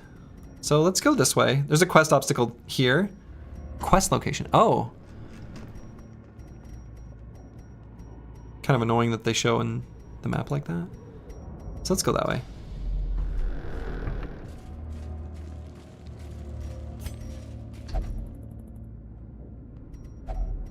All right, stack of books. Yeah, this is just stack of books. Let's do nothing except just flip through the volumes. An old journal entry. Hey. And some treasure. All right. The others are gone. They were victims of a malevolent transformation. That's right. Their scales had rotted to soft, vulnerable flesh, slowly suffocating without gills. We've seen this one. I think I've probably seen all of the lore now from those. Such a burden of finery. Crazy that a plate was hidden among the pages. Yeah, for sure. Corrupted altar. I've definitely seen this, right? I have, but was it in a different location? I've seen this. I swear I've seen this. Maybe it was before I started keeping track. It must be. It must be from before I started keeping track. I feel like we use holy water on it. I mean, that seems just straightforward. Oh, that's just the quest. You're right. This is the quest one. I'm an idiot. I'm dumb. I'm dumb. I have seen this before, and I understand why I didn't keep track of it. I am not a smart man. Well, we're gonna pretend that didn't happen. I even acknowledged that I saw it on the map. Stone seems bent on preventing passage. Wow. Incredible, really. Pretend what didn't happen. Hey. Alright, we got sprayed by some grape juice. We got wrapped in a terrible, terrible blanket.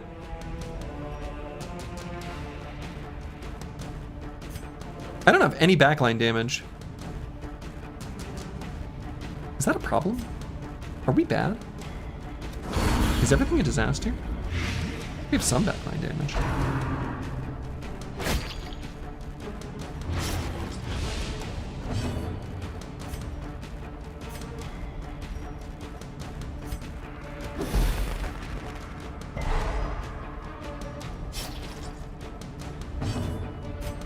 Alright, we go for the kill here. Girl coach is lowering your torch. Yes. Don't tell me that, but I have noticed. I've noticed that she lowers the torch. Blossoms. Let me find it on my own, but thank you. Yes, I've seen it.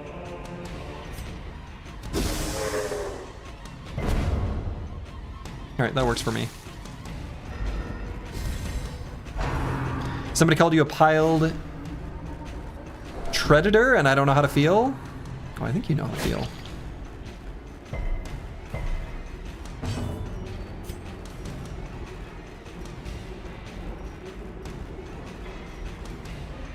Yeah, we'll be able to kill it. Oh, hey. There we go. Let me backtrack. Hello? Hello. Got him. Our torch burns bright.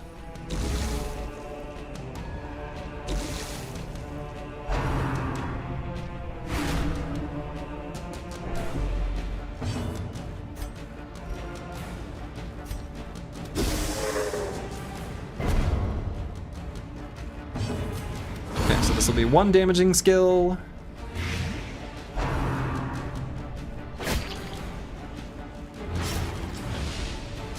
Let me bring out my scene flag. 2 damaging skills.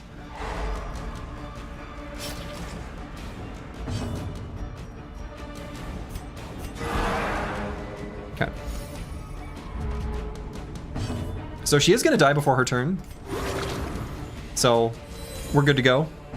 We can wait until round 6. You haven't really played this game since early access? Maybe you should check it out again? Yeah, I think so. I'm having fun.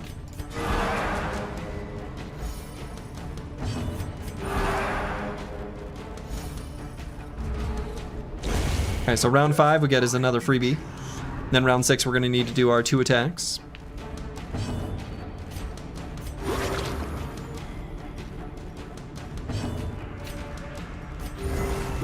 Of war can be healed. Hero's trying to figure out what electronic arts had to do with this.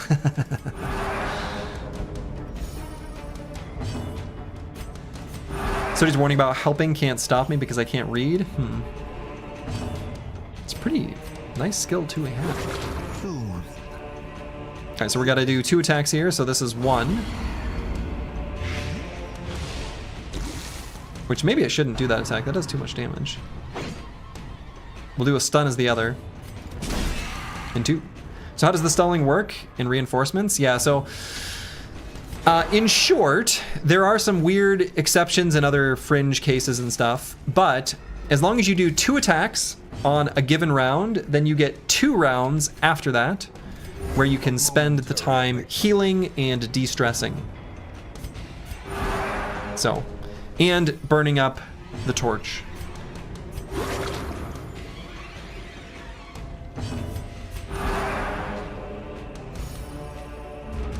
So we get 1 more round of that. The blood pumps, the limbs obey.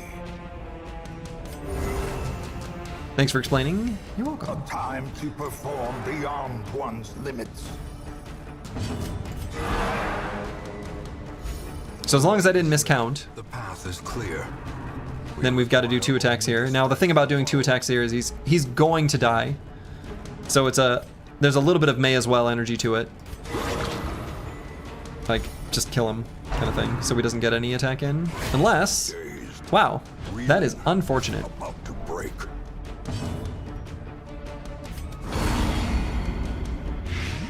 So there's 1 attack. We might even be able to get away with doing our 2 attacks here. Sedated. And he lives, which we actually kind of want, but that's fine too. You certainly didn't know that. You were always too scared of reinforcements to test it. I mean, I kept pushing against the limits constantly until eventually I just broke. And it's the one piece of information that I just looked up. I just basically, and I shared this earlier. I started the spreadsheet that I was going to track every single fight and do all this tracking and then analyze it and all that. And then I decided I don't want to. Like, in ornate sarcophagus, it's locked.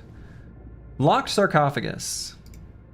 The key works on the locked sarcophagus. And apparently the shovel doesn't, because it's locked. So we'll use our key. Nice. That's a fair decision to come to, yeah. I think as long as as soon as I show what I was going to do, people can look at that and be like, oh God.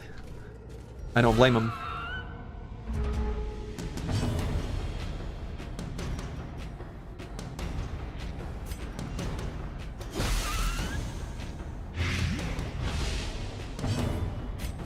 Okay, so that one's gonna die from Blight. Maggot Mania, Maggot Mania. The Red Plague? What's the Red Plague? Well, we'll get to learn a mechanics question. So the mechanics question that I was curious about is, when we use the Plague Doctor's camping skill to put some leeches on a dude, now we're gonna figure out if it can remove 2 diseases. How fun! Great is the weapon that cuts on its own.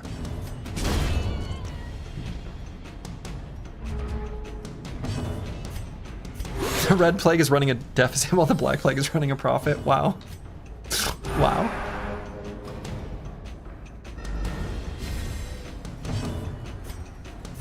Incredible. So he's one crazy dude. True. Star is born. We need to finish this fight quickly. Okay, so this is one of the enemies that apparently... Yeah, okay. Alright, fair enough.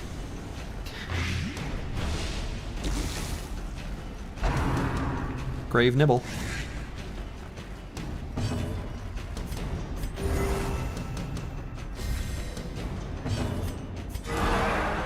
Oh, we didn't want to... Well. Press this advantage. Give them no quarter. Yeah, we found a plate.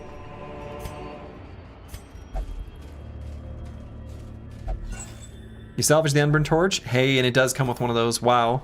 Okay. That's crazy.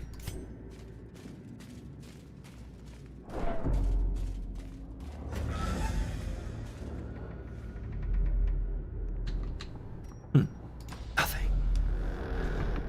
But a fight did spawn here. Looks like. You can see from the map. More maggots. That's alright, we saw them coming.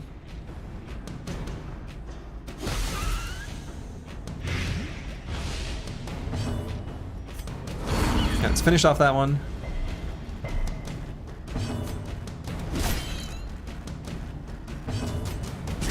Okay, so those 2 should die. As the enemy trembles. No, don't do that. That's rude. Slowly, gently. This is how a life is taken.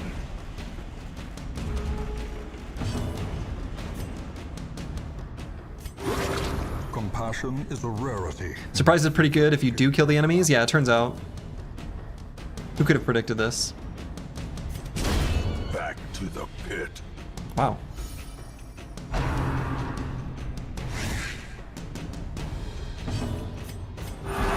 Soothed. Sedated. If we tarry, surely more will come. True. So let's not tarry. It's a weird word.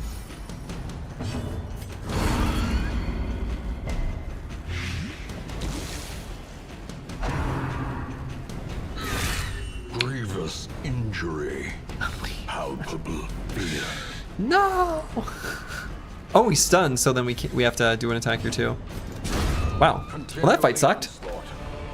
Found a plate. Destroy them all. A little treasure. I do like a good treasure. I don't like collecting diseases though.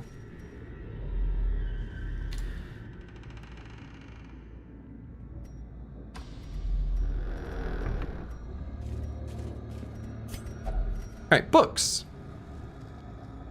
Yeah, we just picked this up. Oh no. So stack of books can sometimes be bad. Did we know that?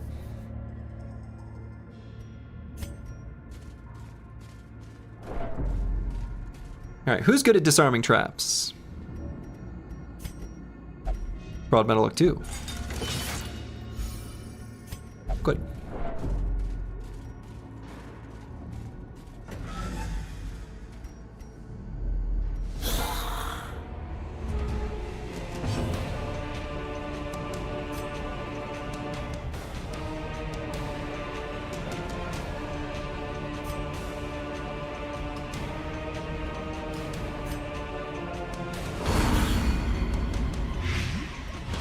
Blighted.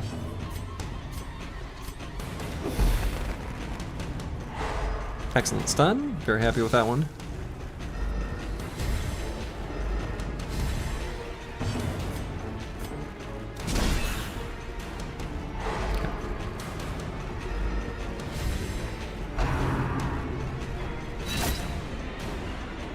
The double stun is such a rush. Oh, it's so nice. Their formation is broken. It's very satisfying. Maintain the offensive.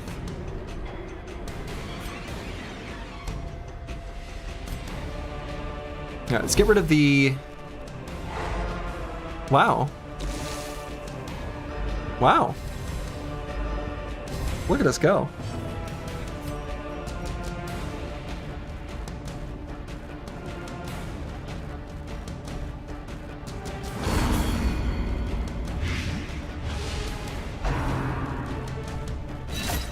Ow.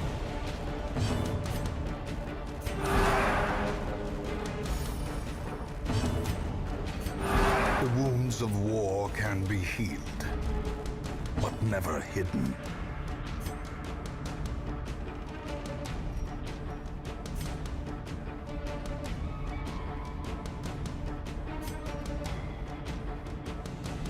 I'm gonna do this just so we do 2 attacks in this round.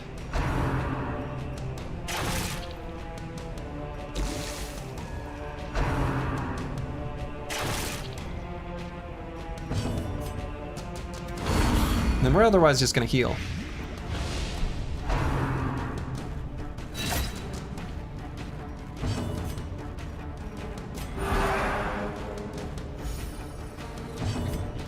We also need this fight to kind of go longer because I want to light things up. Alright, let's make this guy die.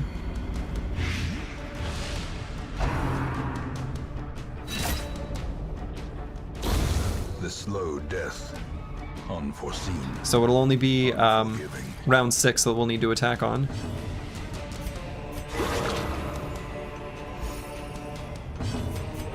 The wounds of war can be healed, but never hidden. Nice.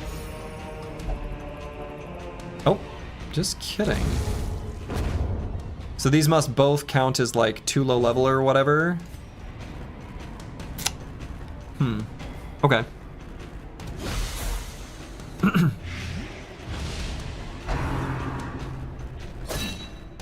So that was 1 attack. That's 2 attacks. So then we'll get a full round of healing on 6. Do we have a flagellant? No.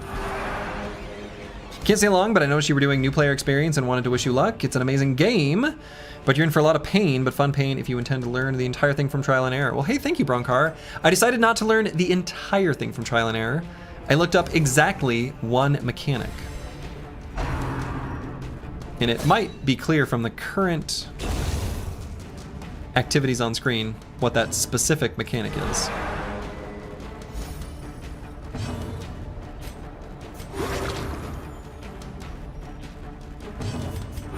Much better than the spreadsheet that I was gonna do. All right, so now we have to do 2 attacks here.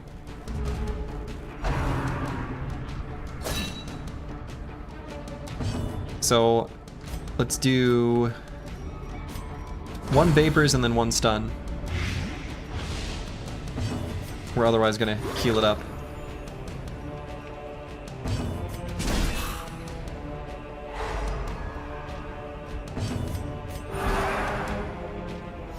The light, the promise of safety. Fully lit up. So now we can just full heal in this round. Do nothing but do any healing. A momentary abatement. Just hoping for some crits here. No crit heals.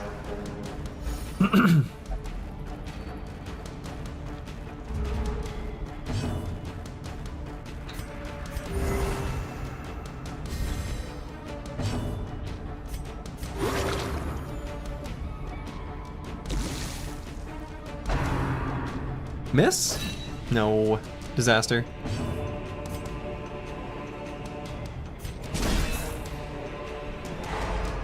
Okay. And this attack might miss. Destroyed. It didn't. Crushed by justice. That's like the opposite of a miss. Wary. Triumphant pride precipitates a What a miss? Yeah. What a miss. Okay, there's another quest location. Suit of armor. We tried holy water and it did nothing, but we just grabbed it and it did something good. We could try using an item on it, but maybe there's no point. I think we just... Let's just see if it's always good if we just grab stuff. No. Dodge and protection till camp. All right. I like it.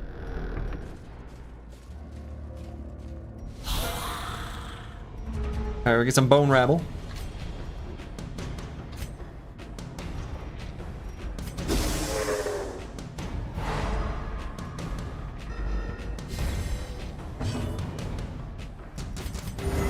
soothed. Sedated. Sedated. I like the way he says that. Begone, fiend. Got him.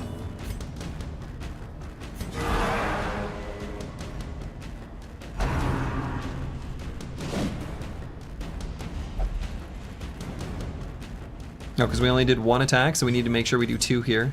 That's kind of funny, actually. Oh no, is that too much damage? No, no, don't die. Or at least we get to go before him, hopefully.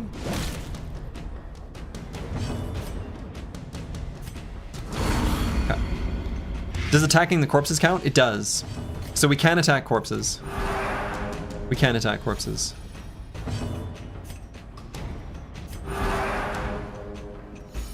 As the light gains purchase, spirits are lifted, and purpose is made clear. So now here we can attack the corpse.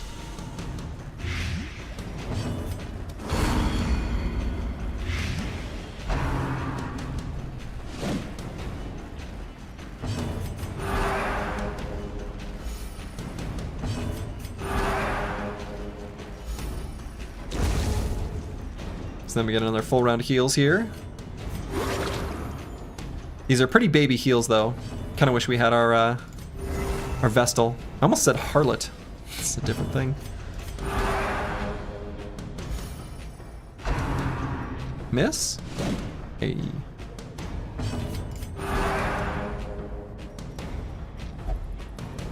If we tarry, surely more will come. Yeah. You did come around to the Vestal? I did. I did. In the end, eventually. Alright, hopefully we get to go before him. Dang. But we can heal and then go for a stun. Where we're hoping to miss. Harlot, Vestal, technically the same thing. True. Foolish hearts. All right.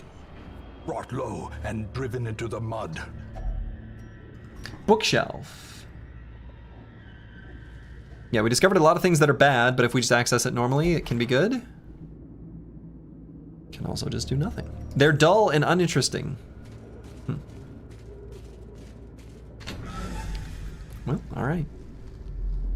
What was the mechanic you Googled? The stalling mechanic. The altar's been purified. So I now know how that works. He's cheating? Sure.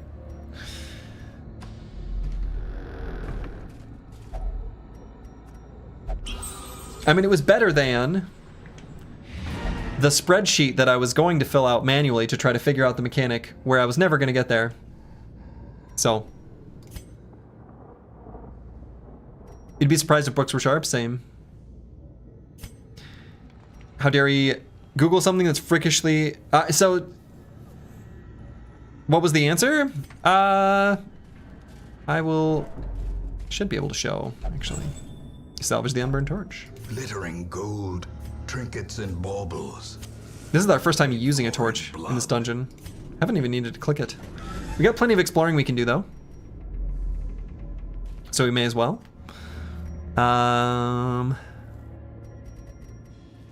Yeah, let's get this little area.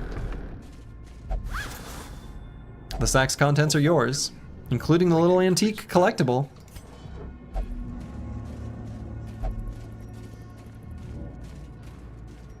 All right, we could maybe use a couple torches before we go through this room.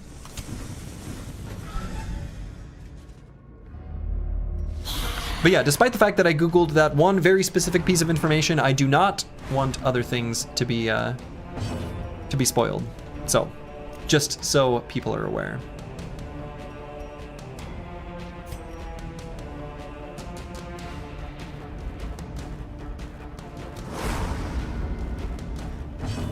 Oh yeah, also the antiquarian. That's true. Also the antiquarian.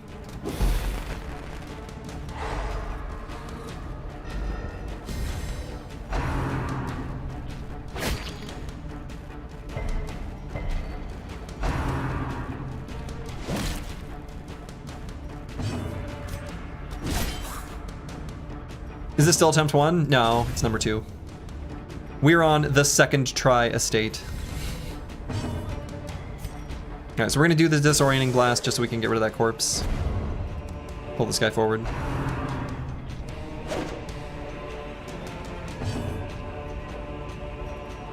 And actually, I should have done this one, because when the Bone Courtier is further forward, I think that's when they can only use Knife in the Dark, and it really is not that scary of a skill. But I suppose Cultist Brawler as being the last one alive is also fine. What bosses have you seen so far? We have seen 2. We've seen a Apprentice, Necromancer, and... I can't remember the name of the other one. Can I tell you a game mechanic when you miss? No, don't tell me anything. Err on the side of caution and don't tell me anything. Sonorous Prophet. Okay, thank you. Dodge?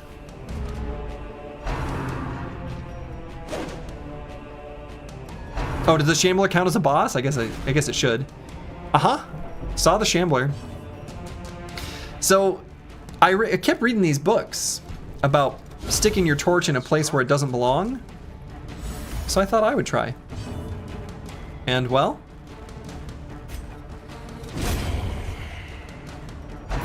lessons were learned. right, so we did 2 attacks on round 3. How many died? I think just 1. Actually, I think just 1 died in the fight, but I think 1 died of stress when we tried to recover after running away.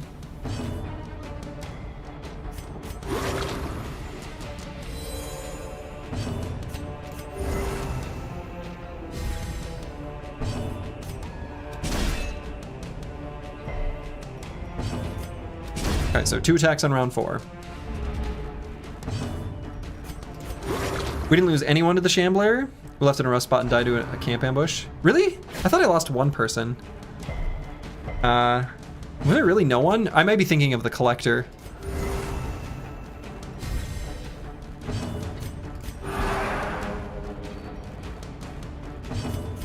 Holy shit, he's gaming? He's gaming.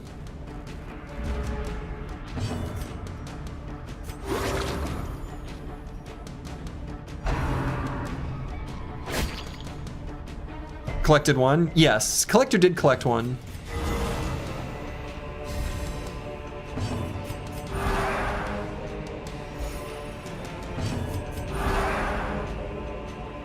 In Radiance, may we find victory. May we find victory indeed.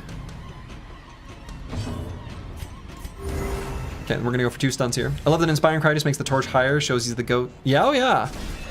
He knows what's up. If we get a stun here, that's actually perfect. Okay, no. So 8 and 9 can be heals.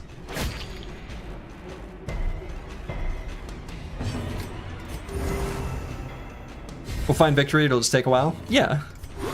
We're just like, you know, finding our stride.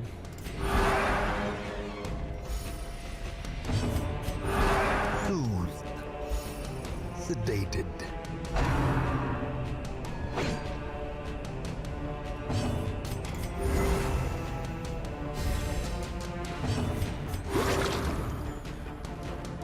We're in no rush to find victory, that's right. We'll find it on our own terms, in our own time, you know? Took you like 70 hours to beat your first Stygian run while looking at the wiki. Don't tell me that. Keep, I don't wanna spoil the time duration or anything either. That's not much of a spoiler, but I don't wanna accidentally open the door to too much info. I wanna kinda be surprised by how long the game takes a little bit. No, you're alright, you're alright. That one's not that bad. That's, I just want to make sure, you know, I don't know. I don't get too crazy with it. All right, so we could maybe do this battle and then come back through this way. It's like a little baby retracing. Let's go this way, maybe. So did you forget? Yeah, that's true. That's the nice thing about being old, is being forgetful. Okay, locked display cabinet. We have had good luck with both the shovel and the key.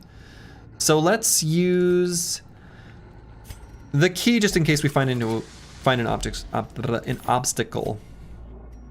So obviously we want to bring these deeds. What do we leave behind? Bandages?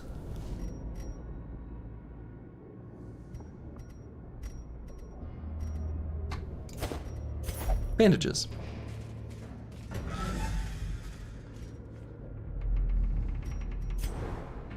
Scouting. Room battle with treasure? Don't mind if I do. Actually, let's disarm here, that way we regain some stress. Hey. May I tell you what you could have done after your first run? I don't... A second run? Because that's what we're doing. Alright, bookshelf. Holy water did nothing, shovel did nothing. Torching a stack of books was a disaster. Maybe a bookshelf is similar. Let's just grab it. Darkest suffering. You were a part of this place, yeah, basically. And do I use any torches before going into this room battle? Just one.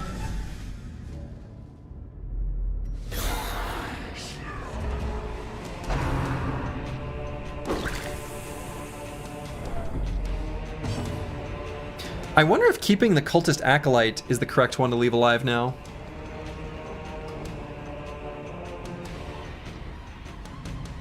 Because she probably does the least HP damage. Or as someone referred to her earlier, the sexy one. Your spoiler is that you believe in me? Hey, thank you, that one noob. The dungeon is so dark you had to turn the brightness up on your iPad. Oh yeah, for what it's worth, I did, as one of the first things I did when I launched the game, I clicked on through the menus just to like get volume set up and whatever.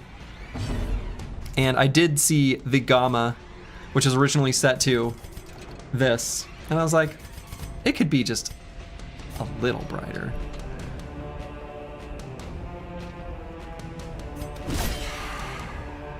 She do be a sexy gem and well, you know.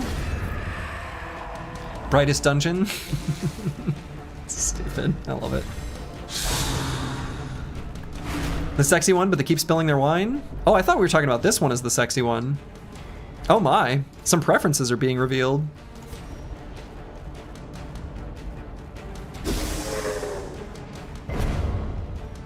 Dark-ish dungeon. You guys are funny. Hey, look at that crit heal. Hellion is a sexy one? I agree with this.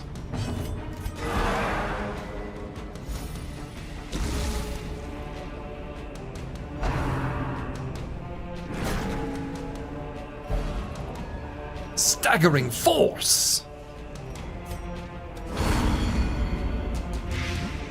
You think a plague doctor is a guy or a gal? Just wondering. She's a she. I was informed that the plague doctor was a gal. If that's incorrect, she fooled me.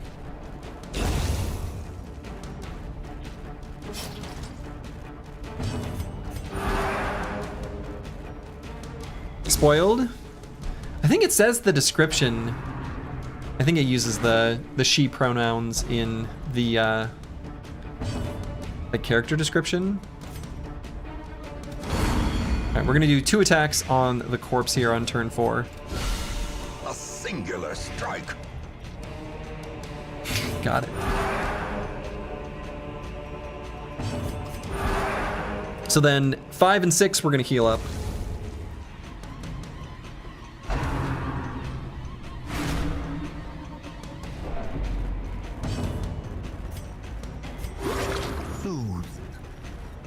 Sedated. I was hoping she would choose a different target, because I don't want to get like a condition here.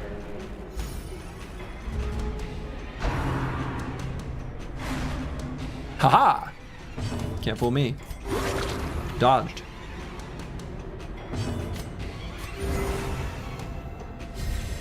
Inspiration and improvement.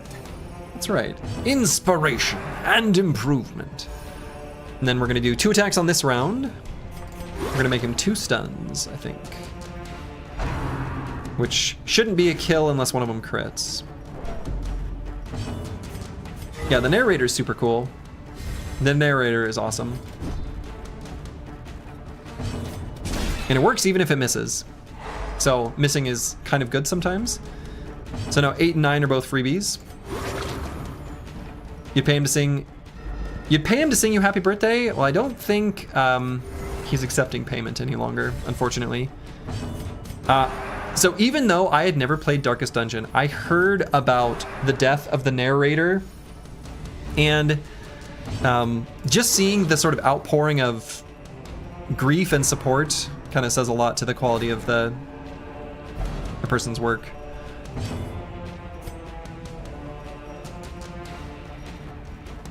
Oh, we can't heal anymore. So, sad. Yeah, Wayne June. Yeah, it is sad. And again, despite never having played the game, even I had heard overconfidence is a slow and insidious killer. So, he's dead? Spoilers? Yeah, sorry. Wayne told Red Hook to use AI for his voice, but Red Hook refused to do so. Interesting. Remind yourself that overconfidence is a slow and insidious killer. See, that line. It's a good line. Huh.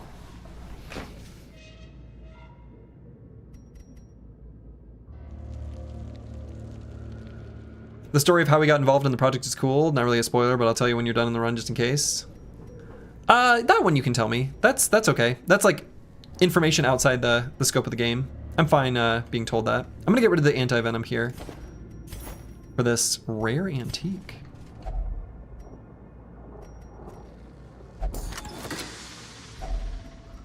I could get rid of the torches too. That's true.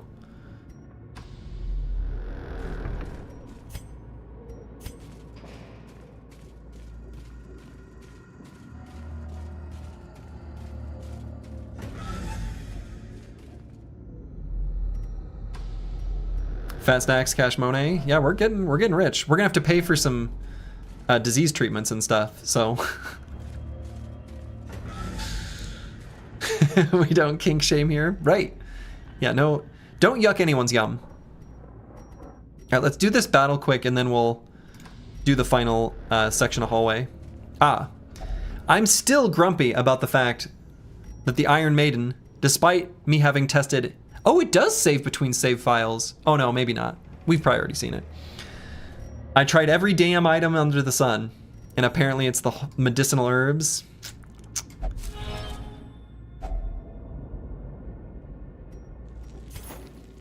The healthcare industry in Darkest Dungeon is sadly similar to ours. Yeah, sadly, it's true. Do I drop the torches?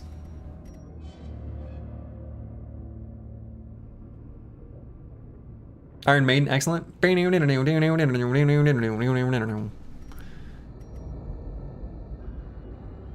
Oh, okay, sorry, Despotsini. I missed it. When they were creating the game, they were listening to a lot of Lovecraft audiobooks, and Wayne June was such a good narrator of the audiobooks, they brought him on for the role. Okay, that's awesome. What audiobook? Do you know which one it is? Maybe that would be nice to listen to.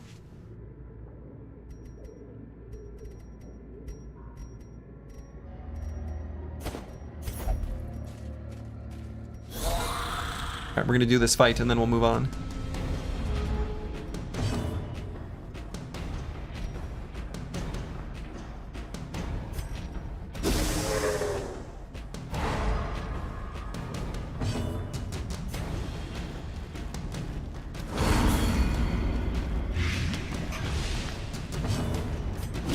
Obliterated. He did a whole bunch. There's some on his YouTube channel for free. Ah, okay. Another abomination cleansed from our lands. All right, so we're gonna do a full round of healing here.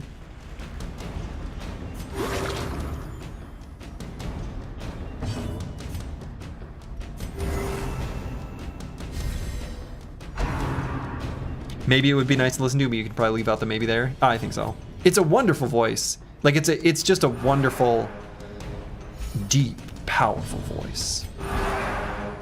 And his articulation is like so crisp, so clean, so nice.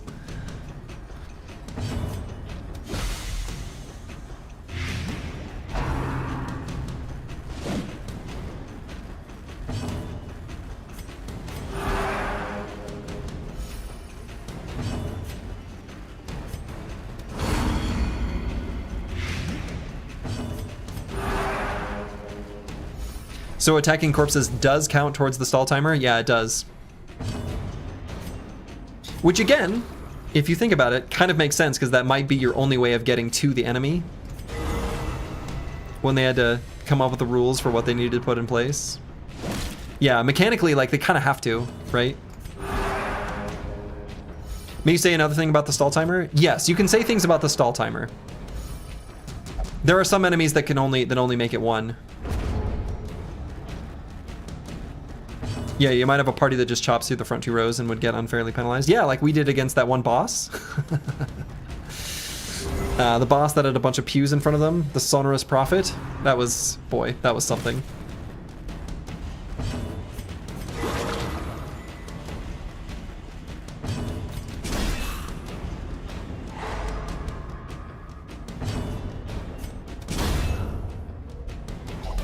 Can I get install timbered if you only have 2 people?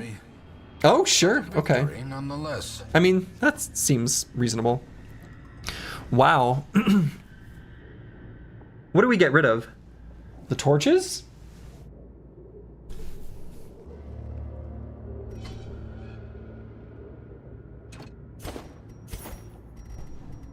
We don't need them.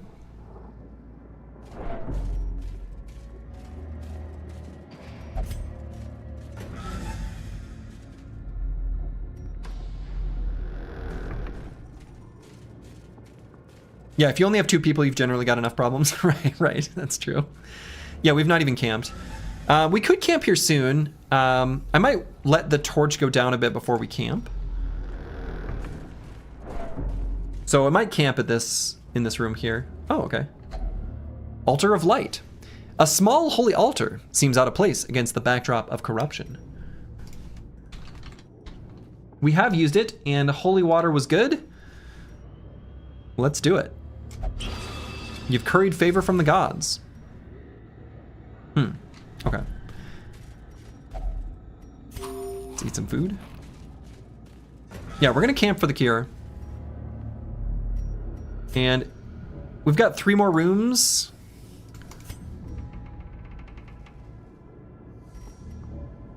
Yeah, let's clear up the spot in our inventory. A All right. spark without kindling is a goal without hope. I guess we may as well do a tiny bit of baby healing. I don't know. I almost want to just do half. Can we get a name or address for those gods? They have some explaining to do. They do.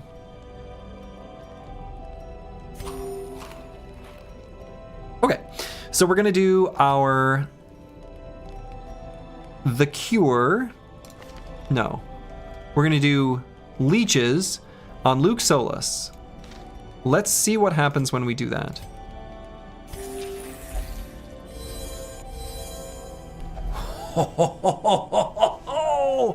We found a new way of curing diseases. Forget the disaster that is using the medical ward in town. We got ourselves a plague doctor. We got ourselves a plague doctor. Wonderful. All right, we do have 1 inventory space for a trinket, so we'll probably do one of those. And then after that, I guess we'll do a Zealous Vigil. So let's grab our random trinket. Jester only. Very rare. 12% death blow resist, minus 25% stress if torch is below 26, plus 10% virtue chance if torch is below 26.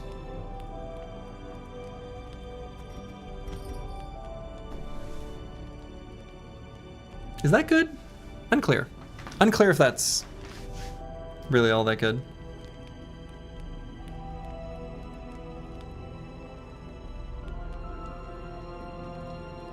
Seems pretty good. But we tend to light up the night quite a bit. Yeah, it's definitely not bad. Like, it's definitely not bad.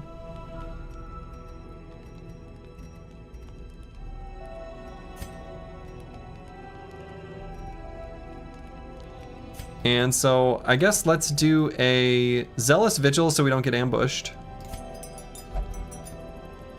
Yeah, no downside. No downside. So then we'll do Chaos Incantation. And maybe just a pep talk over here. Or we can give ourselves disease resist, but I don't think there's really any sources of diseases here in the Warrens, or excuse me, the Ruins. That seems to just be in the Warrens where we're getting our disease situation made bad. So let's just do a pep talk. All right, and then we'll rest. We just got a disease here right now. Oh, that's true. We did. I forgot about that. You're right. We did get a disease.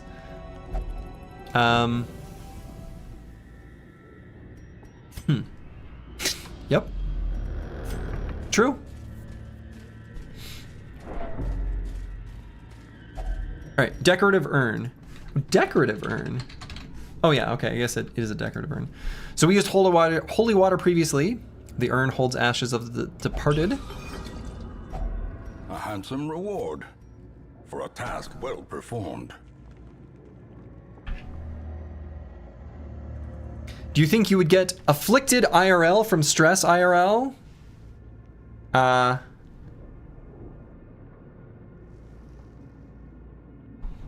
Yes.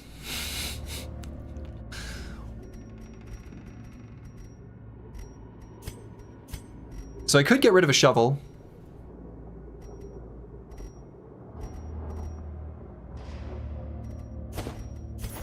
What affliction are you rolling?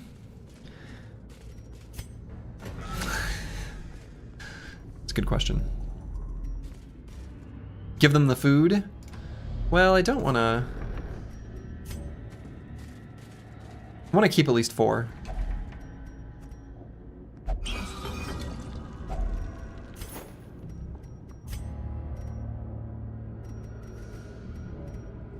I don't want to leave an emerald behind. The meta currency seems super valuable. Can we put a trinket? No. I was wondering if we could put like a jester only trinket.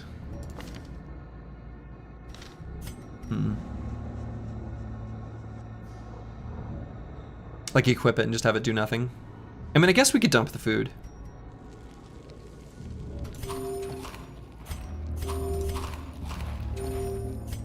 May as well eat.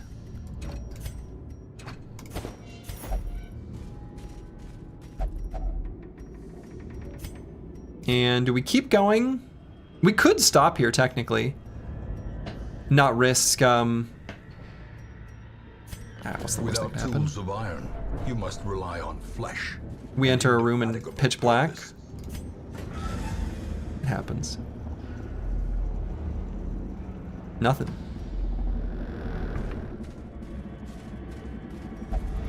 And now, the darkness holds dominion. Trap? Black as death. Altar of light.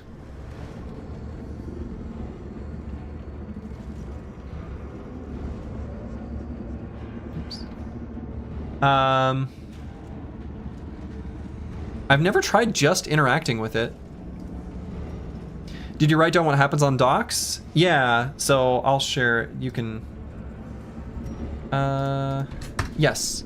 Not what happened, but you can follow along too with what I'm doing. It's not... It's just whether it's good or bad. It's essentially like a color-coded grid.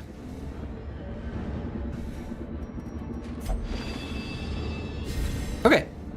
So we know that that is... a good thing. So blue means like sometimes good, sometimes bad. Red means bad, and I count losing an item for no reason as bad. And then green is good. It is definitely incomplete, and we'll keep moving it as we go. Praise be the spreadsheet. Praise be the spreadsheet.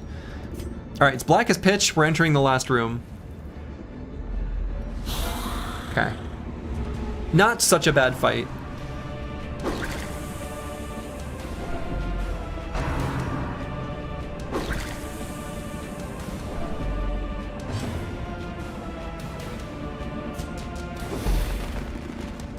The courtiers return, they do.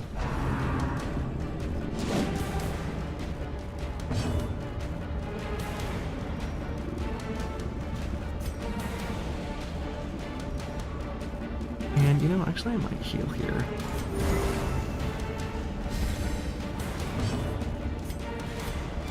Another one falls. Executed with impunity.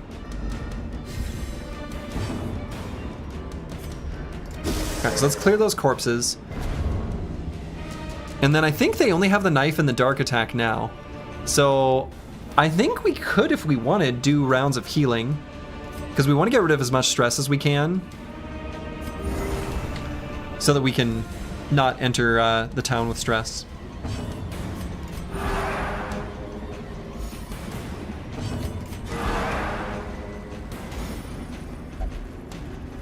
Oh, just kidding. I guess they count as one of the, like, diminutive enemies. All right, so we're gonna do 2 attacks here. Okay, so they can do Tempting Goblet from the 2nd rank. All right, that's good to know. That's good to know.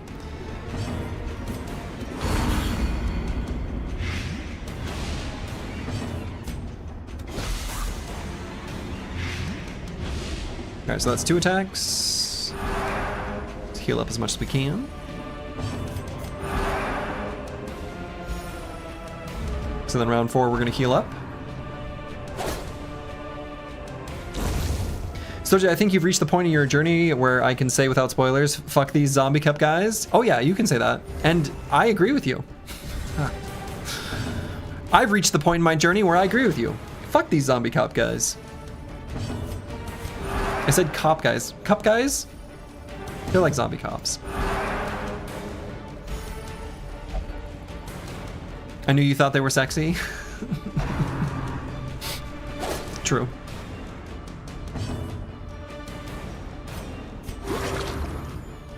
It's a pimp chalice?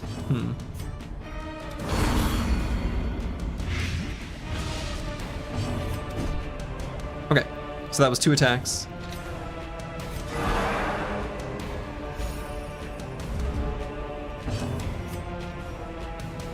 Actually, let's debuff his accuracy.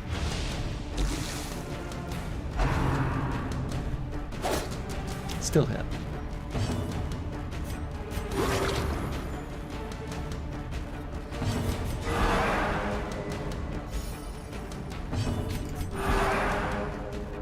Okay, so now we'll need to do our 2 attacks. Do not toy with this one, it may signal for more.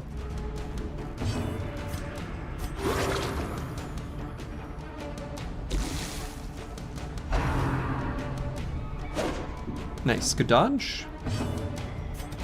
So that's 1 attack. Sometimes 1 is all you need. Take all. These nightmarish creatures can be felled. They can be Wow. beaten. So what do we leave behind? I can't bring myself to not take things that are the town currency. The citrine are the least valuable here.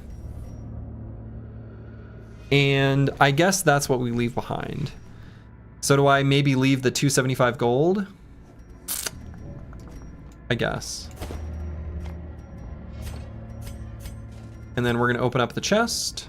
We're gonna make it pitch black before we open the chest. Wonders can be found in the most tenebrous corners of this place. Perfect. All right. Look at that beautiful inventory. Beacons in the darkness. What a haul. No kidding. Of the void. We're rich. We're unstoppable.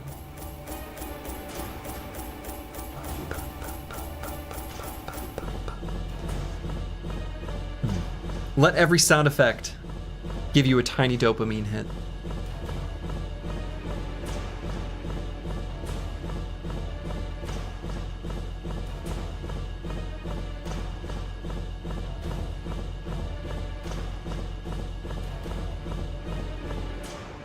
Beautiful.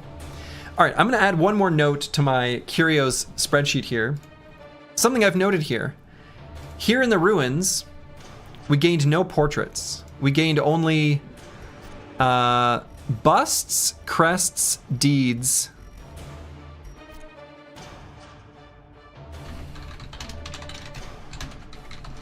And I'm gonna start tracking that as well, because that is a thing that just makes sense to me.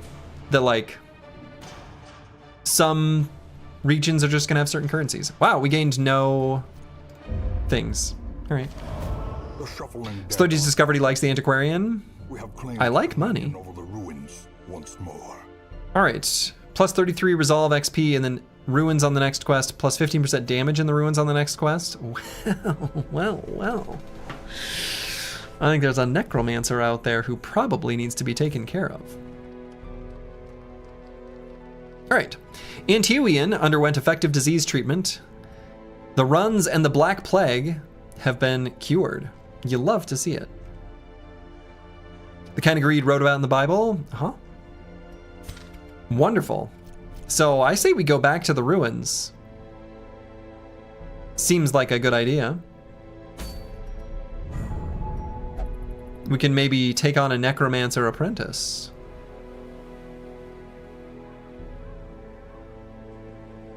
Now there is plus 25% stress on this, but accuracy for range skills and stun skill chance is massive. I like this. We're gonna do this one. We're gonna kill a necromancer apprentice and get ourselves an excellent, excellent blasphemous vial. All right, so now we need to figure out who we're sending and then who we're gonna treat for injuries, etc., etc. So I would like to bring a pretty strong squad here. If we're gonna be fighting a necromancer, that seems like a pretty good idea. Bringing Broad Metallic 2 seems like a good idea as well. I really want to get rid of Risk Taker though. That's a real bad one. So we're gonna bring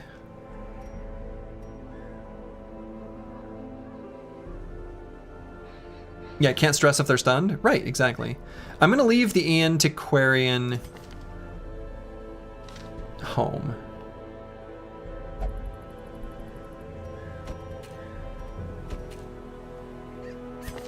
So let's take Curse Word.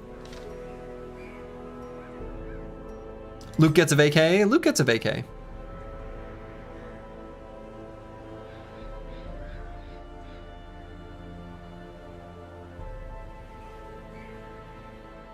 Okay, so we're gonna take. Let's also bring the Chaucer, second position Vestal,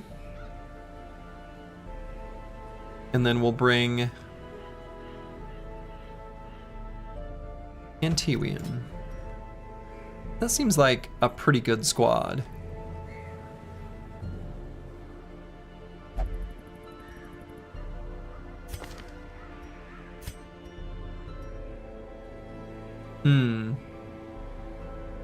Though, maybe I bring Big Soggy instead of the Chaucer, since we've got bad humors. And we spend a little time healing up.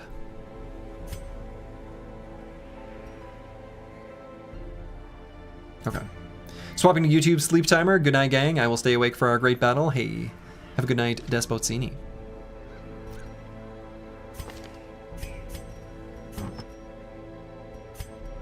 All right, so let's figure out the trinkets that we want to put on and who we want to put them on.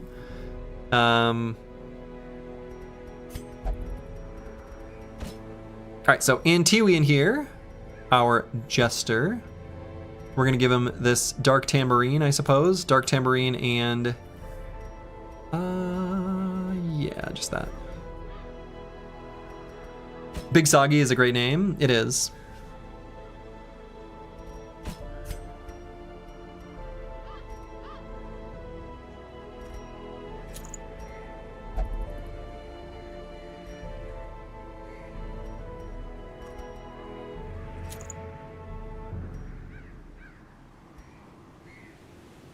How's the graveyard looking? Just one person in that graveyard. Just one.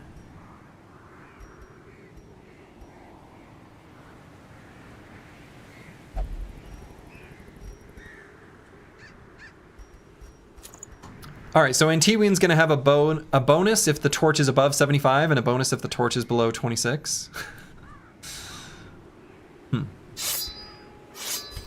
Pirate Weasel, thank you for the raid. For those that are just showing up, just so you know, in case you're coming from someone who's playing Darkest Dungeon and knows what they're doing, I am playing this game as a new player without any perspective from the outside, with one exception that I've talked about earlier. But this is avoid any spoilers, including content, story, etc. So, welcome, welcome. We're getting things figured out here, though. Ooh, let's do the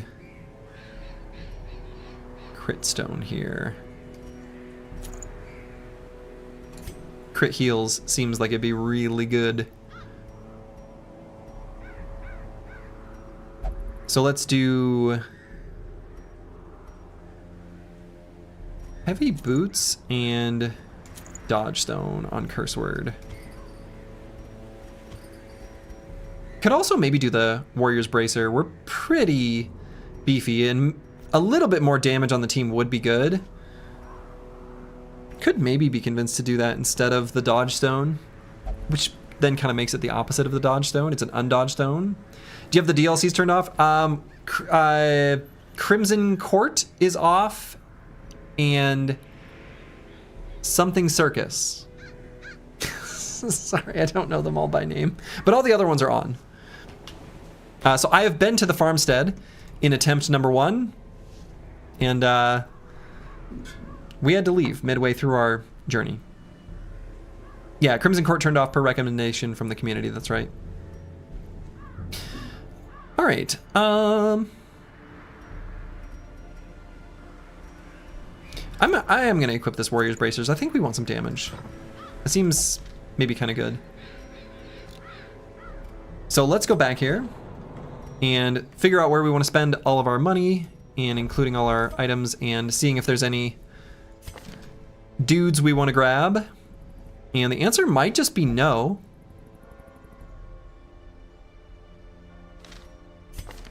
Is Clergy, do you intend on having mods in future playthroughs? Maybe.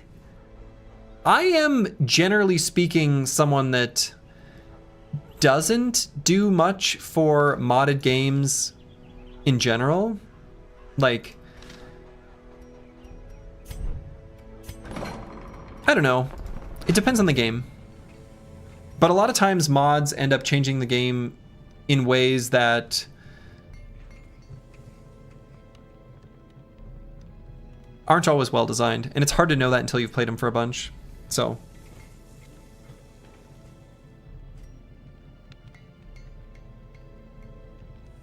naked cultist mod.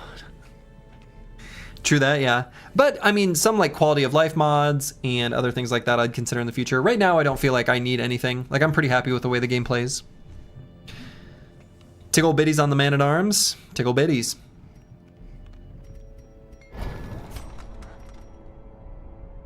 All right, we are 4 portraits away from upgrading instructor mastery. Actually, hold on. Can we even take advantage of that?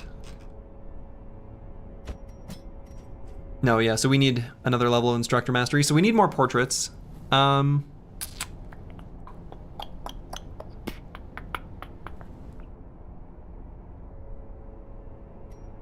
I guess I'm not going to do that. I mean, I guess I could see what it takes to get... Yeah, so 3 busts.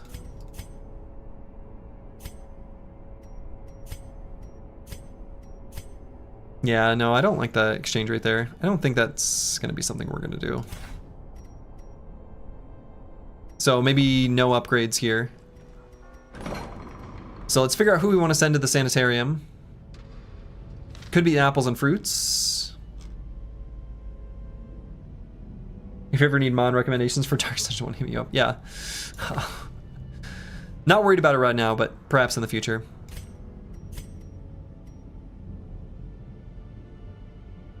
Boy, we could treat two different brothers and sisters here.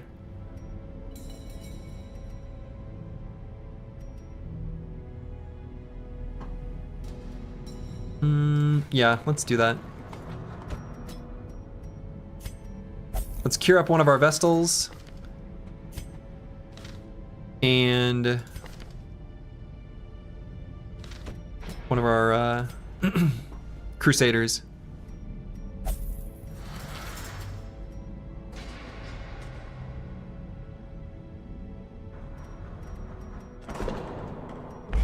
And we don't need to use any of the other elements here, so let's make sure that we've upgraded everyone fully.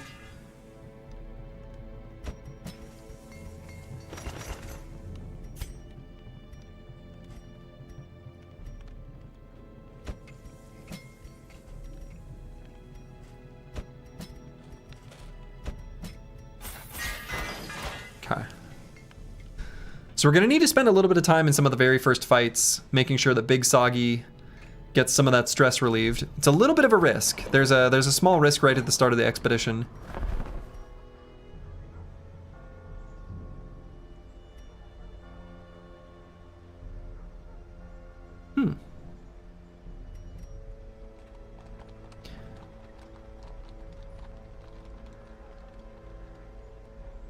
Hey, thank you for the description, the Chaucer. He's a nice guy and you'll want to help him. Please do not. Yeah, Slurgy kind of, he wants to feel pain. You will Yeah. know the Thank you, the Chaucer. That was of my failings. an appropriate but very kind description. All right, I think we're ready. Let's go on this adventure and kill a necromancer apprentice. We are rich. Wow. Regarding your win streak series, what do you consider a win? I set the rules for the, I think I defined them in the very first entry of the series. Essentially, it was beat Black Monolith by day 150. And then there's a whole host of house rules about no third-party fights, a bunch of other like really whole long series of small things that are just sort of unfun to play with, including repairing items strictly for resale, and a bunch of other things. No, you're right. You're right. Mostly it's just Black Monolith by day 150. That's the main piece of information.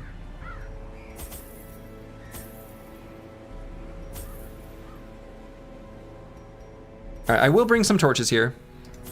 We're not going to need too many. You thought that was really strict? You know, it's just to make the mid game last longer, where I think Battle Brothers is at its best.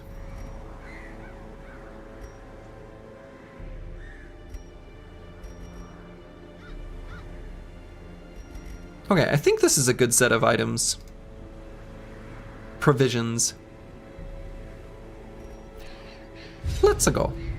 Mastery over life and death was chief among my early pursuits. I began in humility, but my ambition... And to make his suffering worse, he did a no death, no towns, monolith by day 150. No, something as unremarkable... No, that one doesn't have monolith by day 150. The no death, no town run had no... it had a time limit, but not 150.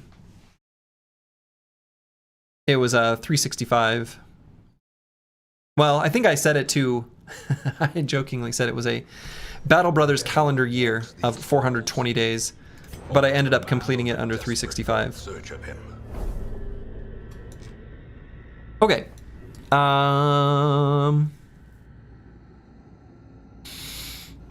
So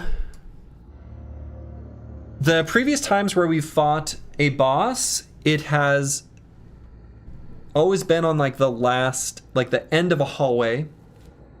So Necromancer probably either like here, here, or here, and it might be where it's like always the furthest point from you. I wouldn't be surprised if that's the case, or some sort of spawn rule like that. So let's explore this area first, get the most out of this dungeon.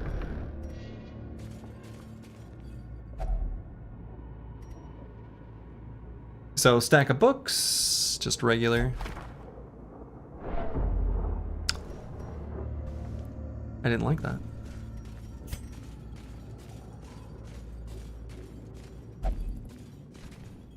Beware of this man because he will kiss your neck.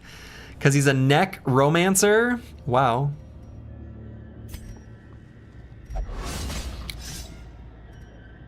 Carelessness will find no clemency in this place. We are not off to a good start. I am going to use a torch here because I want to make sure the very first fight goes really well.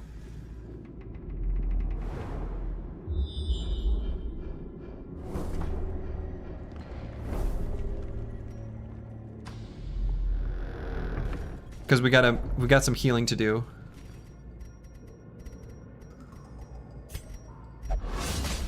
No. Cruel machinations spring to life with a singular purpose.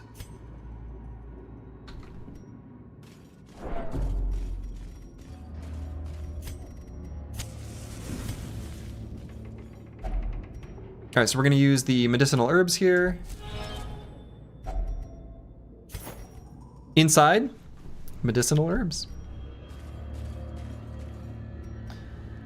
All right, I'm a little bit nervous about this fight. Like, we're going in with kind of some stress. I mean, I could eat some food.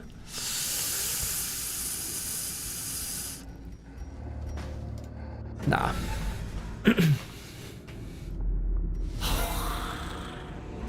All right.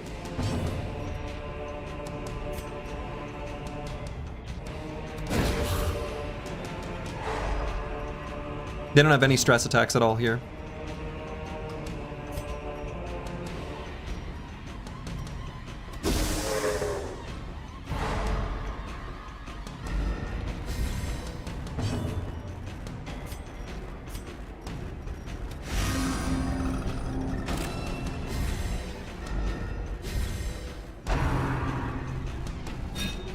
Dodged. Probably dodged. Dodged. Because what's our current dodge? 57? He also dodged.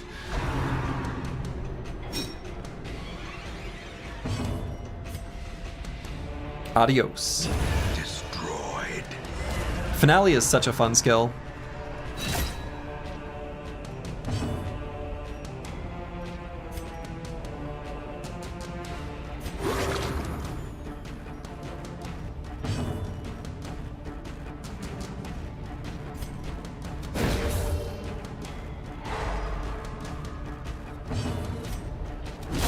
Obliterated.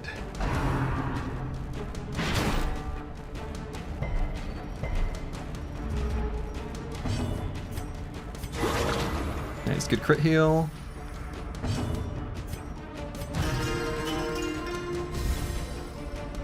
So we're just gonna straight up do 2 rounds of just full healing here. A momentary abatement. So rounds 3 and 4 are gonna be heals.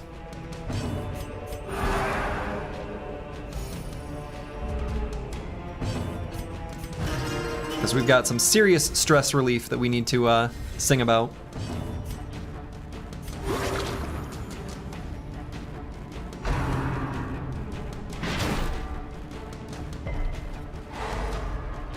Oh.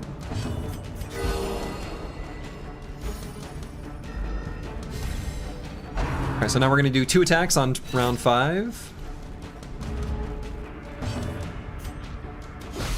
There's 1.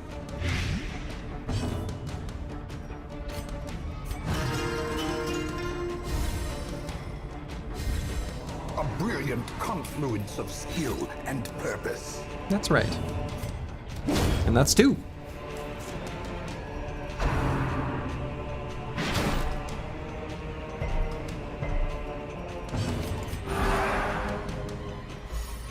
So now 6 and 7 are going to be healing rounds as well.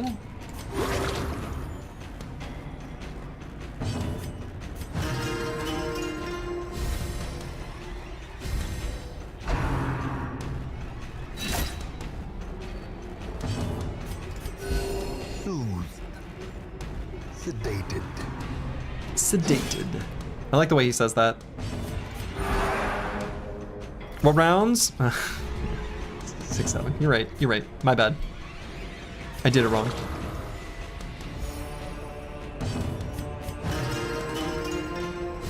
All right, we've relieved a lot of stress now already. This was a great first fight to get us set up to fight up a necromancer. The wounds of war can be healed, but never hidden. Voice acting is great. Voice acting is excellent. Yeah. Alright, so on round 8, we're going to attack this bone soldier twice. I guess this could be one of them. And this could be the other. Perfect.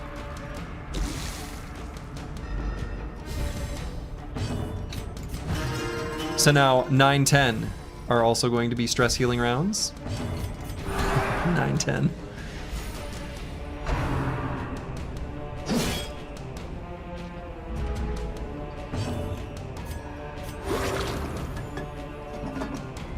Oh no, I drank all my, all I have is regular water now. disaster.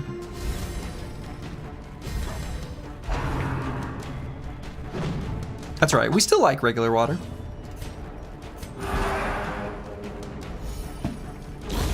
The slow death. Unforeseen. Unforgiving.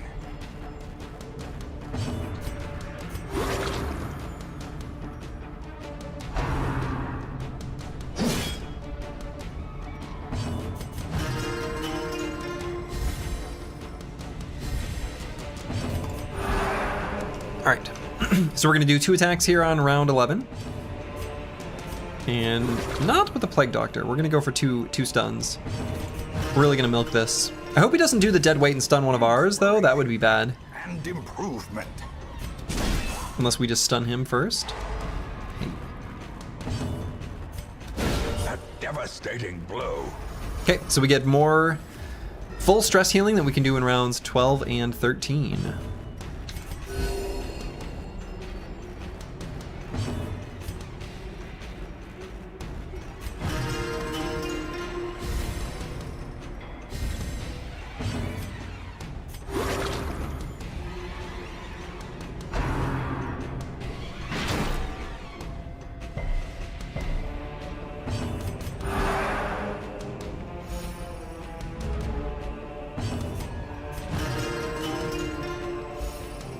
This is going well.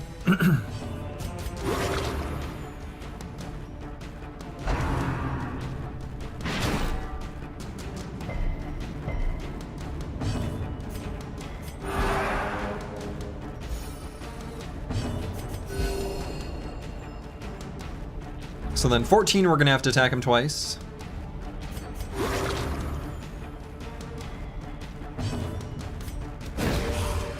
Excellent. And this technically counts as an attack. So this can let us completely, absolutely, fully heal the stress if we desire. And we do. So then 15, 16 are now fully on the table.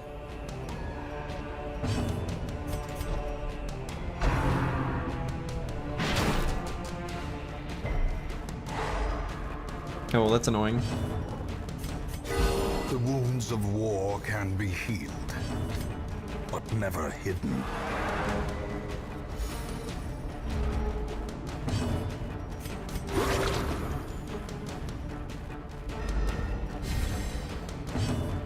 So actually I'm gonna move here. That way we get a stress heal next round.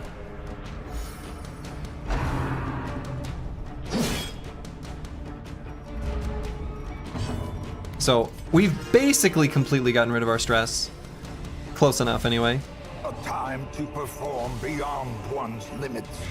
We've got 1 stress here, 1 stress there. That is basically 0.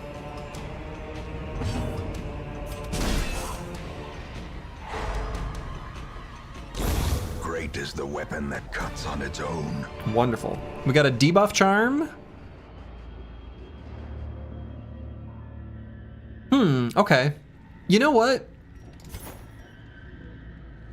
Unlike an occultist, if we're going to be doing vulnerability hex or things like that, that actually might be good. Oh wait, no, that's not for, that's for our resist. Oh. Yeah, I don't know, that's questionable value. All right. Regular sarcophagus so far has only been bad. So I've done nothing, I've done holy water, and I've done bandages. And it was only bad. We could try a shovel to just pry it open. We could try it, but it won't do anything. We could try a key. It doesn't say it's locked. Yeah, okay, come on. Nothing else really makes sense, but I didn't like the way the medicinal herbs didn't make sense.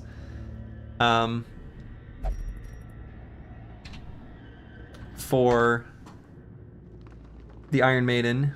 I've already tried bandages because I was like, why not bandage up the sarcophagus in there? Thank God herbs didn't work. I know, you'd never hear the end of it.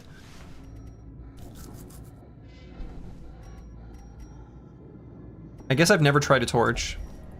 Okay. I've also never tried anti-venom and laudanum. I didn't even bring any laudanum.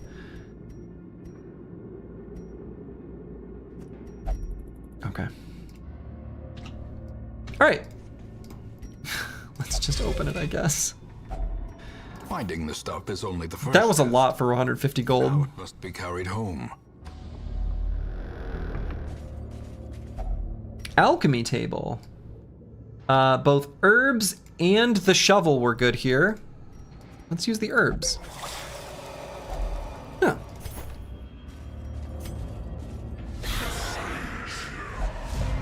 $150 gold coated in random bullshit. Yeah.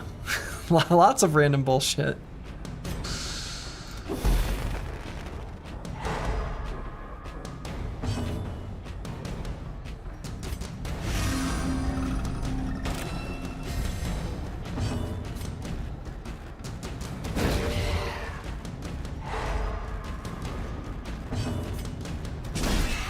Okay, we just stunned all of them for the first round of combat. That was kind of cute.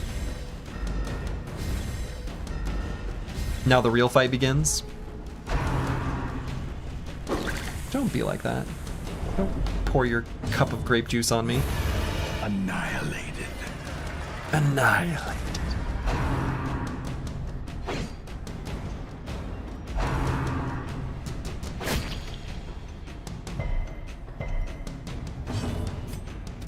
Alright, so that's our 2 attacks. So let's heal back up to full.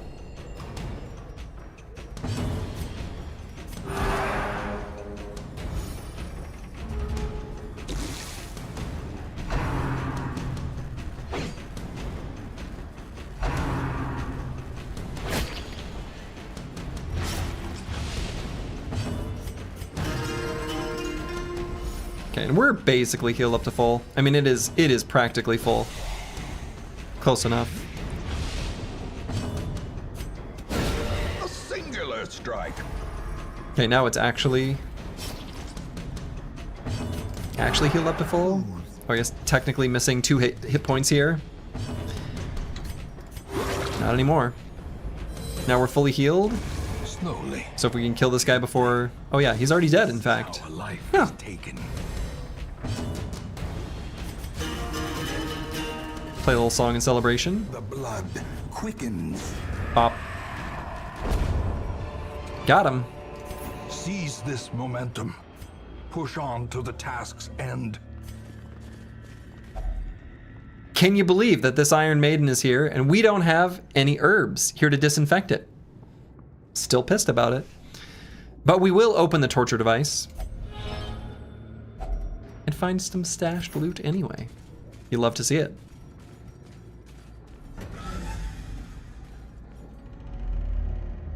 Alright, literally nothing here. So let's just walk back. We're gonna accumulate some stress on the way. We do have a torch that we could use to, like, we've got 3 of them, so we could light some torches. Just to make it so we take a little bit less stress damage.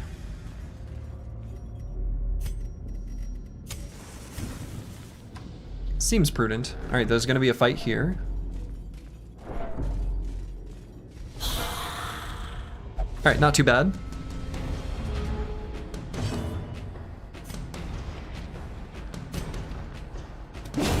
Back to the pit.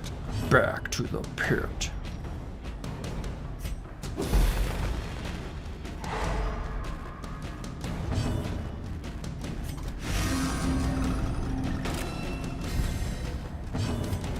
Another one falls.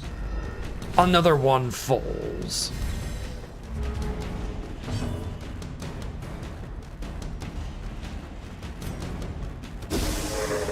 Double stun is so good. It's so good. Yeah, it really is.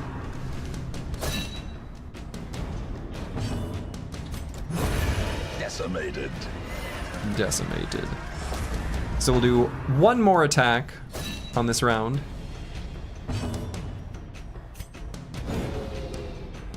And then we get a 1 round of freebie here. As the light gains purchase, spirits are lifted, and purpose is made clear. It's the Pot of Greed of Darkest Dungeon. Boy, I feel like there's a lot of greed that you can seek out in this game, if your heart desires it. In mine, it does. Alright, so now we need to do 2 attacks.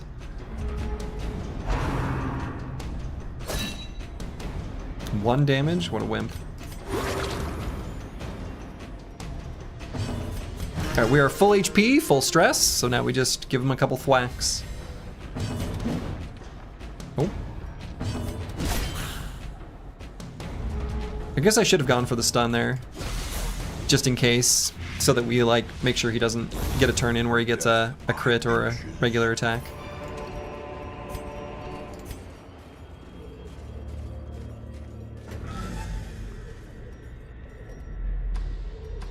Alright, so there's an obstacle there. We do have a shovel. It's our last shovel. Even the cold stone seems bent on preventing passage. Hunger, okay. I wonder if 4 antiquarians quadruple the antiques? Don't answer me, chat. Yeah, I mean, hey, we could science it. I could get another antiquarian. I appreciate the disclaimer at the end. Don't answer me. Locked display cabinet. We've got a shovel and a key we could use. Let's just use the key. Treasures are stashed inside. Gold, trinkets and baubles, paid for in blood.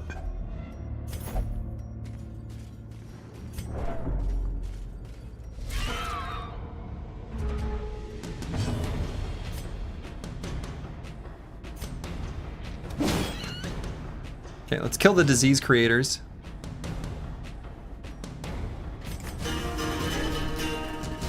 Boom, boom, ba-dum, bam, bam.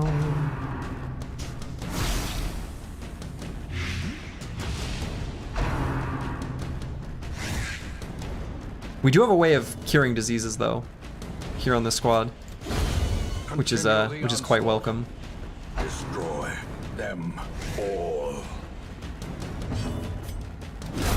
Another abomination cleansed from our lands.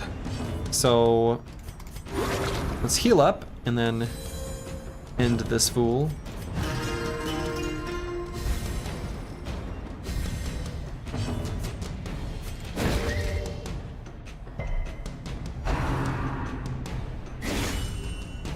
Crit?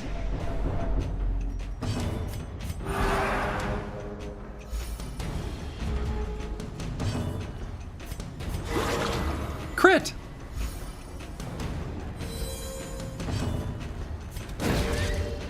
Get stunned, fool. So now we can do this, which counts as an attack.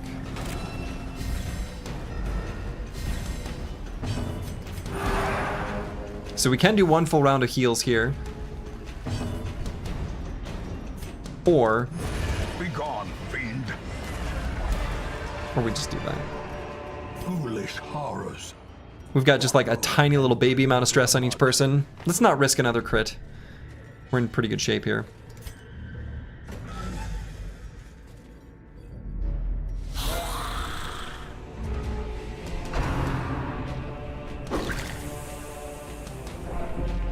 Wine spillers.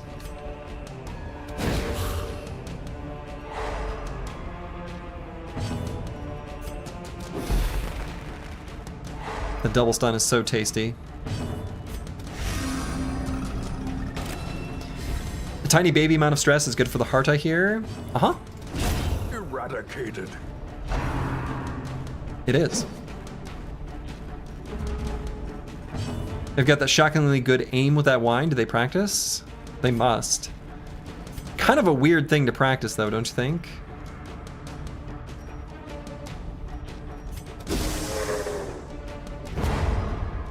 Oh well, still stunned him.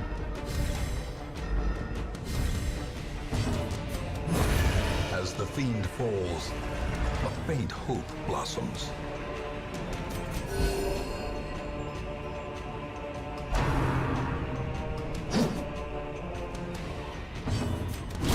press Okay. this advantage. So now we'll get Quarter. 2 rounds of healing. Here in 3 and 4.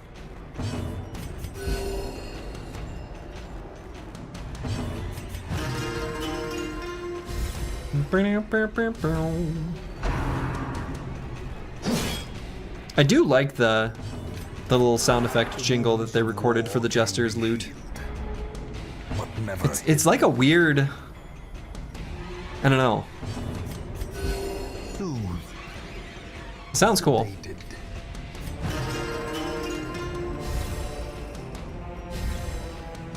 You seem to manage to keep the red bar full reliably, but you keep failing to fill up the white bar. Any idea what the issue could be? I mean, that was just some progress on the white bar there. I don't know if you noticed.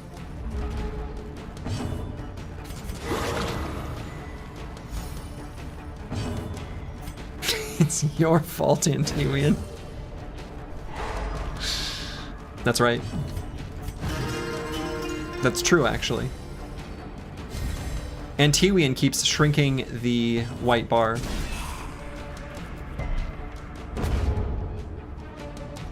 Okay, so 6 and 7 can both be used to heal our stress.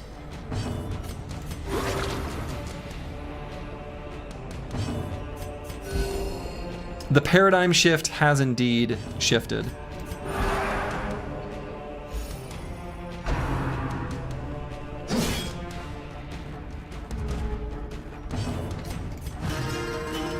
Antiwian hates white bars, you heard it here first. Man, just when you think you know someone. Surgical precision. Preventing heart attacks since run 2 attempt 3.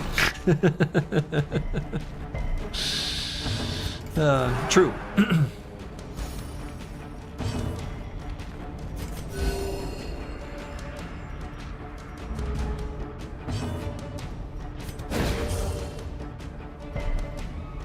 Resist.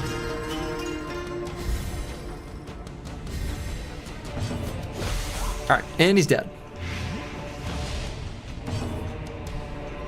On our terms. confidence surges as the enemy crumbles. So we could diminish light levels before claiming the chest.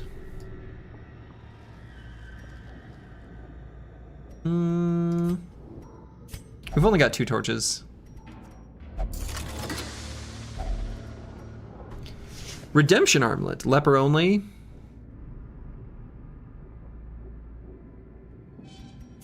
I don't know. And do we want to carry a shovel?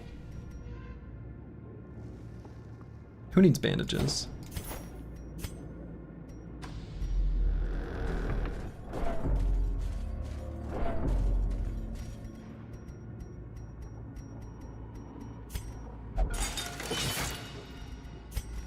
Okay. Disarmed. A handsome reward for a task. Plague Doctor really helps with the whole bandage thing. Yeah, absolutely. Ooh. Okay, let's go here first.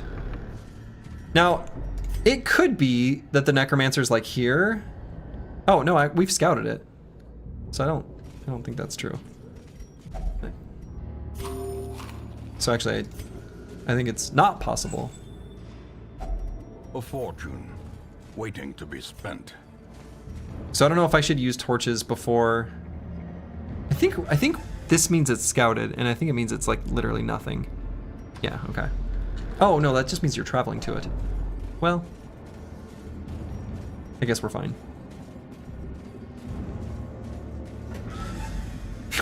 Yeah, a fortune waiting to be spent, the torch, yeah. There's a few narrator lines that are a little bit like, yeah? Alright, altar of light. Holy water. Now, the only thing I'm thinking is, and why am I just calling it altar? I think that's given us, in each time I've done it, I'm pretty sure it was a buff until your next rest, and I think we're gonna rest relatively soon, so maybe we'll just pray, and let's have the Vestal do it. Okay, I guess same results. Okay.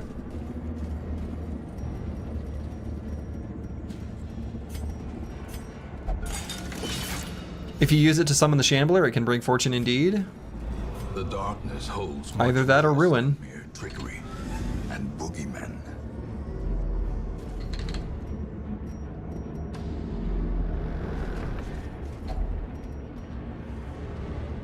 Books. Hard-skinned? Oh, it's good. I thought that could go either way. Great. So we're walking into a fight in complete darkness, but I think I want to save the torches for the Necromancer fight. Oh, they're surprised.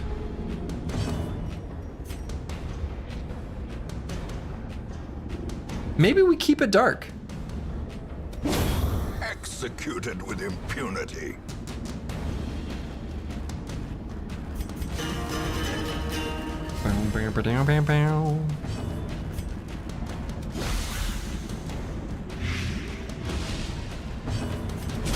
Their formation is broken. Maintain the offensive.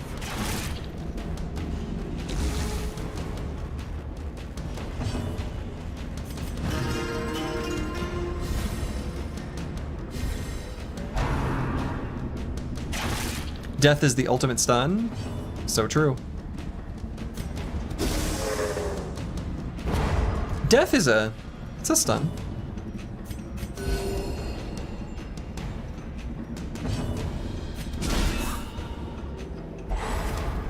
Thou art judged. Let's be done with this rabble. True.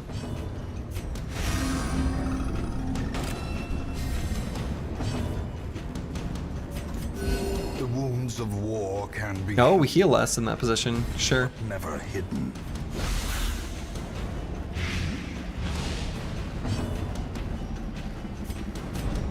I could do Inspiring Cry, but then it's no longer pure dark. Maybe bigger rewards? I think so. They can be beaten.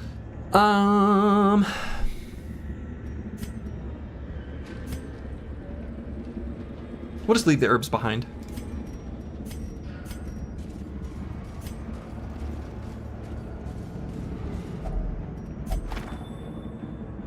Eat the herbs, I'm hungry. I guess we could do that too. Are often low on supplies. Okay. Blood-soaked pages torn from a journal. 6 of 6. I cannot recall why we ventured onto land. Why did we leave when Mother Ocean provided all we needed beneath her tender waves? I will now return home, back to her embrace. Indecipherable scratchings fill the remainder of the page. We've seen that one. Let's see. What do we take instead of the gold? Or what do we get rid of? The torches.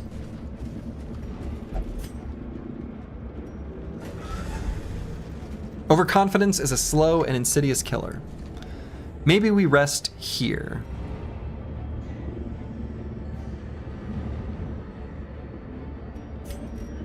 Yeah. Circle in the dark. The battle. So let's just do half. We're gonna keep 2 food in case we run into a we're hungry event on the way.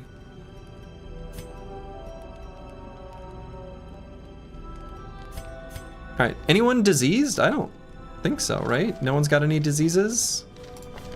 Wow, there's not even anyone for our plague doctor to cure.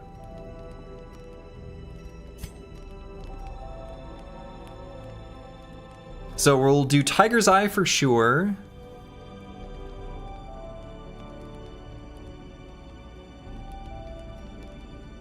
Bless for sure.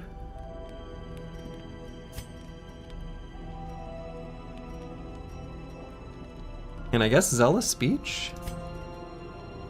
So who do we want to give accuracy and crit to? Probably Curse Word.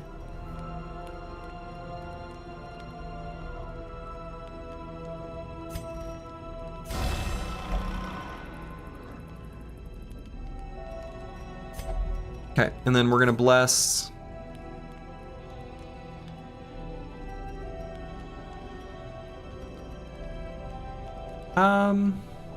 Accuracy and dodge. Probably someone who needs the dodge. So you know who I might give it to?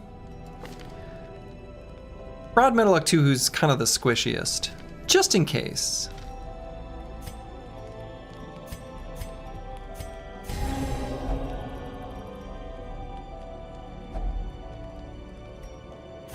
And then with our remaining 6...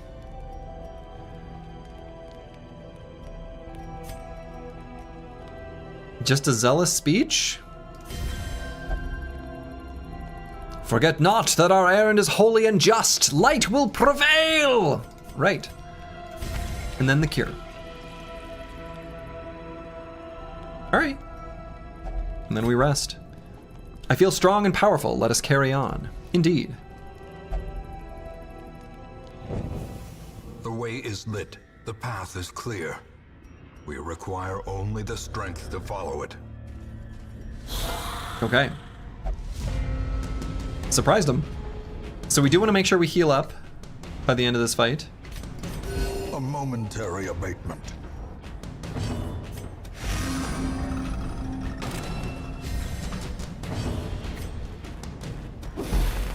Bring this bone lady to her knees with a stun. Or dude? Unclear in this case.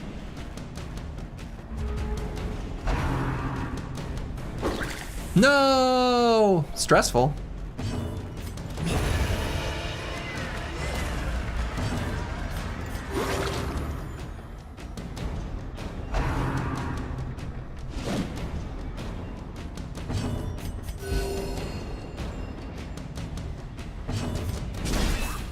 Alright, so that was 2 attacks, so we should be able to cure the stress now. Do skeletons have genders? Because they did, does that mean they still do? You know?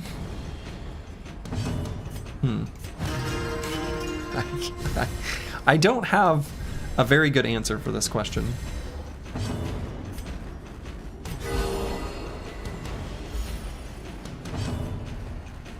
Oh.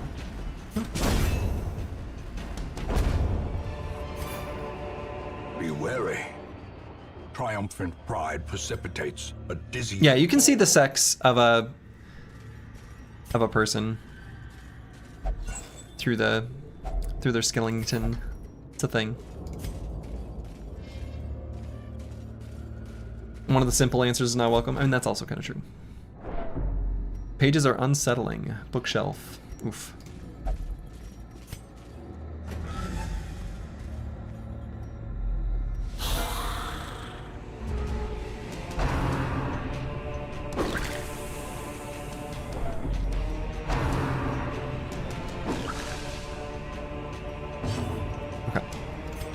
So we'll take care of the bone courtiers.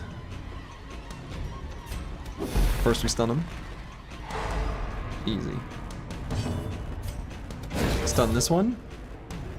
Maybe we stun the entire enemy squad. Satisfying.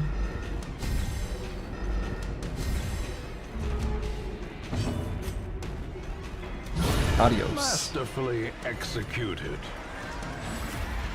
Okay, so we do want to make sure we're in full fighting form before we fight the boss. Okay, let's pull this guy forward even if we don't stun. Oh, oops, I did the wrong one. I did the wrong ability. Beautiful yellow circles, beautiful yellow circles.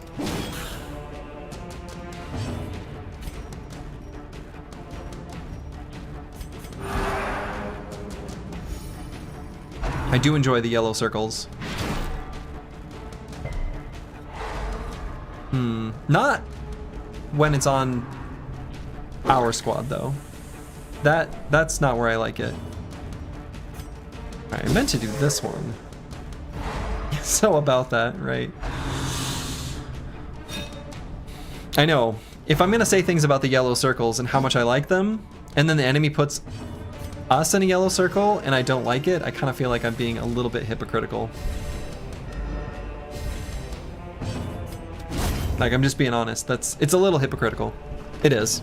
I recognize this.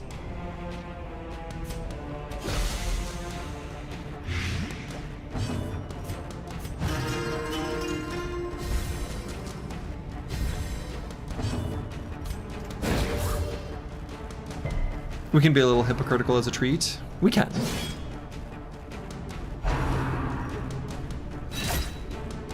Excuse me?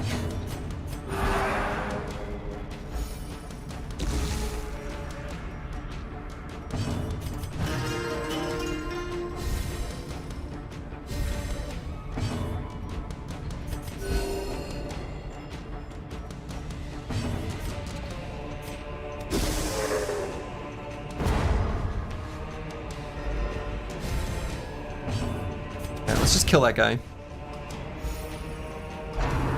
So we're fully healed of our stress. We just need to bump up our hit points a little tiny bit. Just a little baby heal. A baby heal is all we need, and then we're in good shape. Excellent. And we've got our torch fully lit. No, we don't. Not fully. Let's try to get it fully lit.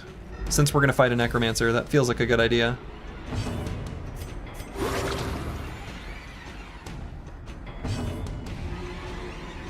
So actually I'm gonna do this ability. So that's 2 attacks. Now let's light up our torch, and then we can kill him. Yeah, okay. The promise of safety. There we go.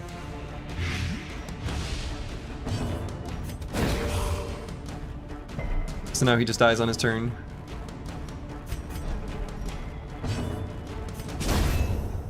Or on our turn.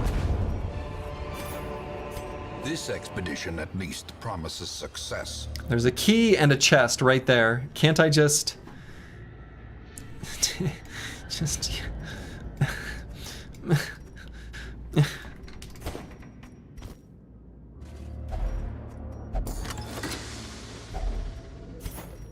I found a way. Solve the riddle. Move to this boss room. Okay. So far the boss has only ever been in the furthest square from the start. I think.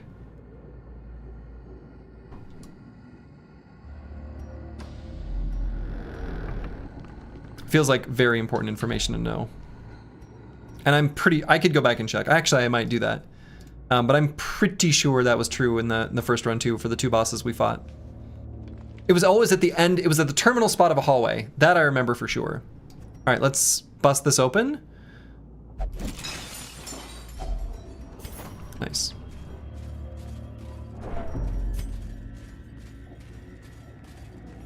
It was such a confident statement until it wasn't. Well, I realized that I was confident in it being the terminal room of a hallway, but like 95% confident that it was the furthest away. There might have been like a tie. It was far away from the start in each case. Towering, fierce, terrible, nightmare-made material. You know, for an apprentice, this is a spooky looking enemy. Oh, our starting position. I've made an error. I mean, it's okay, but I'm wasting one whole move here for no reason.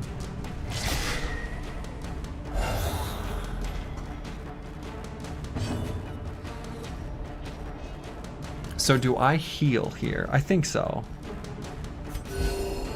He's got salad fingers. Have you ever seen the salad fingers video? Does anyone know what I'm talking about? If you do, I'm sorry.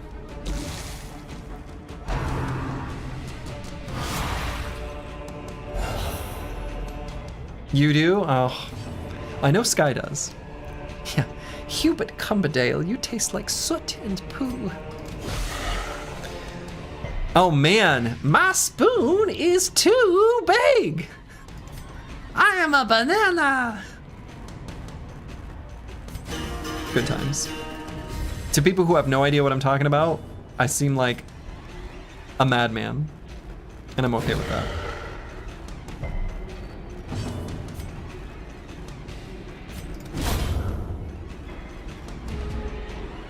Yeah, if all he does is just raise one little guy each time, he's not so bad. Let's keep buffing. One more. The YouTube era? I mean, I'm kind of thinking of pre-YouTube. The Don Hertzfeld OG videos, like Salad Fingers. Actually, Salad Fingers I think was Flash. Okay, got that stun. Okay. I want to end him with one real big crit. That's kind of the dream here. Newgrounds and the like? Yeah, exactly. Yeah, rejected cartoons. Yes. A momentary abatement. Yeah, probably found on Newgrounds.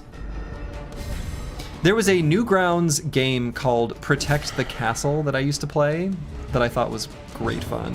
All right, if this finale crits... No, I guess crit is like what, 1.5 damage? Well, sad.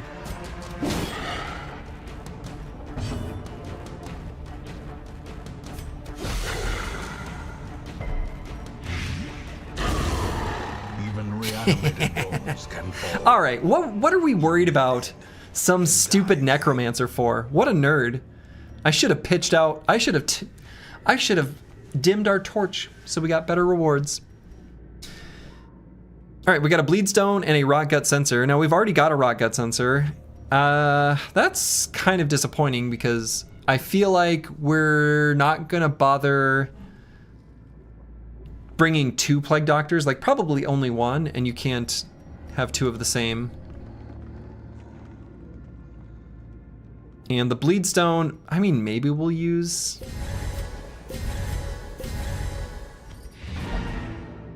Okay.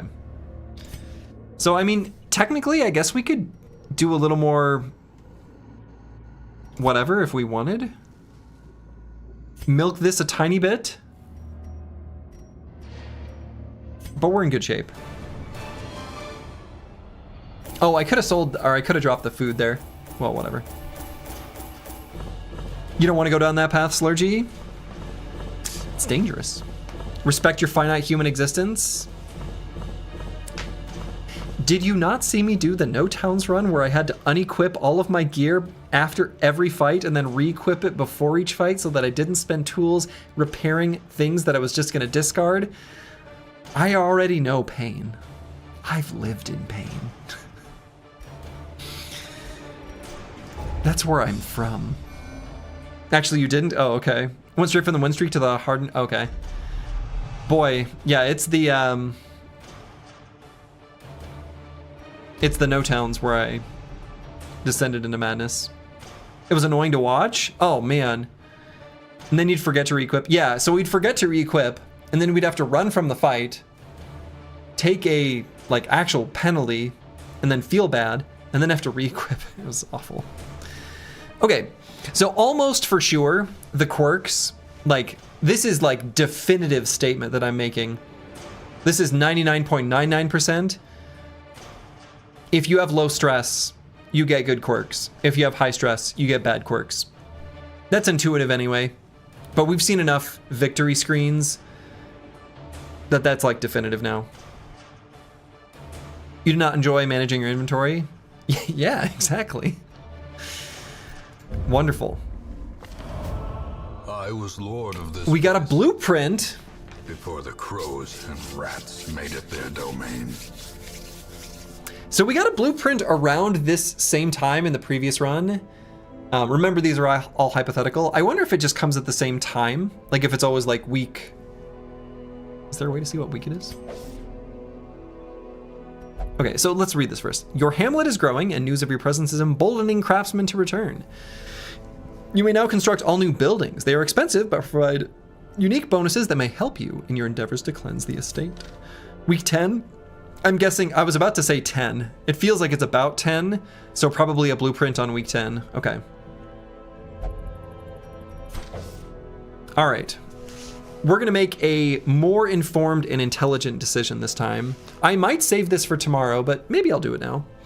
All right, district currencies. Most district buildings require blueprints and heirlooms to build.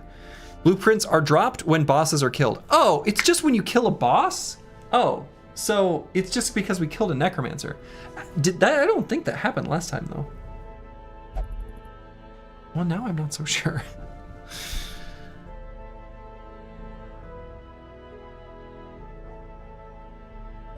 I'm not sure.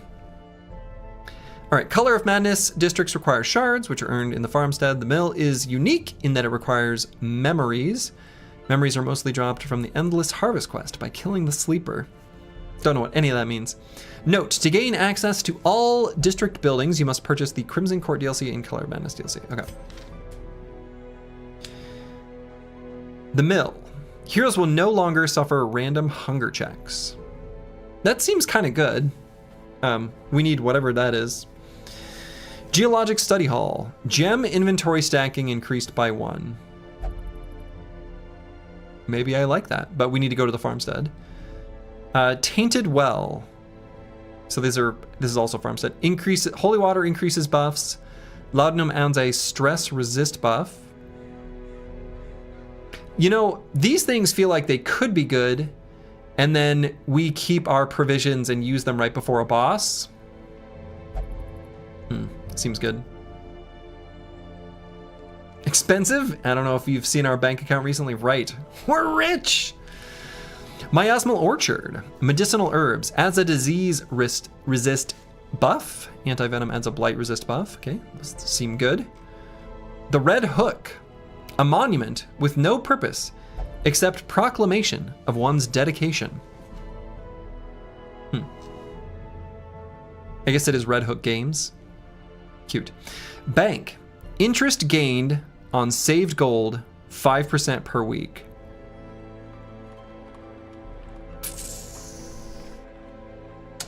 Interesting. So in a lot of games like this is like the most important type of thing to get early on. You know, line go up, etc., etc. Compound interest. Interesting. Oh man.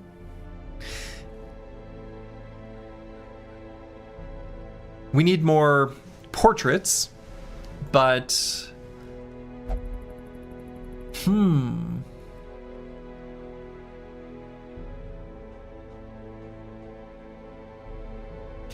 Can you comment if you're also seeing the districts for the first time? Have you played Darkest Dungeon before, though? Because the reason I asked that question is I'm going to give my line of thought, because this might be where I'm going at it. I don't know how expensive stuff is later in the game.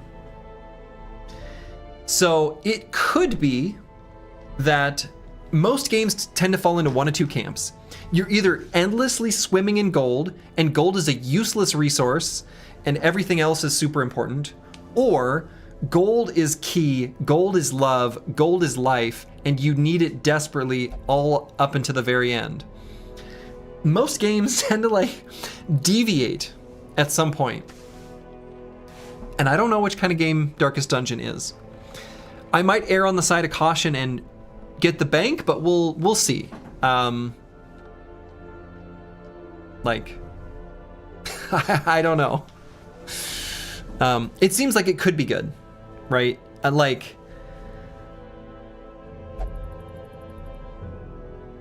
I wouldn't be surprised. I know that like doing stuff with quirks is pretty expensive, and I would not be surprised if like the latest upgrades or like the final upgrades for like weapons and armor are like astronomically expensive. But maybe they're not. Like I don't know. I'm just sort of speculating.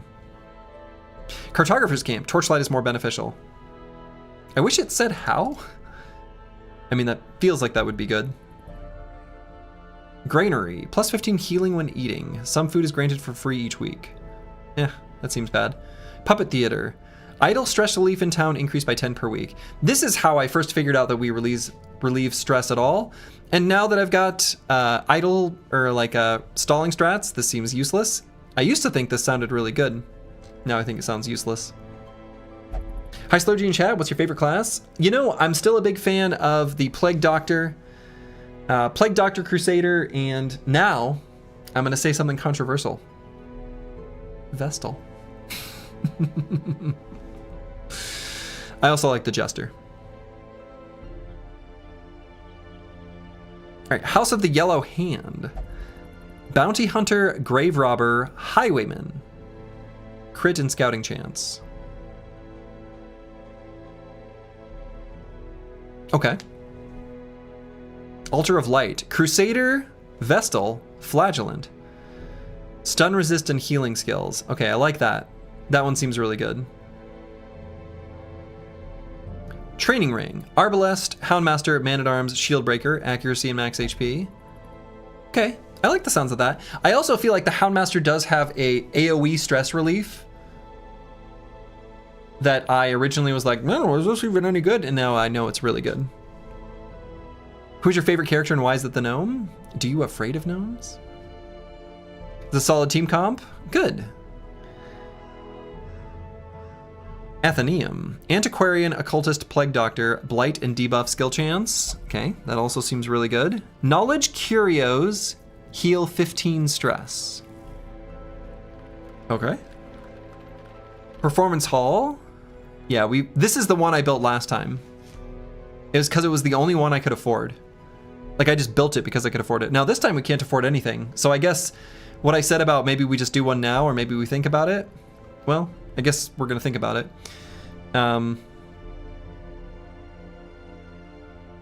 Minus 10% stress, plus 2 speed, finale, plus 20% damage. I love that. I do love that. I do enjoy the Jester. And then the Outsider's Bonfire, 2 additional respite points if you have at least 1 Abomination Hellion. I do not know what a respite point is. What is it, actually, hold on. Time cost, okay, never mind. I thought that might be like what you spend when you're resting, but I guess not. I have no idea what a respite cost is. 2 additional respite points. A respite? What could it be?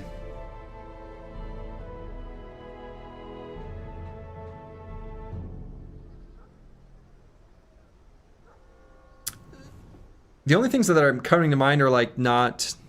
So there's like the death resist, but they would call it death resist. Maybe it's something to do with healing. I don't know.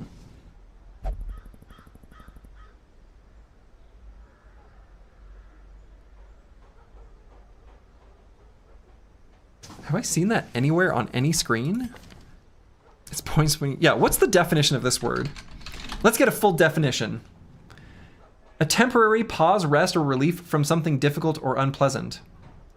Well, that's why I thought it would be... That's why I thought it'd maybe be a camping skill, but those are time. It's also used as a verb to describe the act of granting a delay or providing temporary relief. Is it used in the... No.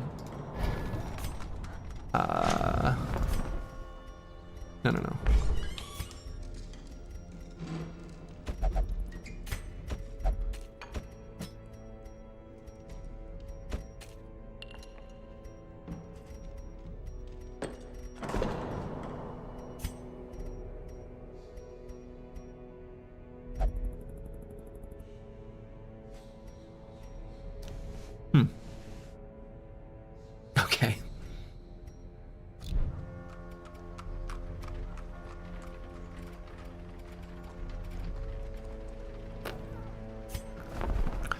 I would guess it's just rest points, but they're not consistent about the name. Yeah. That's probably it, actually. That seems right. They just call it time cost on one screen, but respite points on another. Because that number makes sense, right? Because you get 12. And making it where you gain 2 additional is like about on par. I think that seems reasonably likely. Let's see when you make it. Yeah, we'll have to see when we make it. Exactly. So we're not able to afford any of these. My current thought is probably just the bank, which is maybe incorrect, but you know what? If we end up with all the gold in the world, then we're happy. One is points and one is the cost. Yeah, that's true, right? One is the cost, like the currency that you're spending, and one is the bucket that you're filling. Yeah, I don't know. The red hook is your vote. Seems a little expensive. But yeah, we'll maybe go with the bank, and then